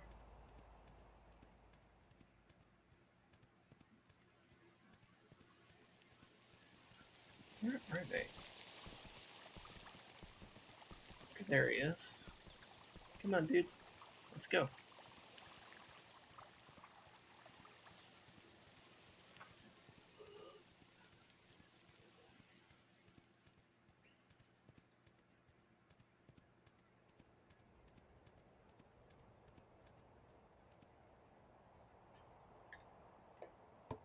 Depending on how many coins this gives, I may need to immediately call for that mound to be built upon. I gave 1 coin. Ooh, if it gave 2 coins, I think I could do that. Okay, okay. Try to build a wall. That might save your ass if you're fast enough. If they show up, you're fucked.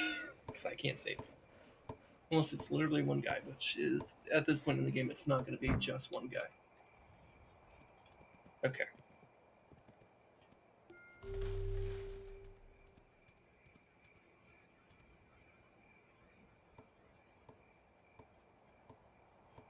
Look at those dandelions next to this wall. That's cute.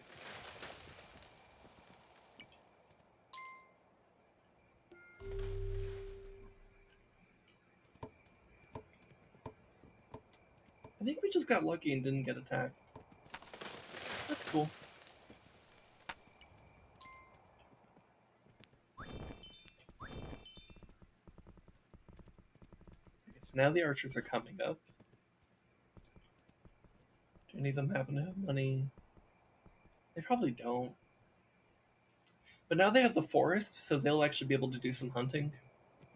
Also, I think there might be a bunny mound. Yeah, there's a bunny mound like right out here.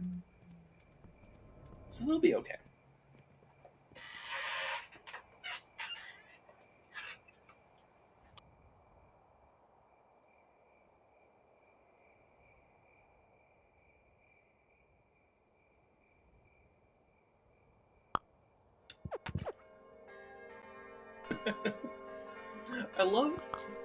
I love those mornings where there's like a bunny just kind of hanging out, but it's not like it hasn't quite hit morning yet.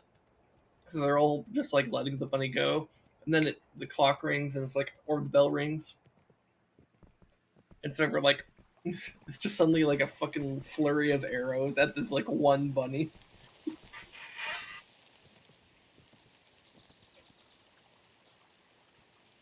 I only have 4 coins. I'd rather save them for now.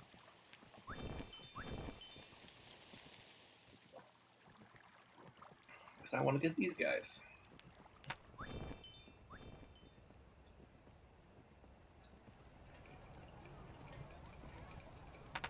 So let's take this morning money. Is this enough for us? I think it's enough for one scythe. Yep.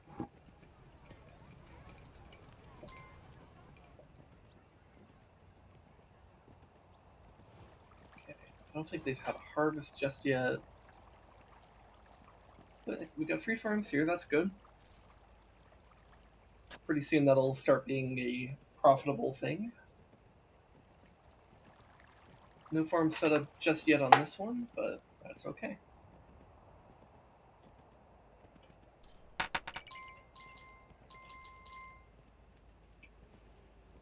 Alright, let's recruit these guys.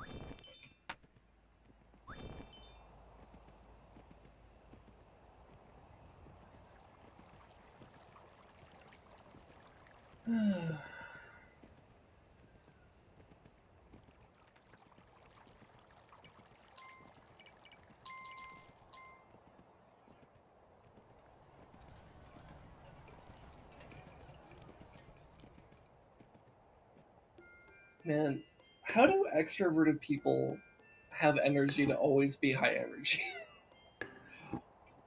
Because I'm like just like thinking about like how I feel right now. I'm like, man, I feel kind of just like low energy. That's like half the reason why I'm playing this game right now.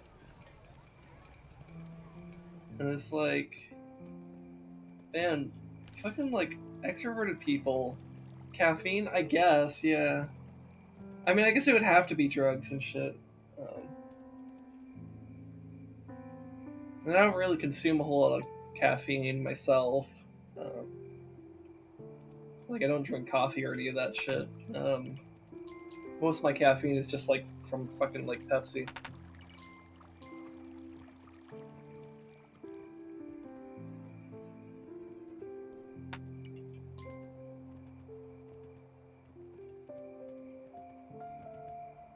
I don't know, maybe the real answer. I feel like even a lot of people who do drink coffee and shit, even they feel like even they don't have as much energy as like those like crazy like high energy extroverted type people. I don't know, maybe it's like the amount of caffeine that they consume. I don't know. Like maybe they have like fucking an insane amount, like a truly insane amount. I don't know. It's just very like weird to me to even imagine constantly being like high energy type person. Because how the fuck could you even stand yourself at that point? Like, I don't know. I guess it could just be a personality thing. It might not. It might not be drugs. It could just be I have a personality that just like is not built for that at all, and that's why it seems so foreign to me. Which that's fine if that's the case. But I guess there's a reason why there's like jokes about like CEOs like doing a bunch of cocaine and shit. Because man, something's got to give you that much energy.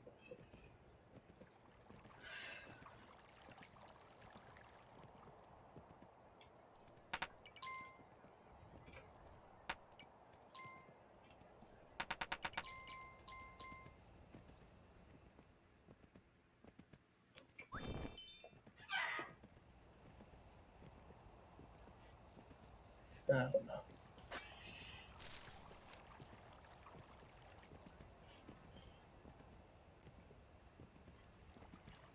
I don't know. Some people prefer just kind of like chill, low energy streams and stuff, and that's kind of like something I try to do because I know I'm not the type of person who can pull out like high energy shit. And like, even if I could, I'm not even sure if I would want to because that's not really my personality. like, like I'm not like the type of person who's like, hey, what's up, gamers? Let's do like crazy shit all the time. Like I'm so like not high energy that I couldn't even come up with like a bit that lasted longer than 5 seconds making fun of high energy people.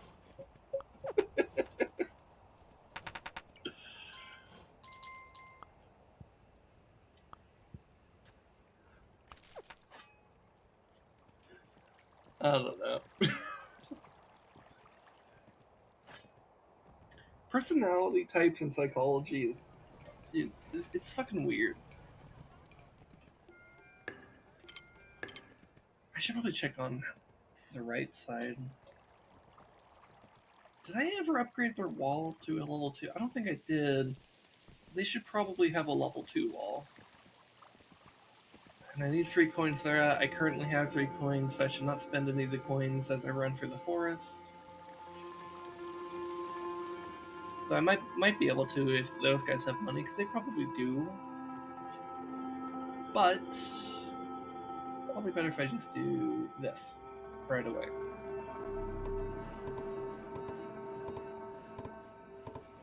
Good thing there's already a couple workers here, so I'll actually get it up pretty quick.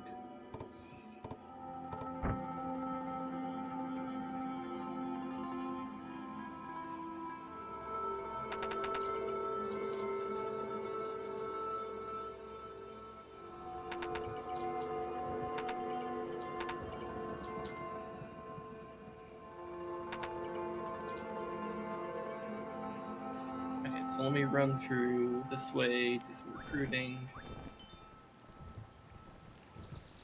Let's pay off the merchant. Okay, so I think what I'm thinking right now is I want to go all the way on the left, and I want to actually see what is beyond where I've explored on the left. Because I don't think I've even spotted the first portal on the left. So it might be good to know where that is. And potentially find the stone architecture thingamajig. I'm sure there's like an actual term for it. Like if I were to look up like the wiki, it's probably like an actual like name for the structure that I keep on trying to describe. But I just call it the stone architecture thing because it's what you do. It's what you put money into to get stone architecture and stuff.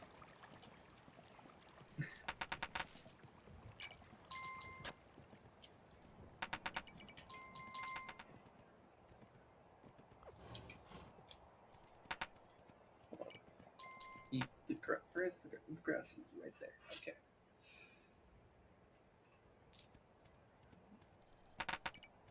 Okay. Let's take this and just head on left.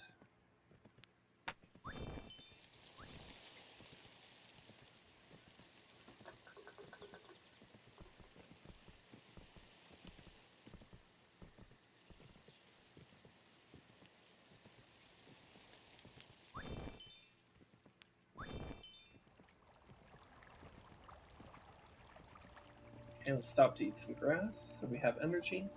Speaking of energy, maybe that's the answer. Maybe I just need to eat some grass. Oh, well, okay, there's the portal right there. Okay, let's briefly push beyond it in case the thing I'm looking for is over here, but I need to be careful. Thankfully, I do have a lot of money, so I can afford a little bit of risk. I'm not going to recruit these guys. They're definitely not going to make it. And that's the second portal. So there's no... I don't think the stone architecture thing could ever spawn behind a second portal. So it's probably beyond the first portal on the right side, if I had to guess. And oh god, that was activated. Okay. Eat the grass here.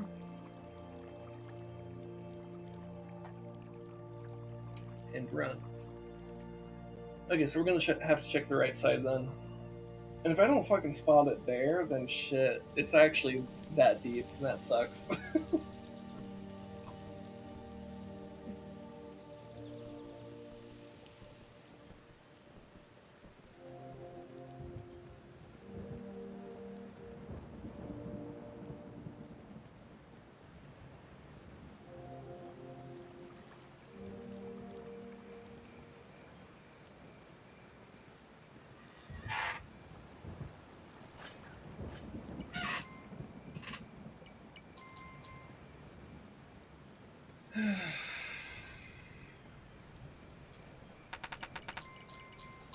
I guess we could fill the bow rack. Since we have so much money.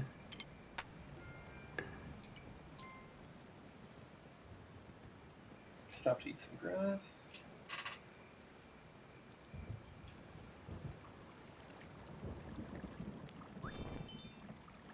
Where's the second guy?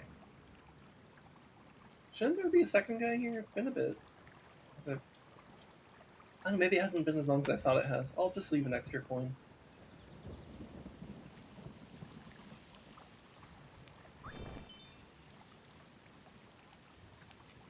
I'll do the same with this can.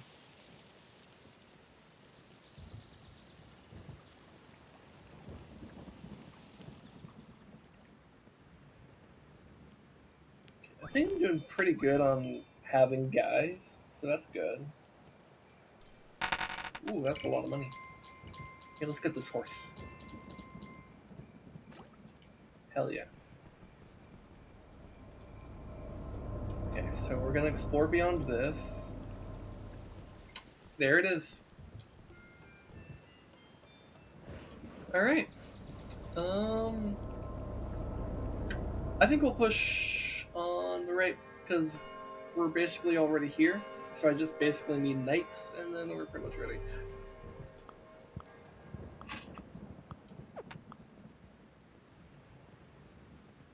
So let's go upgrade our main base. We should also upgrade the left side wall to be stone wall. That way I could push to the right and not really worry about the left.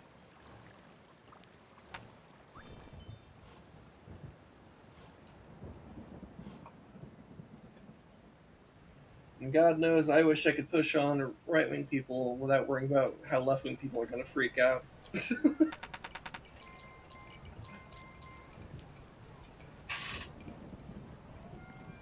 Man, I don't know how much you know about. I don't know if you follow any like leftist content creators on YouTube, but there's just been a bunch of bullshit happening lately with like personal beefs between some of the content creators, and it's dumb shit.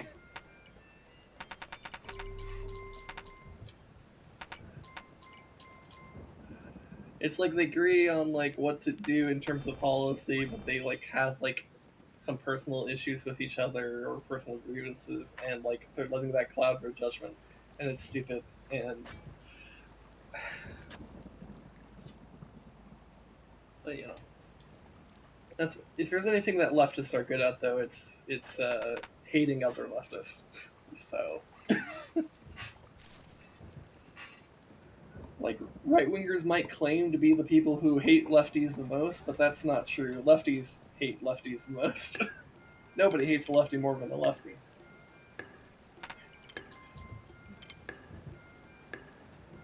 You see, lefties and conservatives are natural enemies, just like lefties and liberals, and lefties and libertarians, and lefties never lefties. Damn lefties, they ruined leftism. What's that you say? Rich man drama? My favorite thing not to care about. I don't know if I necessarily describe it as rich man drama, but it is like high school shit, basically. Um,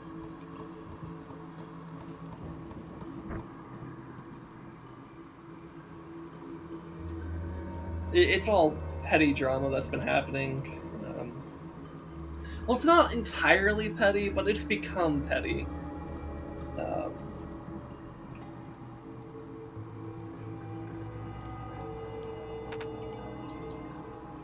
Because if you happen to know what I'm alluding to, um, it, what it started out as is like worth like it is substantive, but it's like the extent to which is being overblown is very petty right now. Um,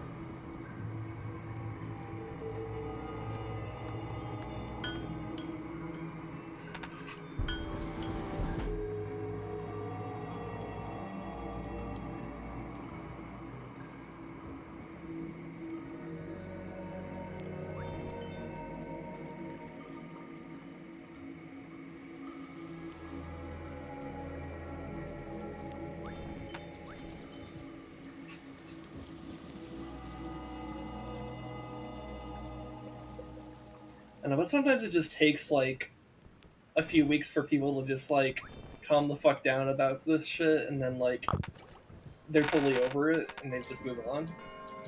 But sometimes they don't. Sometimes they just hold a grudge, and we'll see what ends up happening.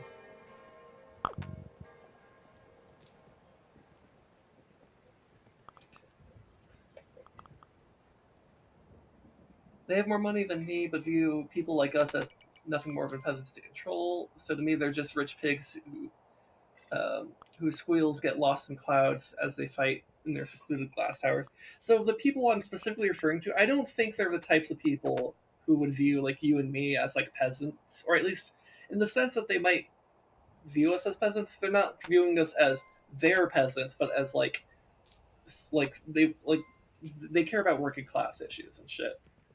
That's why I say like they're good on policy and shit. They're just having personal beef, and the reason why that's a problem is because they're so focused on their personal uh, bullshit that they're like forgetting to actually talk about the substantive shit that's going on. Because there's always substantive shit going on.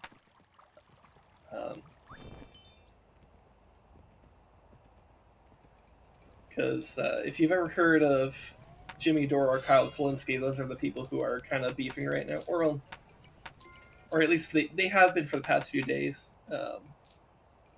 If they actually cared, they wouldn't let their personal grievances get in the way. Fair, that's a fair criticism. Um,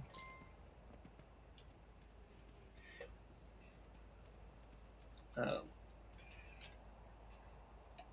I think that's actually pretty damn good criticism. That's fair. Of the two I just mentioned here, Kyle Kalinske definitely doesn't want to be involved in this bullshit. He feels like he's being dragged into it, and he just wants out.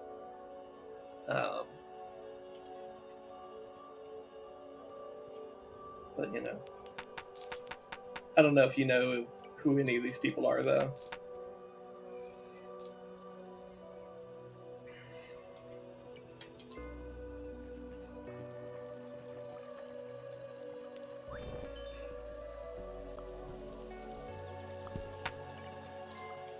Yeah, he's like, I got my 2 knights on this side, so I think we could push the right.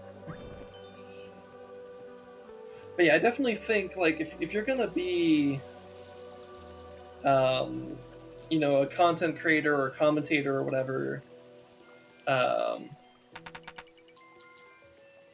you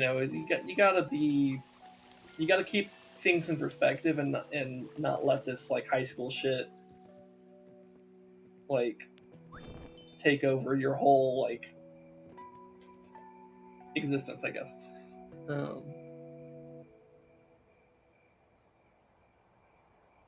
Anyone who has more power than me is not to be trusted.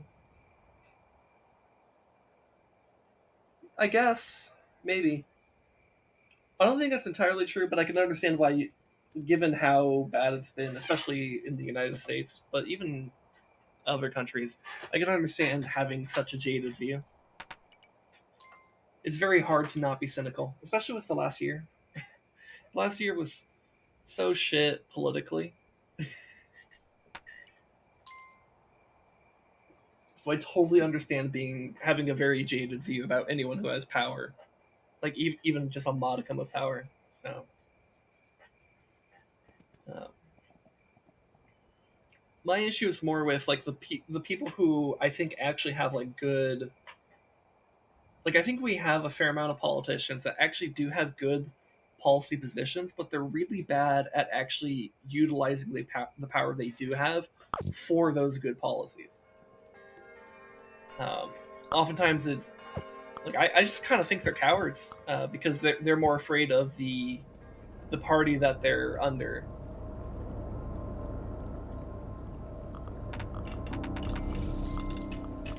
and they're also afraid of being vilified by like mainstream media outlets because like, oh, it's uncomfy, they'll say mean things about you, and it's like, well, yeah, but when FDR was doing some like fucking bomb ass shit with like the New Deal, he took a lot of flack from people, and he said like, fuck it, I welcome their hatred, I'm doing the right thing. So, you know,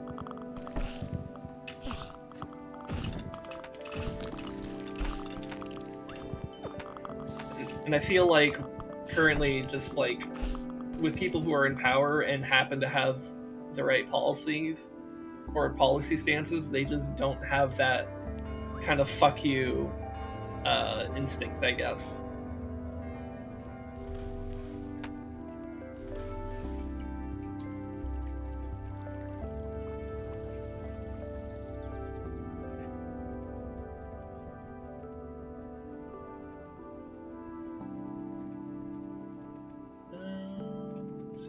how far is the next portal? Okay.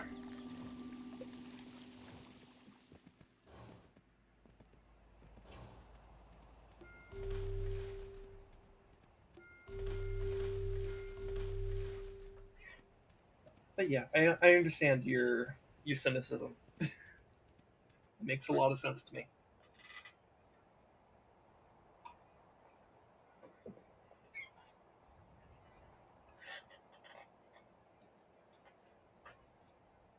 And I've certainly wondered because like there's like some people have a philosophy that like power corrupts inherently.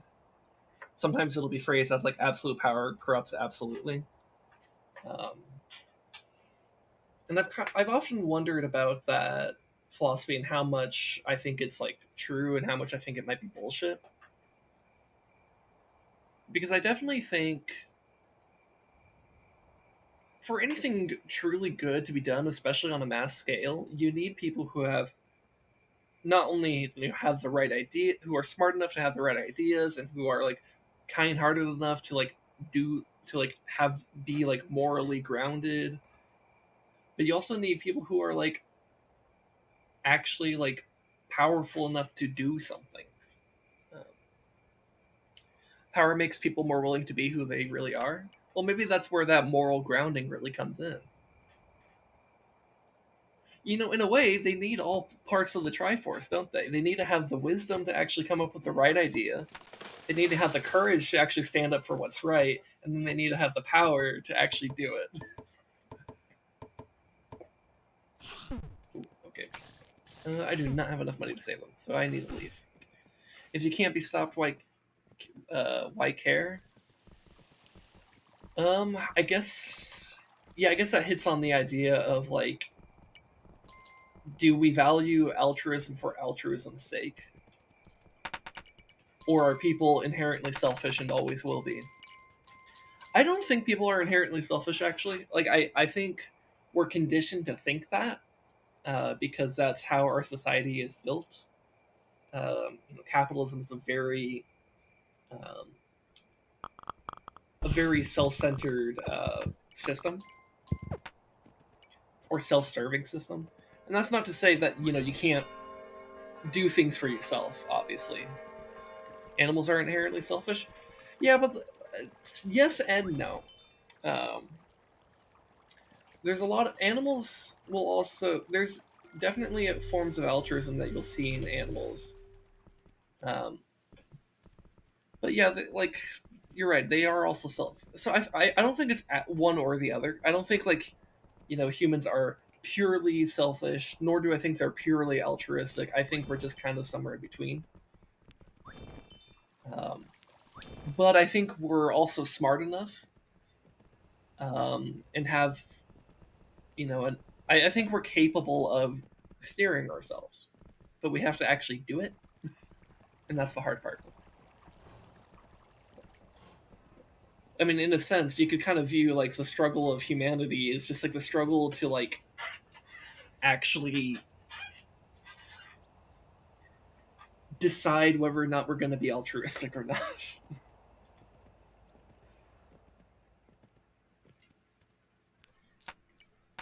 Because largely people seem to agree that altruism is good, but it's also um, something that people, particularly people who find themselves in very high positions of power, tend to not really have or utilize.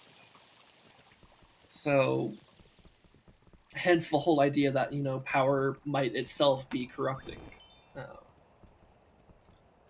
so, and I don't really have a definitive answer. I'm not here to spout like you know these words and say like I have the ultimate truth on all these things. I'm just like I don't know, man. I'm just fucking. I don't know, man. I don't have the answers.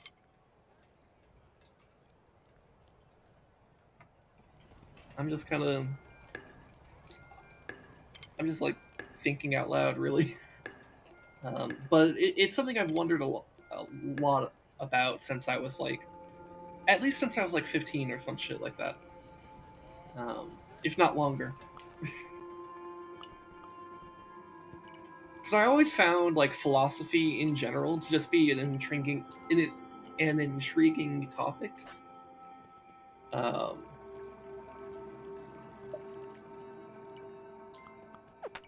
and one of the things about philosophy is that like any tr- intriguing philosophy tends to not be all that definitive.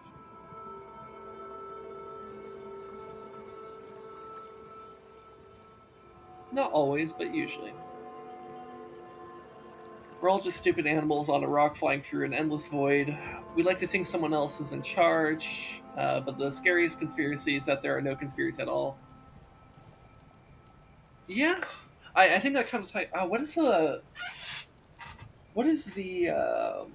there's like a concept in like space philosophy essentially. Like the connected to like the idea that like whether or not alien life exists.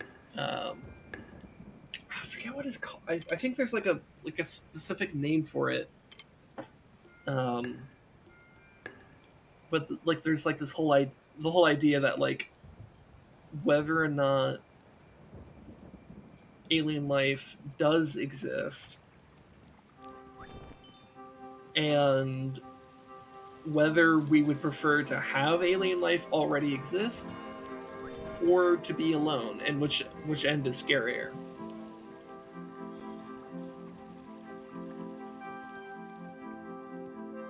And to specify, when I say alien life, I mean specifically sentient life, not just like some like moss on like some other planet, like fucking like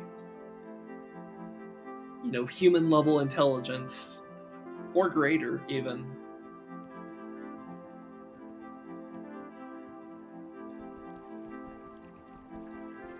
Oh, I needed to make workers. That's what I needed to do when I went back to base. I didn't do that. I guess let's hope that if there is sentient life out there, that they're smarter than humans, because then it wouldn't be dumb like me and forget to build hammers when that was the whole reason why I went back to base. Statistically, there is alien life, but statistically, we will never meet them. Yeah, that's the other thing. It's like when I've basically been of the opinion since I was like, I don't know, fucking like 12, that like sentient alien life has to exist. It's too ridiculous for it to not exist because the universe is so fucking huge. It's ridiculously huge. It's kind of unfathomable to think that this is the only planet that ever developed sentient life.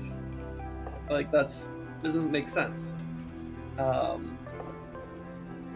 Where are they going? Oh, they might be repairing a wall. But at the same time, because of the acceleration of the universe, there are going to be certain parts of the universe that we will never, ever, ever, ever, ever be able to interact with because it's simply too far. It's all like there's tons of places that are already too far away to ever visit, ever, no matter how fast you move, even if you move at the speed of light. The only way to break that would be to actually have FTL. So, I'd like to think that if there is something else asking if they're alone in the universe, I have an answer for them. Yeah. Well, and I think there may be realistically be other sentient life in our own galaxy. Because the galaxy itself is pretty fucking huge, and assuming we don't kill ourselves or succumb to climate change, um, humanity could eventually explore the entire galaxy and the Andromeda galaxy, since that will eventually collide with the Milky Way. Of course, we might not be humans by that point. We might have evolved into some other species, but it,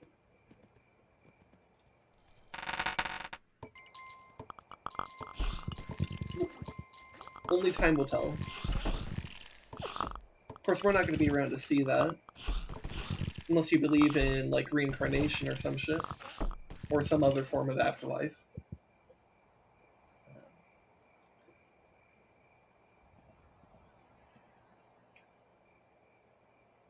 Sometimes I wonder that when I'm looking up at night, that briefly I might be looking in the direction of someone else wondering the same thing.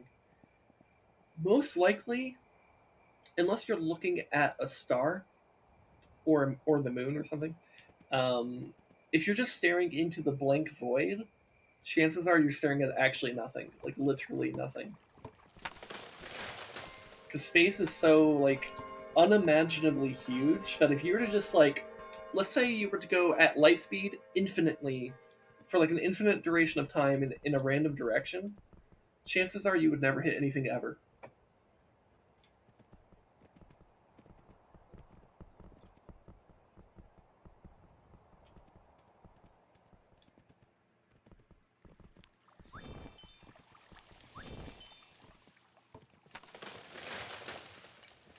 Especially when you factor in the ever expanding nature of space. But even if you take it as is, like you would never really expect to run into anything unless you specifically aimed at something.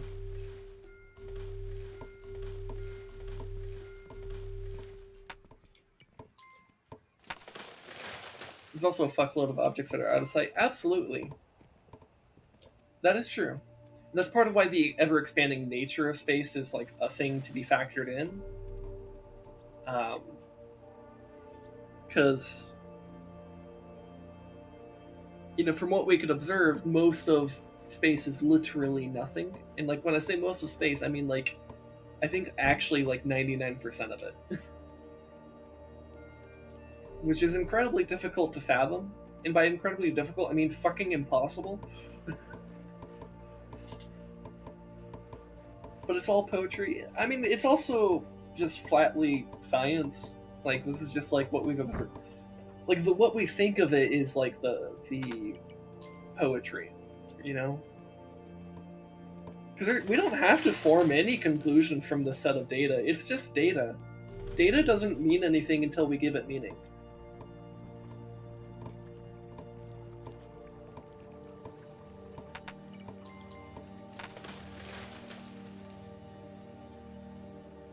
I could say 2 plus 2 equals 4, but what does that really mean if we don't know what 4 is? You know? And that might seem like a silly conjecture right there, but like seriously, like what does 4 mean? You have to actually have a concept of what 4 means, and then what 2, and then the fact that 2 and 2 makes that, you know? And that's a very, very, very simple, basic shit right there. It's nowhere near the complexity of the vastness of space, but like, what we decide to do with the concept of space being ridiculously huge is not really up to the raw set of data. It's up to us to decide what to do.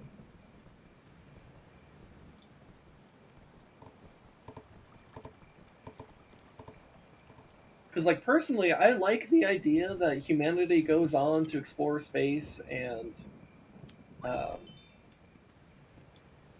and has like this great like galactic civilization and shit. Because like I'm a fucking nerd and I like sci-fi shit. Like I just like that idea. Also, I'm a long-term optimist for the human race, even though I'm quite cynical with where we are right now. Um, but there's nothing that says that we have to expand into space. There's nothing saying that we really need to actually be amongst the stars.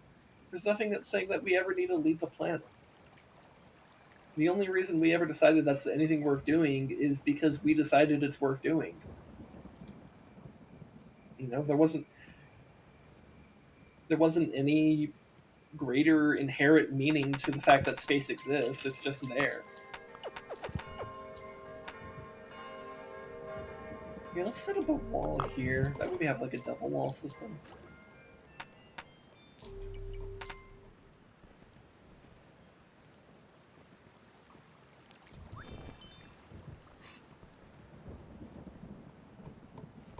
I mean, I guess it's like kind of similar to the whole idea of like, what is the point of being alive?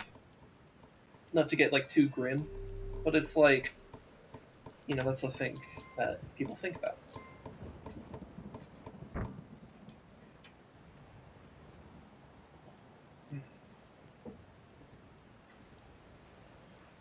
All right, we can set up a farm here.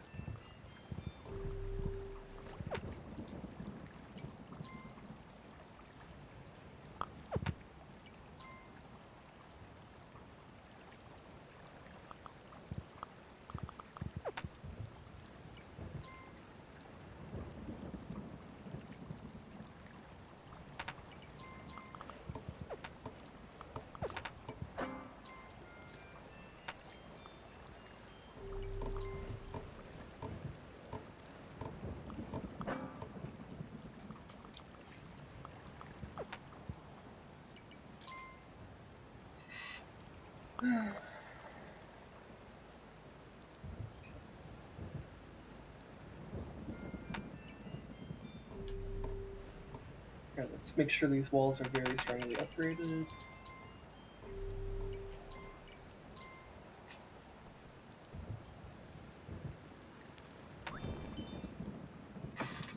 But yeah, I guess my point is that nothing inherently has meaning. Any meaning that anything has is just what we decide to give it.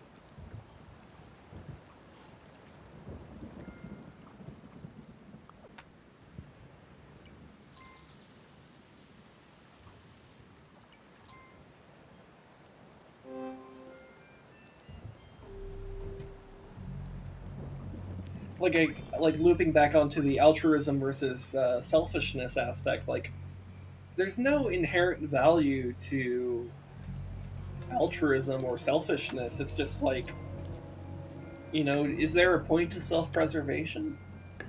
Well, maybe not, because if you don't think extending your life matters, then what's the point of self-preservation? And if you do think, that extending your life is worthwhile, then you probably do value self-preservation, right?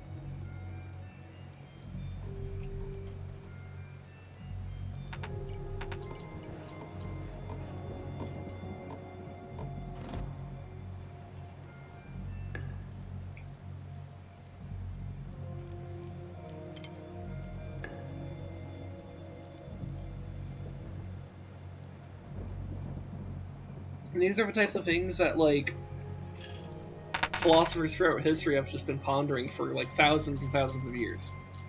And there's really no definitive answers to any of these, and that's kind of for some philosophers, that's kind of the point, you know. Yeah, we can go ahead and just fill that.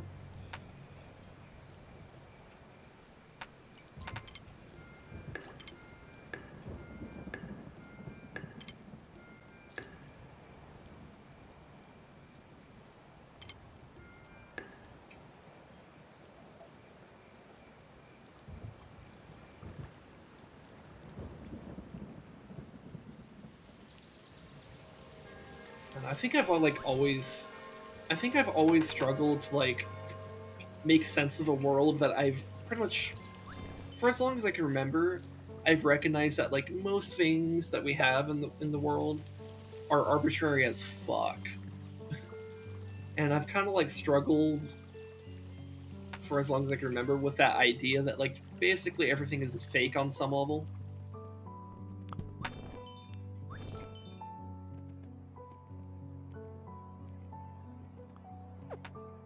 And so it's hard to decide what to actually give a fuck about.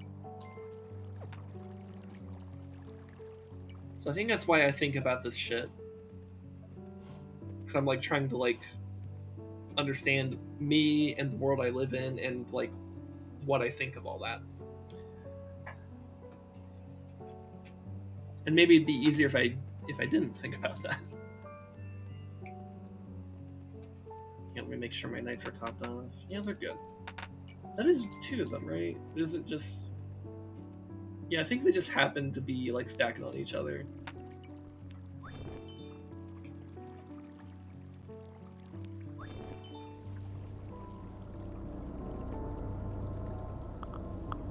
Okay, yeah, that is too.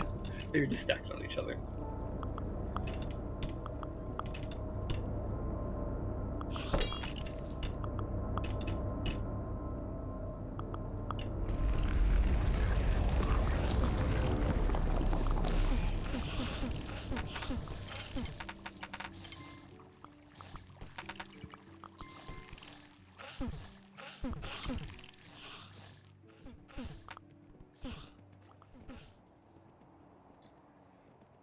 Can only be beaten by this wall, so I can read that. Okay. I just came to the conclusion that I have to choose which fantasy to indulge and choose as my grounds of reality. Of course, they need to be reasonable to what we can practically observe, but you know. Well, yeah, and that's the other thing is like, you know, what is even practical to think? But sometimes what is practical can be like a whole like philosophical question in and of itself. Because like if you think everything is arbitrary, is there such thing as a practicality? So I don't know. Food, just food. Yeah, yeah. I guess. I mean, hey, I'm not necessarily trying to like ruin like all perceptions of reality or some shit. Again, I'm just like a guy who's just sitting here and thinking about stuff, and I happen to be voicing those thoughts. None of this is conclusive.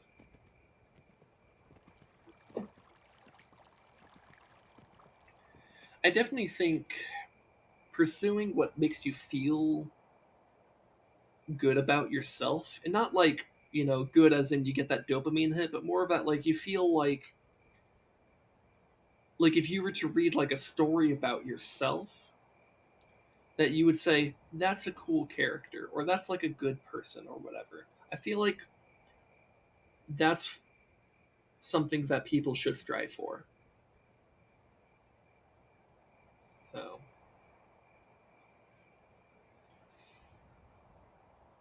but you know, that's just like my opinion, man.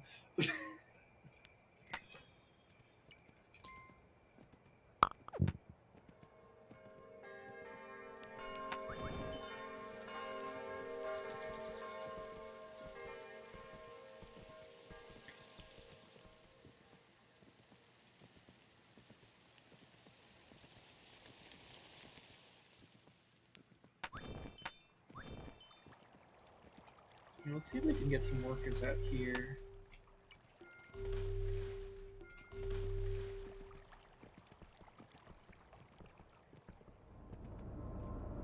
Okay. So we're probably going to have to launch from the border I already have. Okay, that's fine. Okay, let's buff the workers in the meantime. I don't know if this buffs their move speed or not, but if it does, that'd be pretty useful. I don't actually know what gets buffed about the workers when I do that. I just assume it's good. Because I know the archer buff is, like, that one's very clear to me.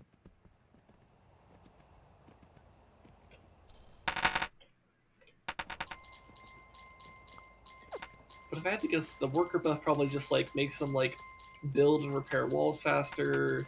Probably helps them cut down trees faster. I don't know if it busts their move speed or not, though. If it busts their move speed, though, that would be pretty good. Okay. I think we fed these knights plenty.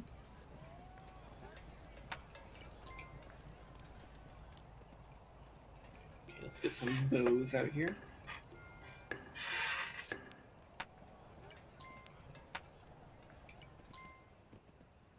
See, I've been autopiloting this for a bit here, and I need to actually like have a sense of like how many people I have. So let me actually like look at what I'm doing here.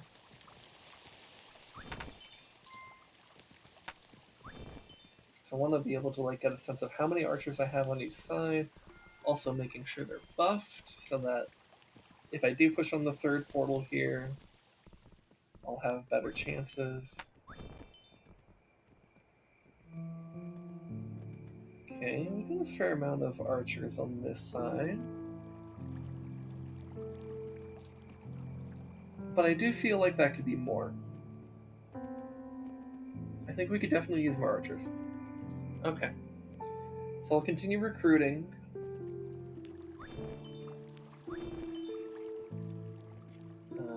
I did destroy this portal, right? I'm not like crazy. Okay, good. And there's nothing beyond it. Okay, cool.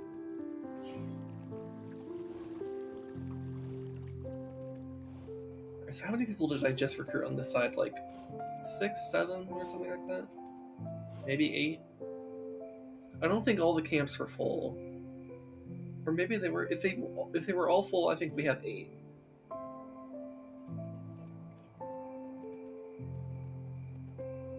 So that's 2 full bow racks. Okay, so I probably don't need to do too much more recruiting then.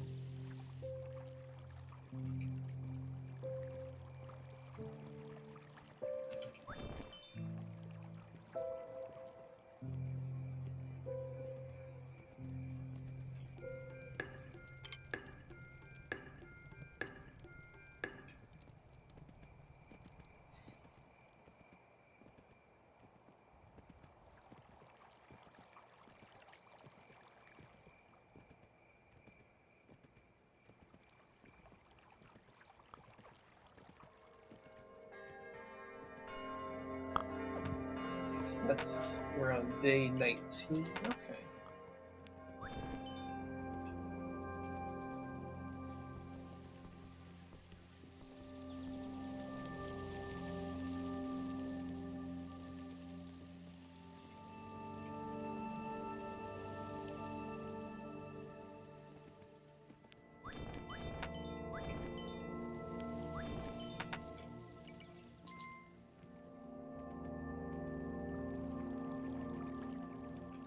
Let's eat this grass.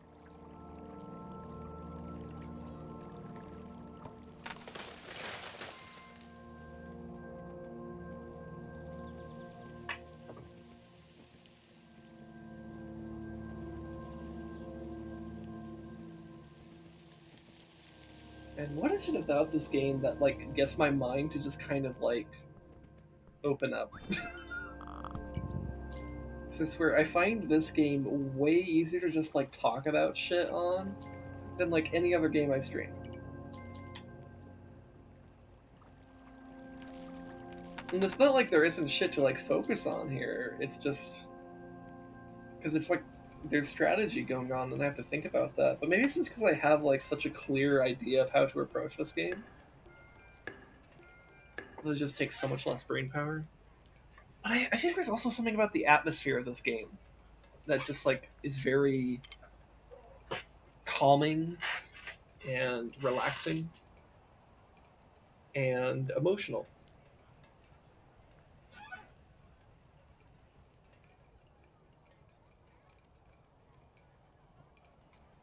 And I think something about that just like triggers this like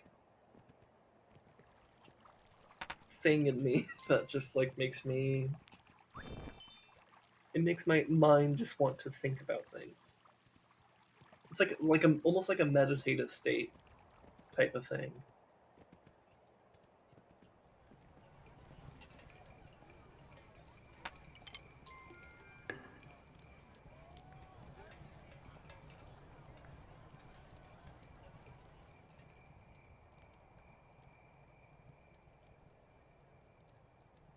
And I guess there's like flow state involved too.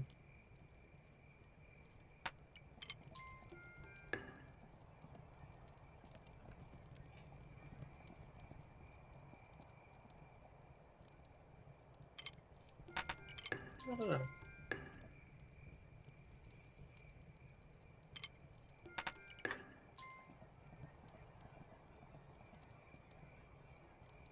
But I like it, so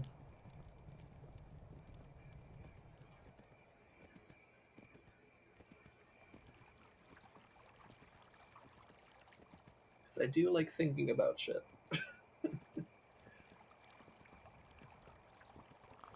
That's why I joke about how much I overthink things.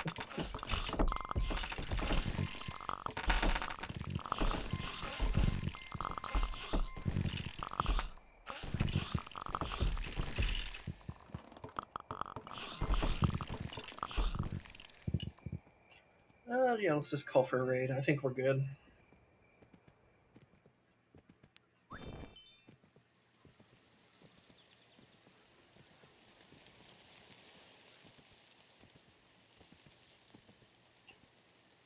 Yeah, let's go ahead and do this buff. Because if it does help with the building and repairing of walls, and the third portal somehow goes wrong for me, that's going to be a pretty useful buff. But I think we'll be fine. I noticed that when I autopilot this game, I tend to just do way better than I expect. Like, I think last time, wasn't our third portal, like, insanely good? Like, we lost, like, maybe 4 people total.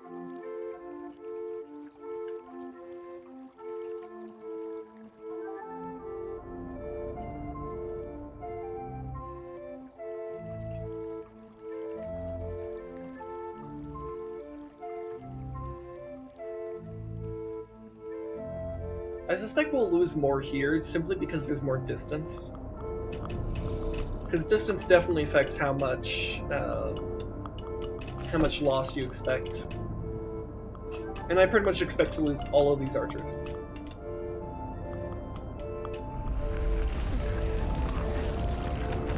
Like, I'll do what I can, but... You know, unless they actually seriously run, which they never do, you know, they're gonna get caught.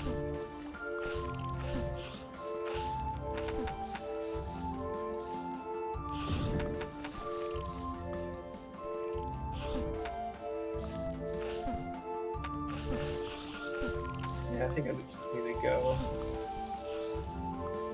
Because if this does end up being bad, I want to make sure I actually have some money in my wallet. So I'll just head to the base, make some bows, watch the banners. Oh, I didn't upgrade this. Okay. Let's hope that wall holds. I could have upgraded the wall further, but it's too late now.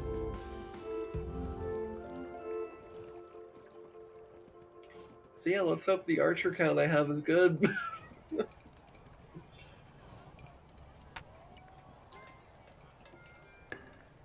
At least the castle walls are stone.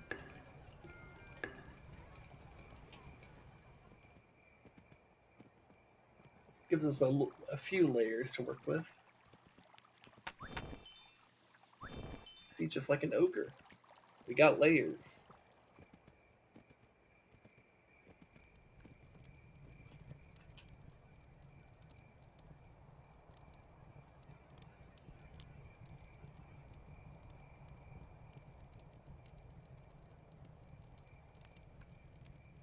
Oh, both of them went down. Okay.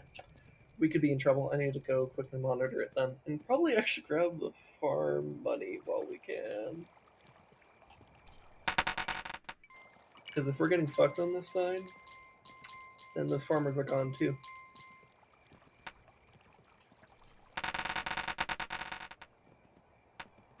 Yeah, the wall's there, so maybe the knights just barely didn't make it.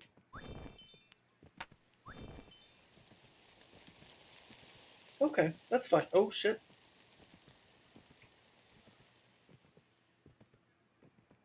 Run, bitch, run!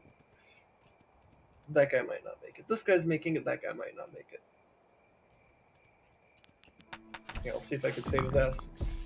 Oh, he made it!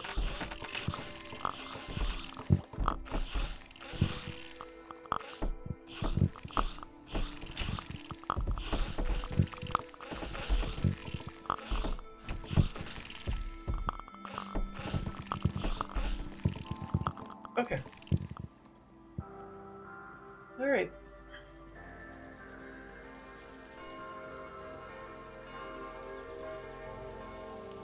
I wonder if I outpace him when I run into him, do I still take damage? No. That's kind of interesting. Okay. Good to know, actually.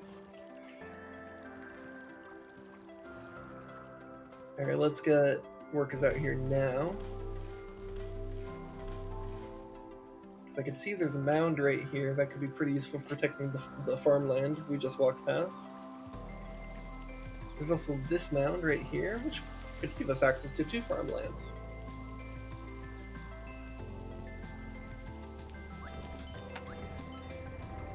Okay, and there's the portal. Alright.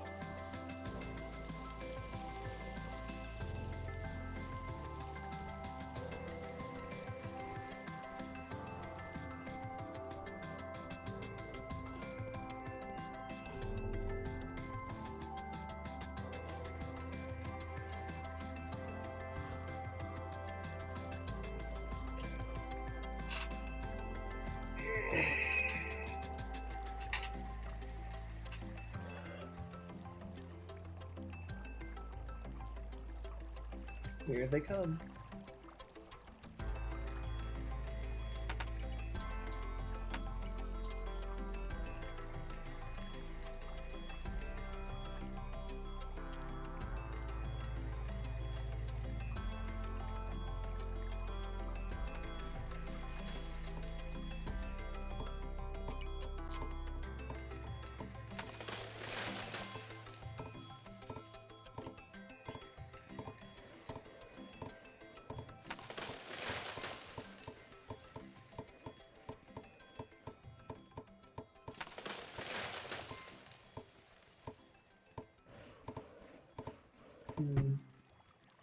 So I guess now we find out whether or not we're lucky enough to not have an attack tonight. Because if we don't have an attack tonight, that's fantastic, because then these workers can just continue doing stuff. But there's an attack, so we're running. And I don't think I can run through the portal fast enough, so we're just going to actually run. I think we can stop to quickly eat grass. But all these guys are fucked.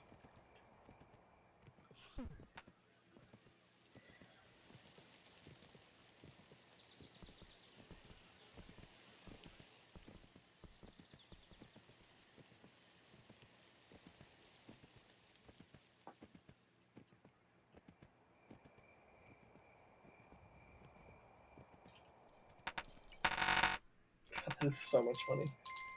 And maybe I don't even bother with the farms. Maybe I just go for the push. Because if this is how much money they're giving me, who needs farms?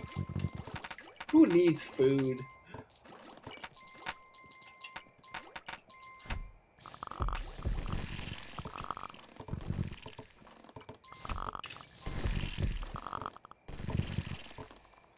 Who needs food? Wizard needs food. Badly.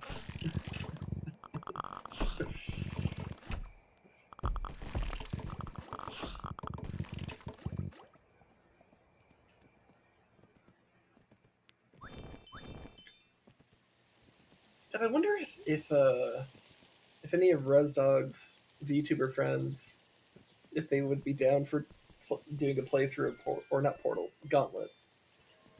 Because I could see that being fun to do Gauntlet with them. But I have no idea if they would even be interested in that. But that would be fun.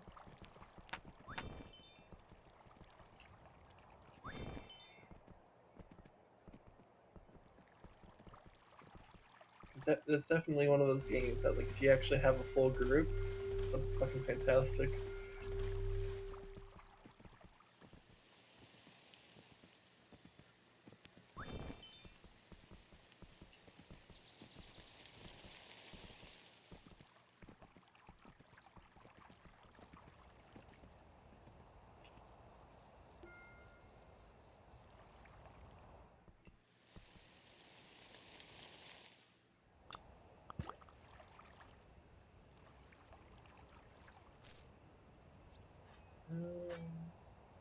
I don't think there's room for a portal here. Yeah, I might have to find a different spot for that.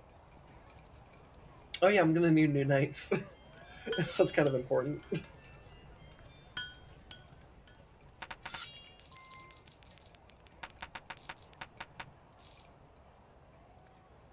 Okay, they have all they need. I'm gonna need a worker.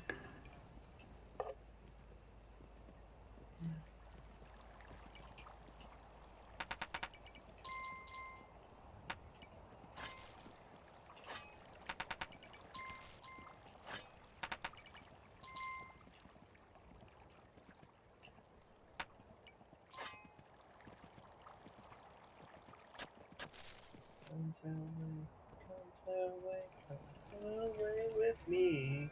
Where we'll talk about space and shit and existential crisis.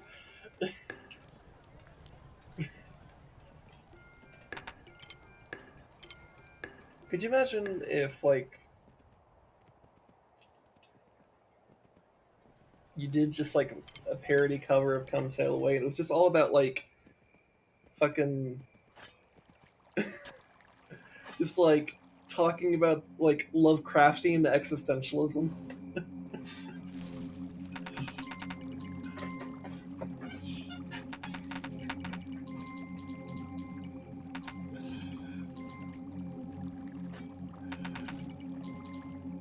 I don't know, there's just something about that that seems amusing to me.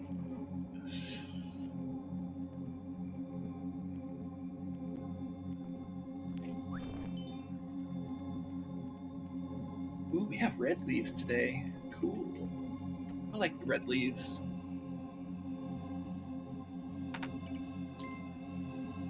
Oh, this guy's running to his death.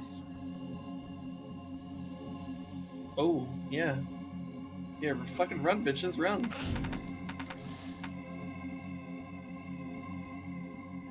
Fuckers, just keep running. Don't. Your job is not that important. Did 2020 teach you nothing? Corporations don't give a fuck about you. Don't go to your jobs. Go on strike. I'd rather have you go on strike.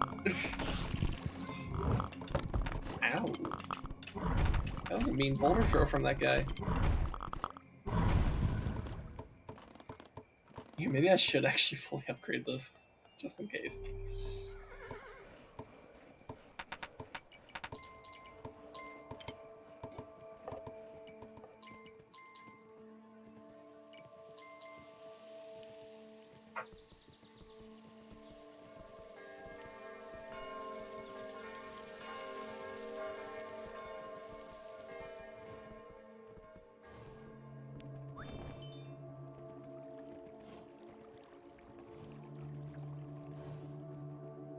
Is this the first wall? I mean, we could do a. We could at least extend the wall here. So.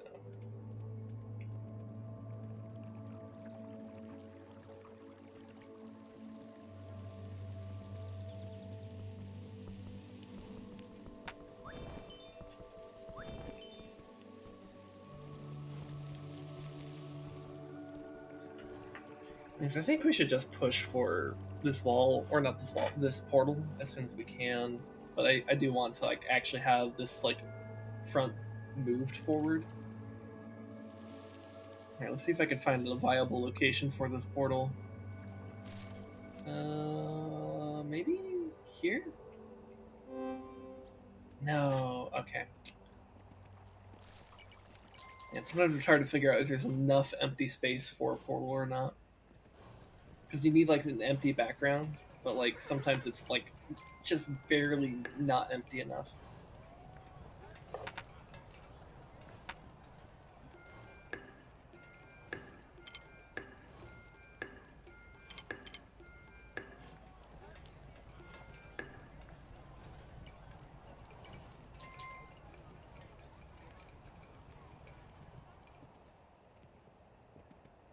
Which means I should actually kind of run my way all the way to the left border now.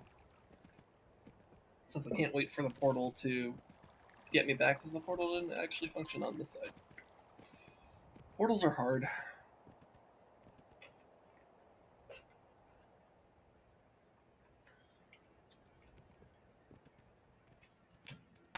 Though I guess if you think about it, if you're to, like, the portal is literally just a wormhole.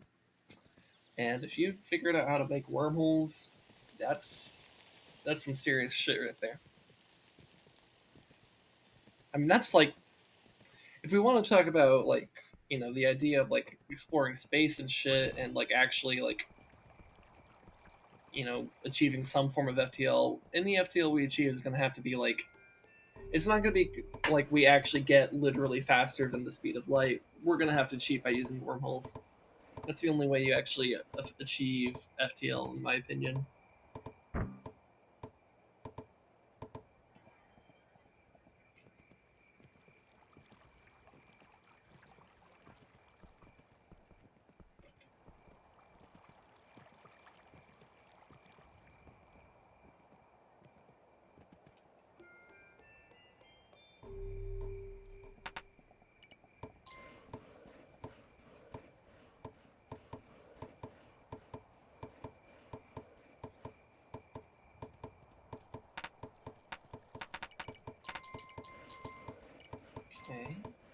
Any more coins? One more coin. I might have enough to fully upgrade this and then just call for a raid. Cause fuck it, let's just go.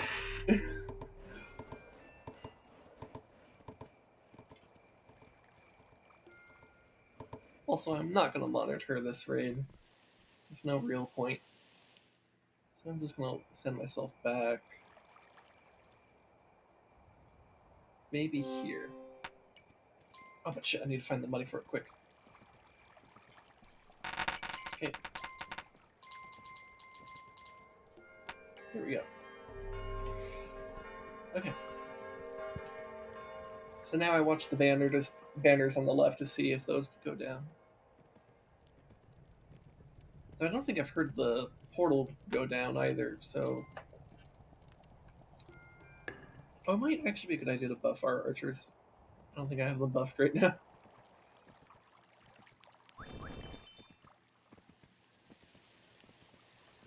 We have a lot of archers, but they do a hell of a lot better if they were buffed.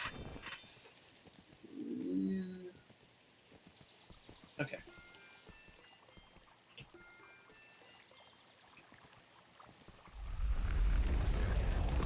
Okay, so there's the portal going down.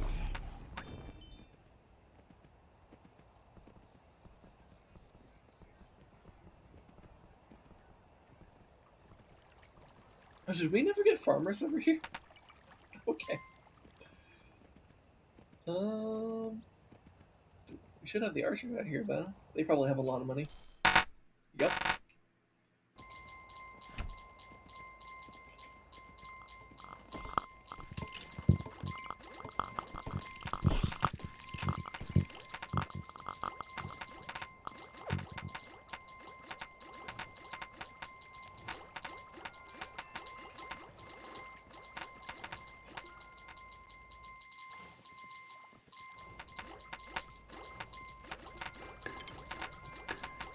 So left side banners are both intact. Oh my god, they gave me so much money, it's still spilling. Jesus Christ. That's insane.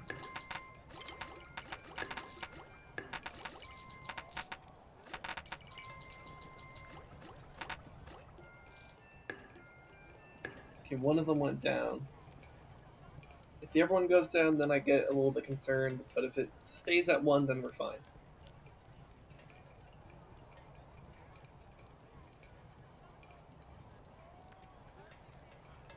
Alright, there we go.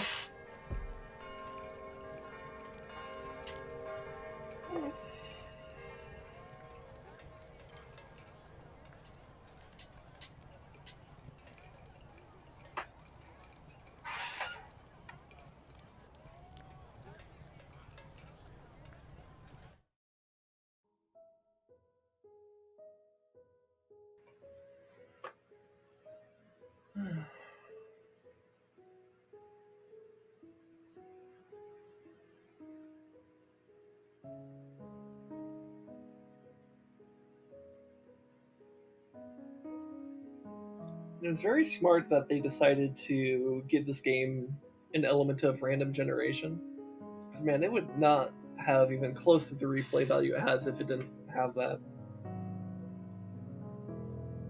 And even though every world you could basically apply the same strategy, like there's just like subtle enough differences between all of them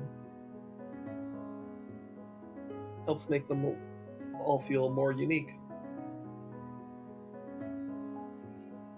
I like that. Also, look at the beautiful sunset. They're so good at that type of stuff in this game. I love it.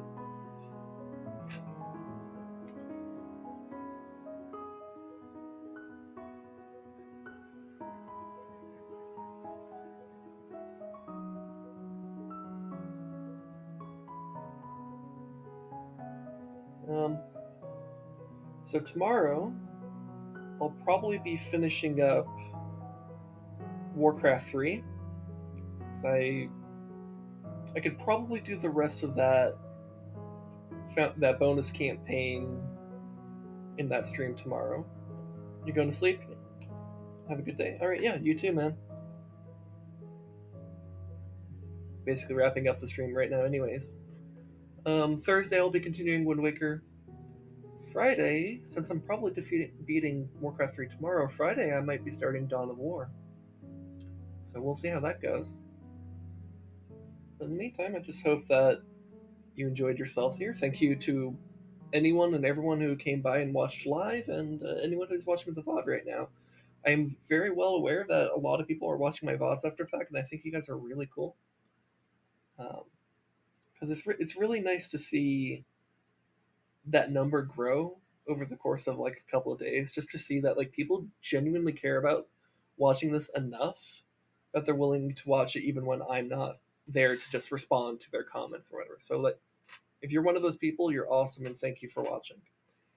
Um, but yeah, in the meantime, I just hope you had a good time. I hope you're having a good day, and I hope that I was able to help you relax or whatever.